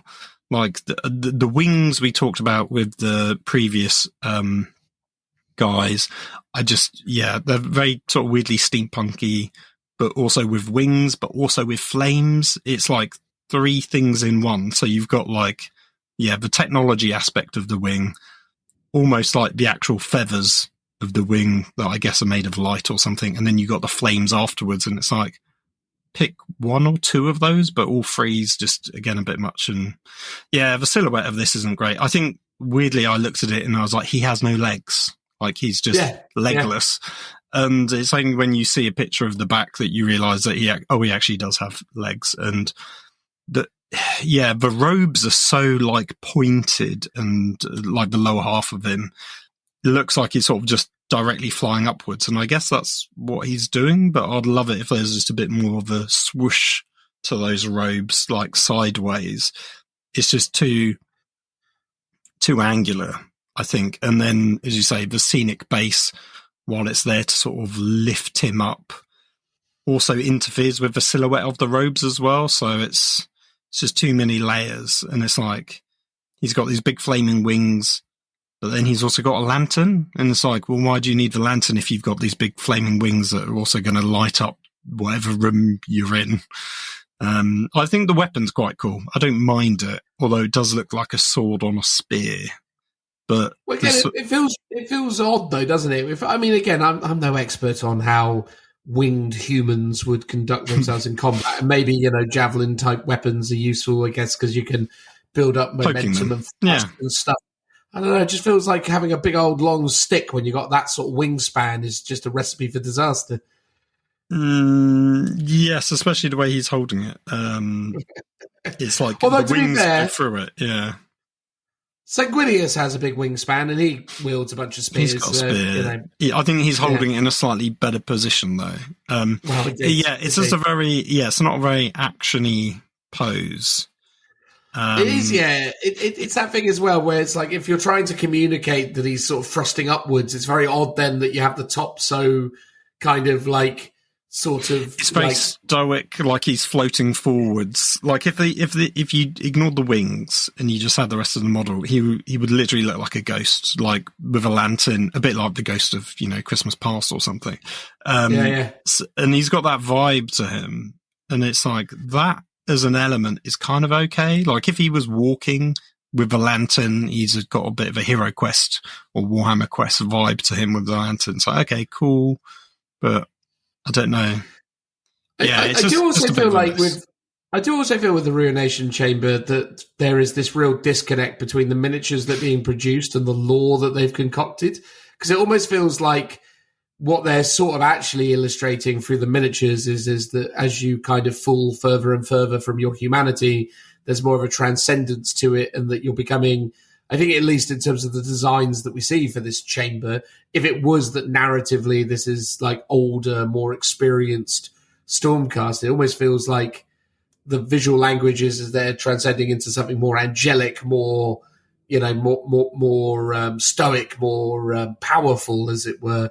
But then they seem to have come up with this narrative that, oh no, they're all going loopy. But it's like, well, this guy looks like he's really got his stuff together. Like he doesn't look like a guy on the edge to me. He feels like he's very in control of himself and his faculties, which again is at odds with what they're saying, because there's basically they've plastered the Death Company story onto Stormcast and then given us miniatures that look like super stoic warrior men, and it's just like, or people, and it's just, I don't know, man. The Ruination Chamber, it's a great name because they're ruining it. Like, I mean, Stormcast were pretty awful beforehand. This is terrible. Like, I hope that this is the last time, for Age of Sigmar's sake, that Stormcast are the poster children of a box set. I think Games Workshop needs to shift over to Cities, quick smart, and just sack these guys off and just let them be the absurd superhero monster men that are in relative like small capacities. Because as players, Stormcast represent probably an equal share in Age of Sigmar. Like, there are as many Stormcast players as there probably are Ogre Moor Tribe players or whatever. Like, they're very equal split. It's not like Space Marines, where like Space Marines are 80% of 40k players. It just sort of feels like, no, just leave them alone. I'm so over them. Well, I think this edition, where they've already sort of sent stuff to Legends and they've gone, the range is too big, so we need to scale it back down again. But yes, at the same time, we're going to resculpt a lot of the minis. They're now in this position where you can't just keep creating more Stormcast, right? You can maybe redo some of the older sculpts, fine. But you get to a stage where I think they just need to leave the faction alone, at least for a decent period. Like, give them the odd character, sure. But yeah, I would much rather each AOS edition like the old Warhammer Fantasy editions, where it's like, just pick 2 factions and just give us 2 new factions, or resculpts of existing factions, and like focus on them. Because otherwise you're going to get this constant bloat with Stormcast, and then, 3 years down the line, oh yeah, those new Ruination sculpts, yeah, they've just got to go because we've got too many minis again, because we keep releasing new sculpts for Stormcast. And it's like, yeah, it's sort of like the Space Marine problem, but they're just not as popular as Space Marines. Yeah, the Space Marine problem isn't a problem because people buy Space Marines in droves, essentially. Like, the Space Marines aren't a problem but also as well because Space Marines are so well fleshed out and so interesting and so varied. There's so many different ways that you can take units and be creative with them. I feel like, there's so many different archetypes and places and styles where you can put those units in. So maybe, you as a player doesn't prioritize things like eliminators because you're not really bothered about the phobos stuff and you don't think too much about the sniping. But for other players, that's like the core of their army. Same with like assault intercessors, regular intercessors, dreadnoughts, aggressors. There's so much variety that, different armies and different playstyles want to tap into. So, Space Marines is odd because even though Space Marines is one big range, it feels like it's a big range made up of multiple different armies, whereas Stormcast just feel like Stormcast.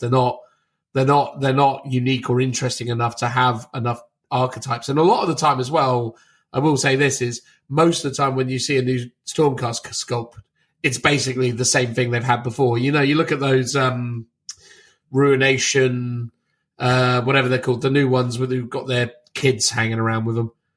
Oh yeah, that is the Ruination Chamber. But what's the name of the actual squad? Unit? Oh, it doesn't matter. Whatever they're called, I'm sure they'll be good for 5 minutes and then no one will care. But like those guys, like there's already like units in Stormcast that are that archetype that have axes and shields and other things, and it's like, why did we need a new unit of guys with axes and shields when you've already got them? It's like yeah. I mean, so they're the Reclusians. Is that 3-man squad with the two characters? Yes, and I think that was sort of the problem that they had before, whereas they had Stormcast that were shooting with like longbows, but then they had Stormcast that were shooting with crossbows, and then they had others that were shooting, but they were like from whatever the scouting sort of ranger chamber was, and so many things that were just too similar to each other.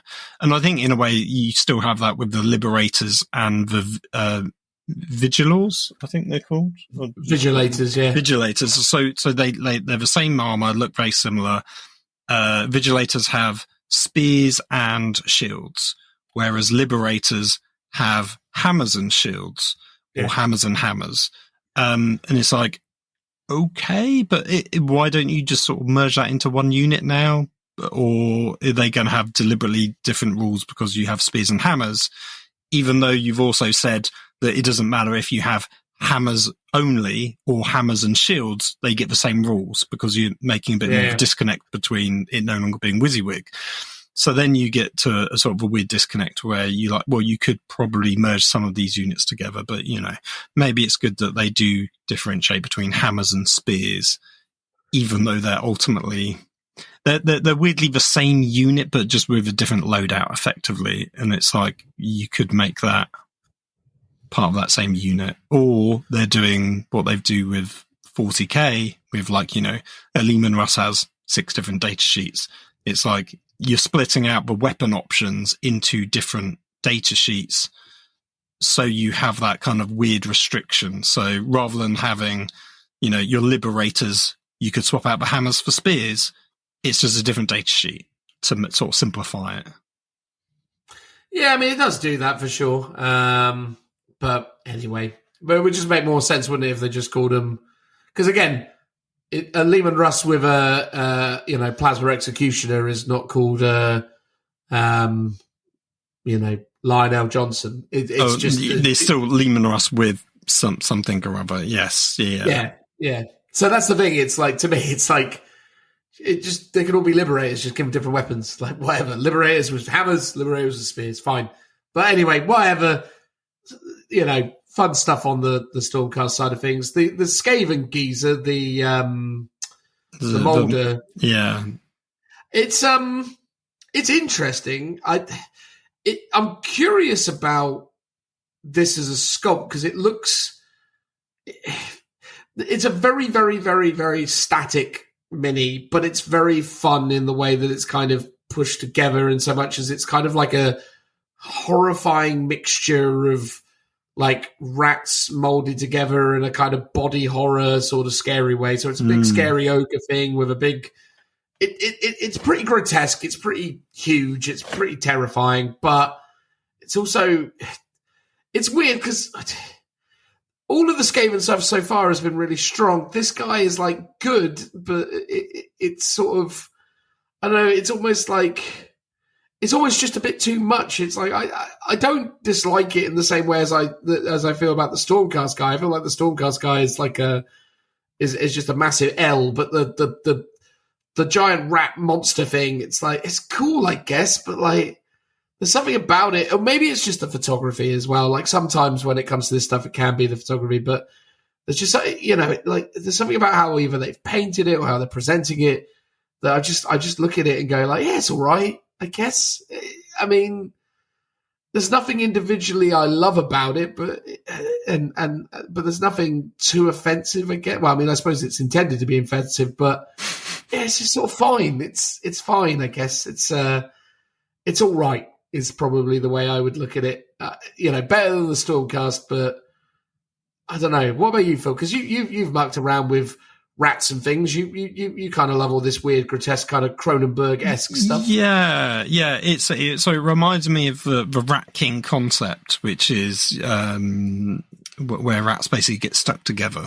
And I did a thing ages ago for Wartime / Necromunda, where there's a bunch of humans all stuck together in that. It's like Cronenberg body horror. So it is like that. And I almost wish they would lean more into it. And there's 5 or 6 different rat heads in there. But, I feel like the lore behind it is you've got a small, smart rat and a big, dumb brute of a rat. And the small rat's kind of the brains. I want to believe it's a tiny nod to Master Blaster from Mad Max 2, where you've got the little rat on top of the big rat, or big person in the case of Mad Max. Overall, I quite like it. I suspect it's sort of much smaller than you think it's going to be. Like, it feels like this could be almost like a Glotkin size model, but I feel like it's more of a Dreadnought size model on like a 50 or 60 millimeter base, maybe. And by Dreadnought you mean the old Spudnaughts, not the modern day Redemptor. I don't think it will even be as big as a Redemptor. Yeah, I think it would be a bit smaller, like the old school ones. I think the one thing that's a little bit odd is all its like little knife claws. I would almost rather they were like little feeble rat hands. But obviously and the one thing that I like about it is actually they have toned down that weird sort of warpstone infused into the body. Like there's a little bit on one of the claws, but that's it. And I like all the kind of sort of steampunky tubes and pipes and stuff on the back. I think that's all cool. The flare and the gun looks kind of cool. There's maybe, as always with these things, there's a lot of detail. And, I think less is more a lot of the time when it comes to a good model design and a good silhouette. So, but overall, I think it's the stronger of the two, and I do like it. Yeah, it's definitely the stronger of the two for sure. And I suppose the idea of a big ogre one with a brain geezer sort of strapped onto him. I mean, although you have to kind of question how smart he is to have to sew himself onto something like that. I'm guessing he wasn't in a good way before it happens. It's one of those things, though, isn't it, where it's kind of like, they kind of describe it as like, this is quite a rare thing or whatever, but it'll be like Wraith Knights, where it's like there's only like one Wraith Knight per craft world. They're very rare until you turned up to a game of early 10th edition 40k, and then all of a sudden every craft world's got free. It's like, oh, okay. But it's interesting. I just think neither of them are like, definitely not the Stormcast, but it's not a slam dunk, is what I would say. But it's all right for what it is. Yeah, because actually, I'm just thinking about it now. So you've got the traditional winged Stormcast, and before you actually had a winged model holding a lantern. So I assume this is a redo of that original kind of winged character. That old mini was so cool by comparison. Like, I know I'm a bit of a nostalgia geezer when it comes to it, and I didn't I didn't really play Age of Sigmar when it first came out, but even I back then was really impressed with some of the early Stormcast sculpts. Like I think some of the really early Stormcast sculpts, though, you can probably look at them now and think, oh, they're not all that. But like some of the early ones, including your man with the lantern, were really, really cool. Like there were some very, very good ones in there.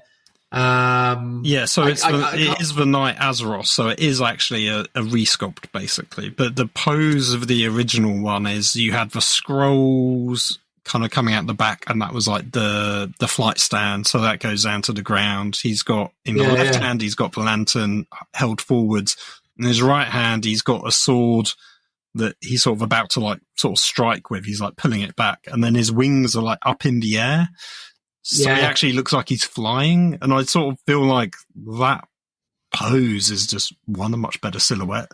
But yeah, it just works better. It feels like it's telling much more of a story about what's going on. And personally, I feel like it ties in better with the unit that he's clearly meant to like be with. Whereas I feel like the current, or like the new winged models, what are they called again? If I can remember, they are just trying to find this. No, prosecutors. Yeah, prosecutors. So the current prosecutors don't feel like they're part of the Ruination Chamber. They just look like resculpts of prosecutors. Whereas, and I could be wrong in this, but it feels like, the Knight Azeroth is like the Ruination Chamber variant, but then he maybe looks a bit too different from the new prosecutors. I mean, I'd need to relook at the prosecutors to see, but I felt like they were a bit more simple in their design. But I could be mistaken. See, weirdly, when I was looking at him, I got sort of tones of the old Celestant Prime, which was the guy with these swirling. And again, even that mini back then was so cool. Like I know, like maybe now it might not be quite on point, but again, like certainly early on in Sigmar, like minis like that were like, okay, that's pretty. That like again. I freely admit that some of the early Stormcast sculpts weren't super duper awesome by the standards of the day, but I feel like many of them are better than the new stuff we're getting. It feels like maybe in an attempt to try and make them less kind of generic, they've almost sort of made them less interesting, I suppose. Like I just sort of feel like, there was a sort of simple bliss to what they were before, whereas now it feels like they're a bit overdone, I would say.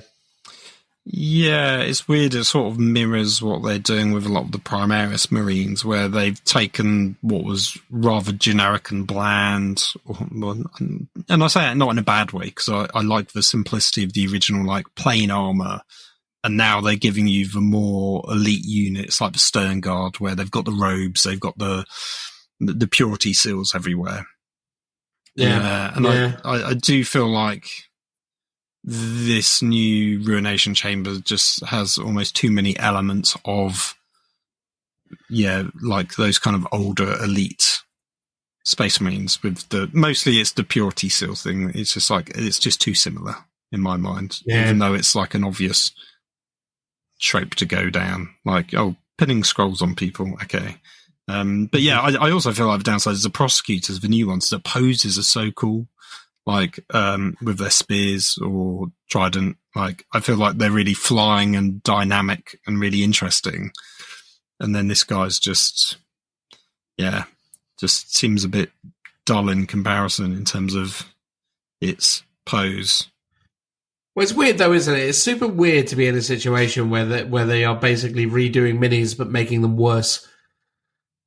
Well, I think you could arguably go like it's a cooler mini and it's got more detail on it, and it's It's not though, and that detail is bad. Yeah, I mean, this could be one of those ones that will grow on me over time. Like no, it's terrible. They announced, didn't they, that the Age of Sigmar 4 is coming out on the 13th of July. So Saturday, the 13th of July, before anyone starts thinking Friday the 13th type variables. So by the time this podcast comes out, it will be only 4 weeks away. So far away. Yeah. Yes. No, it's interesting. Yeah. It's, I'm looking forward to seeing what they do with it. I still have some slight reservations about things. I feel like there's like one really obvious miss that I feel like they got wrong. And it's very fundamental to the layout of the War Scrolls.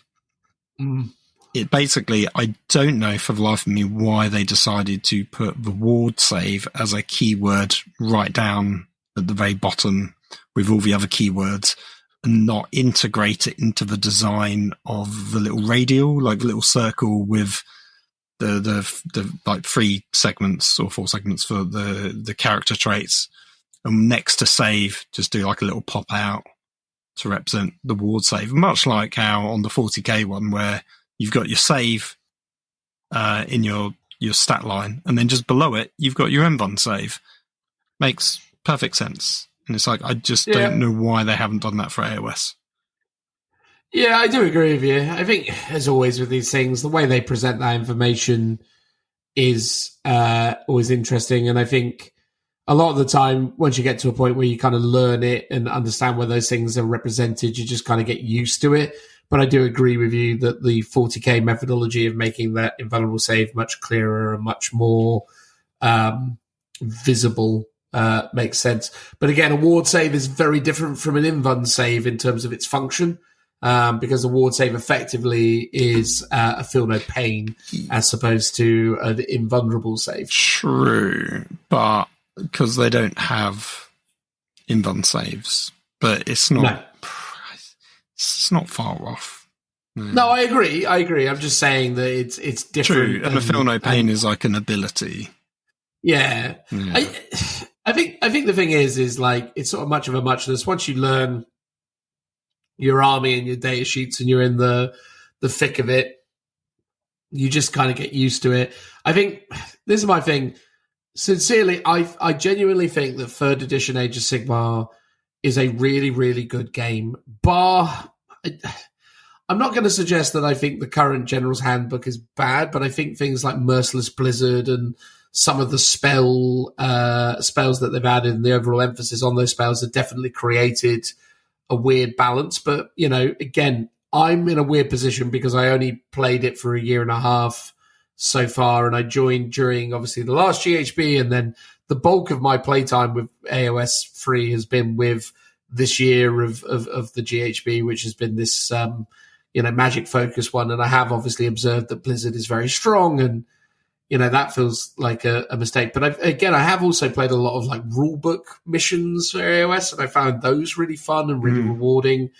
My sincere opinion is that I genuinely believe on the whole, as a community, certainly those that are interested in organized play, match play, etc. I know we always want to rush off to the new thing, but it feels more and more that like we should just sort of, you know, certainly with these kind of ITC seasons, I think we should just continue playing the current or, you know, soon old version through till like the end of the year at least, because it feels like with AOS 3 right now, the game is really good.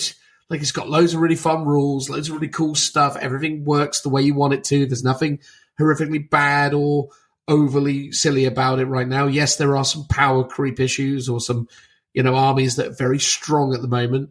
But again, if like, you know, as a community, we continue just to support it till the end of this year, you know, and GW kind of bought into that, which they never will, because they'll obviously want to continue selling us the new stuff. But it would be just nice, wouldn't it, if like, yes, there is a new set of rules, and yes, this will be what we're going to be playing competitively in tournaments in 6 months' time.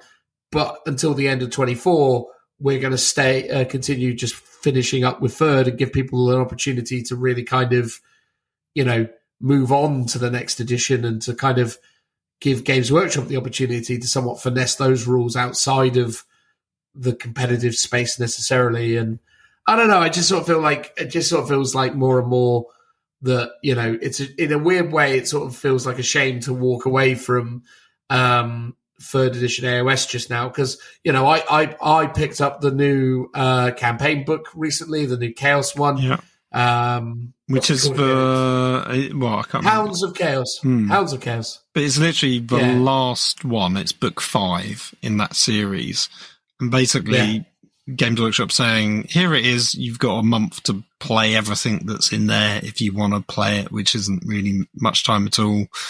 Let alone read it and sit down and have a big read through. So, I was same with 9th edition 40k. I was an advocate, even though it was widely seen as not a very good edition. I was like, actually, I think it's in a good spot for what it is, and it's pretty balanced now. Finally, all the rules are out. People, like Astra Militarum and World Eaters can enjoy their codexes. Same for Dark Oath that has just come out, that I think is actually in the book that we're talking about. So let people just enjoy that for a bit. Let the dust settle before pushing out the new edition. It's like, we don't need to... It's odd that they don't feel like they can just let things rest and simmer for a bit and let people enjoy their purchases.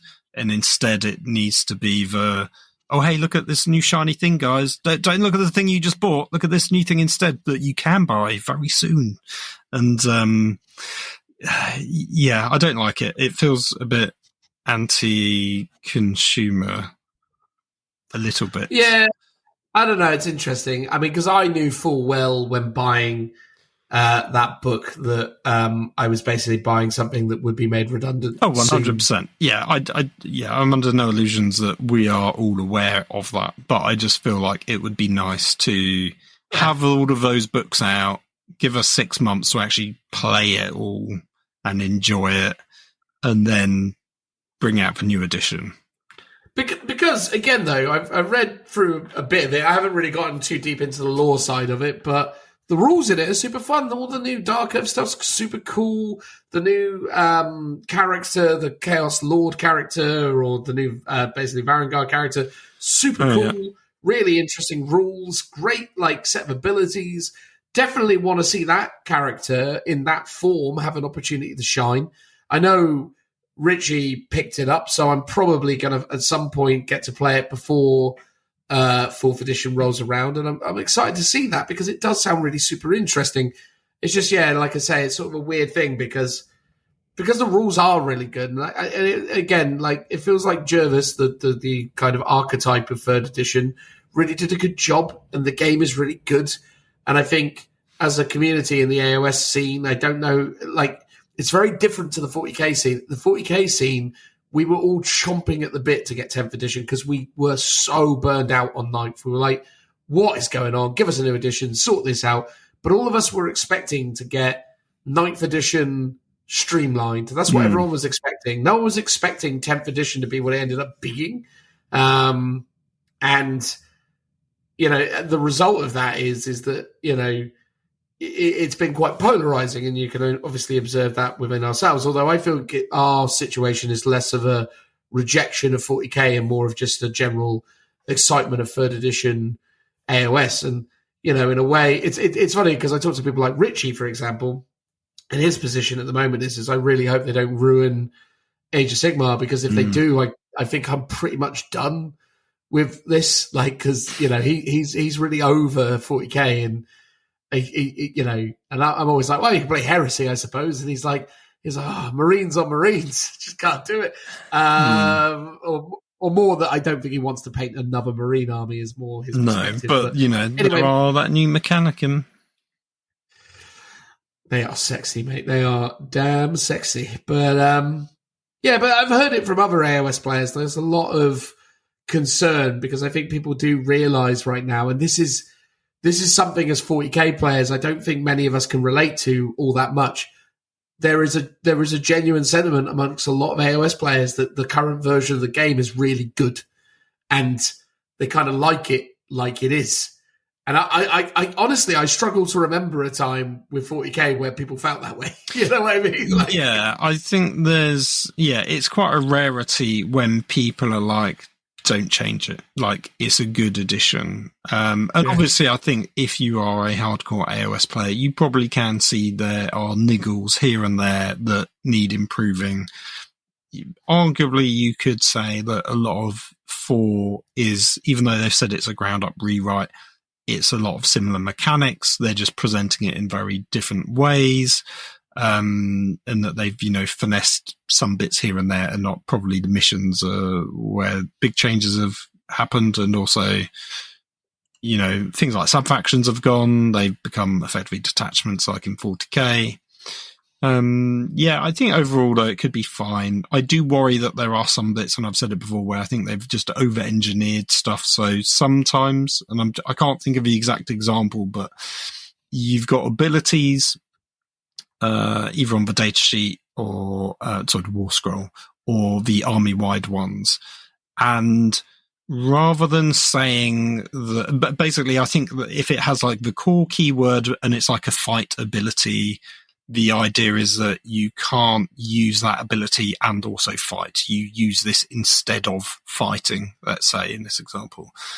And I think the only thing that signifies that is in the keywords at the bottom of that action, is that it just says core. Whereas normally it would just say, in layman's terms, instead of fighting, do this. Or do this, but you can't now fight. Clear as day, super easy. And instead they've sort of made it so granular that you need to be very aware of these interactions with the fundamental kind of mechanics of the game that aren't maybe obvious to a lot of people. And I think as a learning curve, people get those things wrong quite a lot, I think. But I feel like once you've learned the game and you've learned, as you were saying, once you work out how it all works, the game technically is more streamlined because they don't have those words in there cluttering the data sheet. And it's, it's just a keyword to signify that's what it does, or it's a keyword that signifies that this thing happens only once per game or once per turn or whatever. So I worry that there's elements to that which might be harder to pick up, but maybe better in the long run. Yeah, I mean, there's always pros and cons to every approach that they take.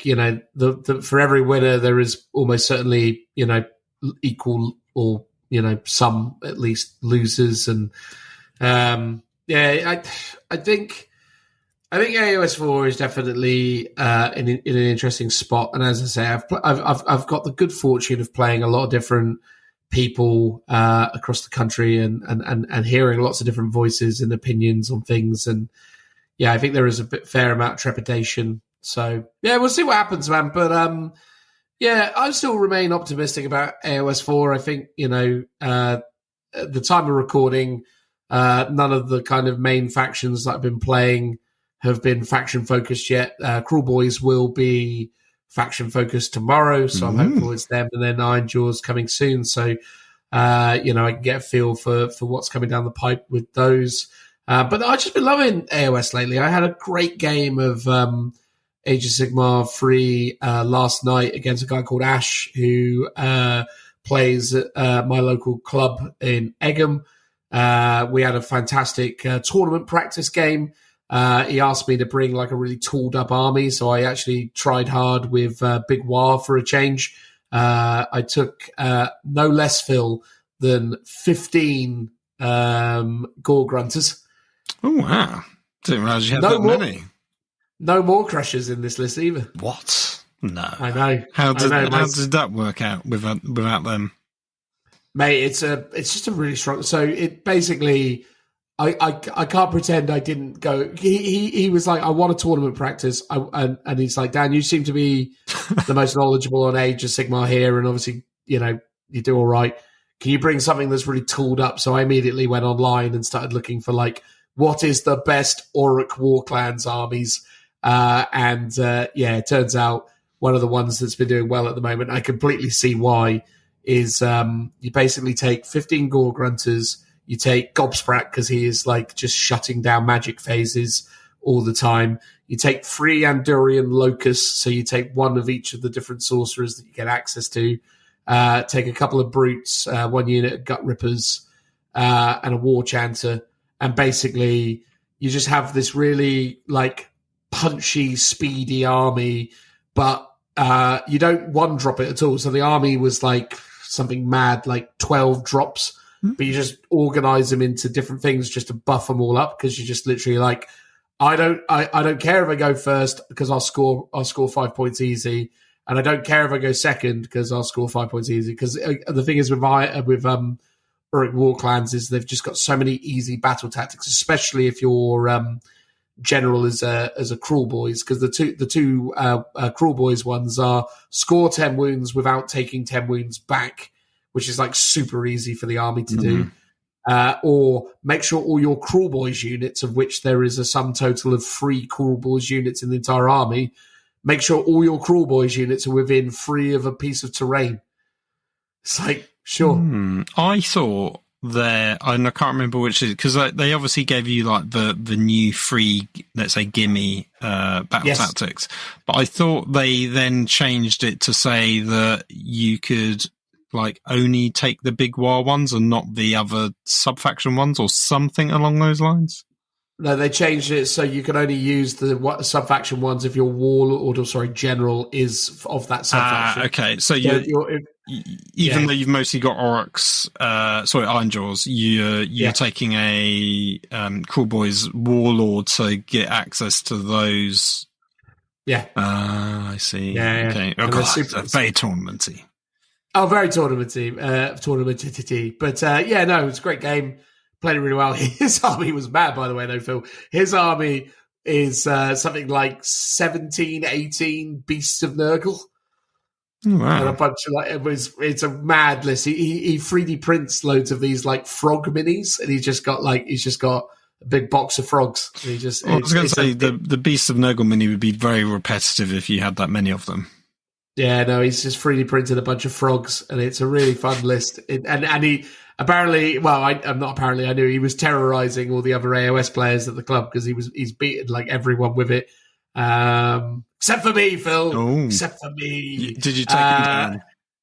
Mate, I'll tell you what it is, though, if I'm honest with you. It's just because I explained to him what the mask does on the shaman. And he was like, oh, yeah, sure, whatever. And he got within 12 of it. So at the start of the hero phase, basically the mask is roll a d6 on a 1-2. You, the caster, take d6 mortal wounds. But on a 3+, you do d3 to the target. So he got like some big, scary war boss mounted monster creature with like 14 wounds and a feel no pain, or rather ward save of 4+ within 12. And I proceeded to roll like something mad, like 14 3+ in a row. I just went, is this the one that you can keep? You just keep going. Did they not change that? Or no, they changed it so it is the first thing you do in the hero phase. You can't move it, you can't manipulate it. Right, okay. But you basically have a 12-inch area of denial around him, because if anyone gets within 12 of him, then he just lets off the mask. Wow. And just goes, have a mask. And it's crazy. Because he's got 7 wounds. He's also got a 6-up ward save, which you can improve to a 4+ ward save, which obviously I do. So even when you're doing mortals to yourself, you're still like, just 4-up ward saves. Oh, right, yeah, okay. Can you then keep rolling, or when you take the wounds, does it stop? No, I can keep going. I can choose to stop at any time, but I have to stop when I'm dead. Right, well, obviously, yeah. Yeah. But in that instance, I think I did something like 2 mortal wounds to myself and something like 25 to him. Wow. Yeah, it was wild. Absolutely wild. It's a fun list. I wonder how many people you've put off from playing AOS now. Oh, well, just that. What? Oh, they're like, oh my God, that's mad. Utter mad. Well, that was 3rd edition, everyone. 4th edition's going to be way better. No, but like, I personally love those crazy mechanics. So I played another lad on Monday. I posted about it on Instagram. I played Julius Salard of YouTube notoriety. And I played against his Kragnos list. So he has Kragnos, but as a crab. And when Kragnos charges, as he will be doing in 4th edition, you roll 2d6 and just multiply the result. So he could do 36 mortal wounds, but he could also do 2. It's quite mad that you multiply. Like, if it was added together, I would be like, fair enough. But multiply is like, oh my God. Yeah. So you get that double 6, it's huge. You get a double 1, it's just 1. So it's like, oh. Unfortunately for me, when I played him, his highest roll on that was a 4, I think. So yeah, we got a couple of games in. That was a very different list. A good dude to play against, though. Fun times. It just turns out he was quite local, and I went down a store near here called Cryptic Caverns, and played against him there. So that's been fun. But it was just good, man. Like, I'm enjoying it a lot. But I've also, I tell you what, as well, truth be told, I've also really enjoyed 40k a lot lately as well. I feel like my games of 40k aren't nearly as action packed or exciting or memorable as Age of Sigmar. But yeah, coming off the back of that tournament I did at the club in Egham, but then also just generally playing it in the general sense, I think it's in a good spot in terms of, or rather, I just have fun with it. I enjoy getting together with people and slinging cubes. It's a good time. But I have made a concerted effort as well to really get my heresy stuff done. So I'm literally one kit away from getting my 3,000 point heresy army on the table. Not painted, admittedly, but undercoated. So that's going good. But obviously, what's the last Phil, unit to paint up or build even? Just 5 more Deathwing companions. Which is a 75 quid box, by the way, for 5 little Space Marines. It was a bit of a bitter pill to swallow, but 10 of them and Corswain was just something I couldn't turn down. Fair enough. But but you'll be able to join Heresy soon, won't you? You'll be getting involved with that once you get these Thunder Warriors gone. Have you decided how you're going to paint them yet, Phil? What colour are you doing them? Well, I was actually talking to someone on Facebook a couple of days ago about this. I like the idea that I'm just going to do a gold. Really? You want gold? Well, so the two options are, I like the idea of a really bright, shiny gold that is different from my Minotaurs, which is like a brass colour.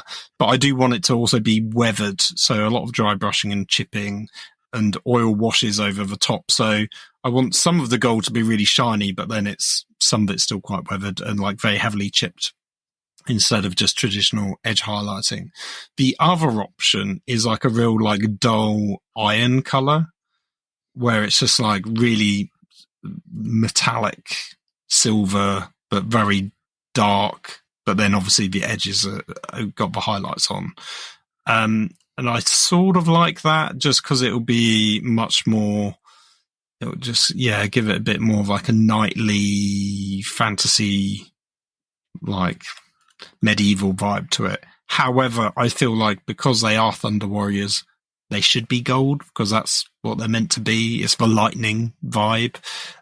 Although I then go around in circles in my head a little bit and say, well, if Games Workshop were to ever do Thunder Warriors, they would do the same treatment that they would do with Custodes, right? And basically have multiple color schemes. Like they wouldn't just be gold. I could do whatever. So in theory, I feel like I could paint them a different color, but I feel like I should paint them gold. It's interesting, isn't it? Because when you look at the Blanche artwork, which is a bit of a loaded statement because, I mean, for the stuff that it is, it's he often goes down that. Again, you kind of look at it, and again, it is more, I'd say it's more bronze than gold, but the problem is, obviously, for you is that you've already got an extensive amount of bronze. Yes, well, I would also, I mean, here's the thing. So John Blanche has done 3 images that are often attributed to be Thunder Warriors. However, if you read the description, it does specifically say Space Marines in Mark 1 power armor, like Thunder armor. However, I've heard people say that this was a time before Thunder Warriors were like actually called Thunder Warriors and that it was a bit more of a retcon and that this, predated that. So these are technically Thunder Warriors, but they're not named. So I'm not sure how true or accurate that is, but I have seen that banded around. So yeah, those 3 images are sort of what you can go on from a color scheme. And I like the idea of taking his color palette. So he has basically lots of yellows and reds and kind of cream colors plus black.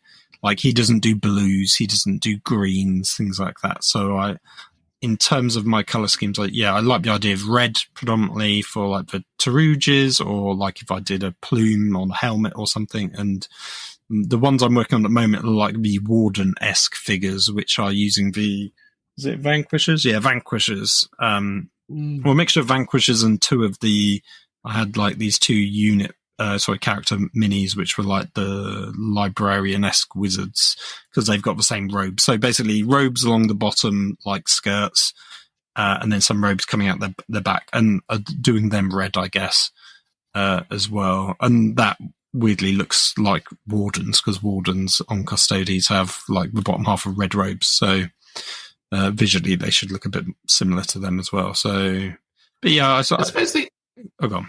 I suppose the other benefit of doing the gold is that, given that your intent is to run them as Custodes, both in 40k and Horus Heresy, visually similar. Visually having them gold would again aid your opponents in that kind of cognitive dissonance, or as it were, or rather more the sort of visual representation, I guess, more than cognitive dissonance. It would just mean that when you're looking at it, they probably look slightly more custodian or Custodes, and that might be helpful. Yeah. But then maybe that's a negative, because then it just looks like a heavily converted Custodes army rather than immediately playing as a Thunder Warriors army. Because a lot of, obviously, the issue with the Stormcast sculpts is they do kind of lend themselves quite well into that kind of silhouette and that kind of look of a Custodes. So I guess the challenge is do you want it to read as Thunder Warriors from a distance? Like, do you want people to come over and go, oh, Thunder Warriors, cool? Or do you want to go, oh, that's a cool looking Custodes army? I don't know. I mean, I've seen weirdly in the last few months, and especially the last few weeks, loads more Custodes players modifying and kitbashing Stormcast into Custodes, predominantly either some of the older armor or like the Annihilator armor, because that's like quite big and chunky, sort of Terminator-esque, but for like characters like not Vald or Trajan and stuff like that. So I can sort of, in a way, the uniqueness of my concept has been diluted somewhat over the years because more people are doing it, although mine's more Thunder Warriors than Custodes, but I'm obviously just playing them as Custodes. So yeah, I think if I painted them silver, for example, they would look completely unique and people would be like, well, what are they? I think if I painted them gold, people would still be like, what are they? But they might obviously be like, oh, these Custodes?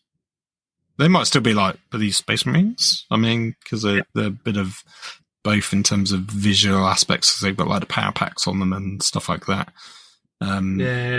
So yeah, I'm still looking at recipes online. I discovered recently Valdor Gold looks like a very nice, like cool gold color. So maybe not for the whole, like the base gold color, but definitely as a highlight color, I might try and use that, along with, because I've got Retributor gold, so I want to try and use that, even though I keep seeing lots of, Scale 72 or Vallejo gold about that would probably also look really cool, but I'm trying to stick with Games Workshop paints just because that's predominantly what I've got. So them plus oils and stuff, I think is the way to go.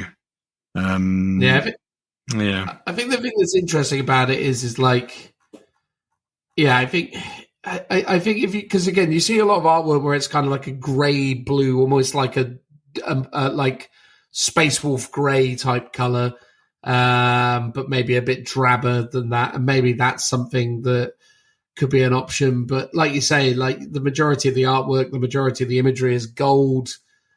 And I'm looking for weirdly, because there's one image from the Horus Heresy covers. I'm trying to think what it's called. It's like, I think it's like an omnibus or a selection of short stories. So it's like a bunch of different characters on the front cover. One of them's like a gang, or I think one of them's like an astropath, and one of them's a Thunder Warrior. And I think he's in purple armor. Ooh, that's cool. Yeah, I can't remember what it's called, but if you googled like Horus Heresy Black Library and then put in Thunder Warrior, he might turn up. Yeah, because I think sincerely, like that new Captain mini that you converted with the jet bike to the side of it is a gorgeous sculpt. But that, to me, as a miniature, that particular miniature reads more Custodes than Thunder Warrior, whereas there are other miniatures that you've done that are so evidently Thunder Warrior. It's quite evident that that's what they are. Yeah, I think it felt like part of that was I couldn't really make the power pack work on those minis, especially the ones on the bikes with the cape sort of flowing behind them. Also, I mean, maybe with a lot more time, but I'm like, I've just got to cut those guys off and work on the next unit. The captain that stood up, I probably could have gotten away with a power pack on him, but then it leads to a bit of oddness that he's got one, but then the other guys don't. Oh, yeah. And, you know, maybe you could just be like, well, it doesn't matter. It just looks cooler, right? And I think the combination of they're wearing slightly lighter armor on the torso plus the lack of power pack does just inherently make them look more like Custodes, because Custodes don't have power packs on them. Whereas, and I think that's probably the big difference. Plus, he's got a bit more of a normal looking face. He's got like a beard, and I can't remember what, is he bald? I can't remember now, but a lot of my Thunder Warriors like have basically, they're either bald or they've got punk haircuts, like mohawks. They're the two, like that's the stipulation that I've given myself. Yeah, I've yet to do the sort of classic sunglasses with plumed helmets. I'm thinking I'll save those for the Sagittarium, which is the Forge World ones with the kind of, effectively it's like a combi bolter that it shoots heavy bolters, like rules wise, they're like heavy bolters, but they can also do this like sort of Death Blast ray gun option as well.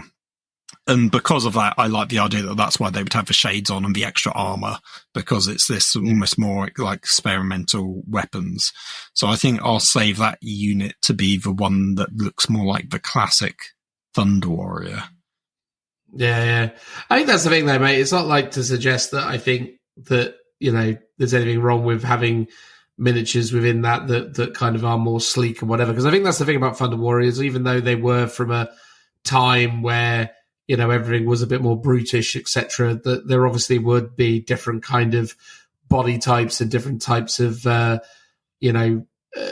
silhouettes and stuff within the ranks. I mean, again, I kind of apply more of a kind of Fist of the North Star style logic to the unification period of Warhammer 40,000. And within that, there were obviously the big, burly, almost very evidently type of Thunder Warrior type people. And then there were the ones that were a little bit more slender and what have you. And yeah, I mean, again, I mean, I'm just looking at the video that you did for the mini. It's the captain on the Pride Rock. It's absolutely stunning, and I think that's the thing, mate. Like, I'm just really intrigued to see how it all kind of comes together in the end. But I think the good thing is with gold, at least as a color selection, just to kind of bring it all back to that.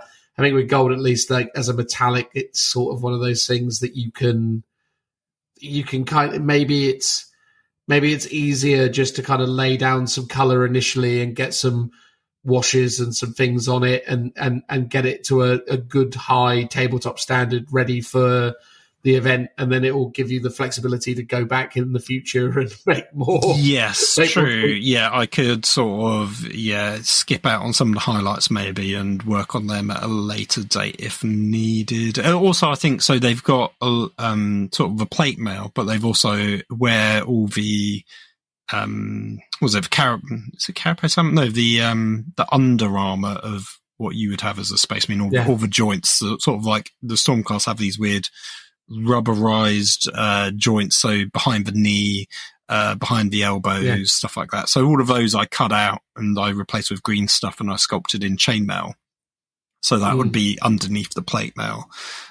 So even though it would be gold plate mail, I would always do silver for those chainmail elements. So you would have a nice little bit of color difference on the model. It's not just all gold all over. I guess if I did it silver, it would be silver all over, because chainmail would also have to be that color, which technically means it would be easier to paint, but also then it's just a bit too monocolor.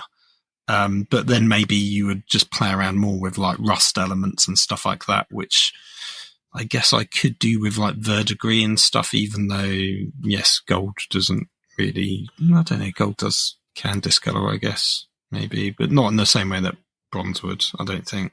It's all made up, right? It's all fictional. It doesn't need to be factually based on reality. So yeah, I could play around with some kind of, rather than rust colors, play around with the verdigris coloring as like an element.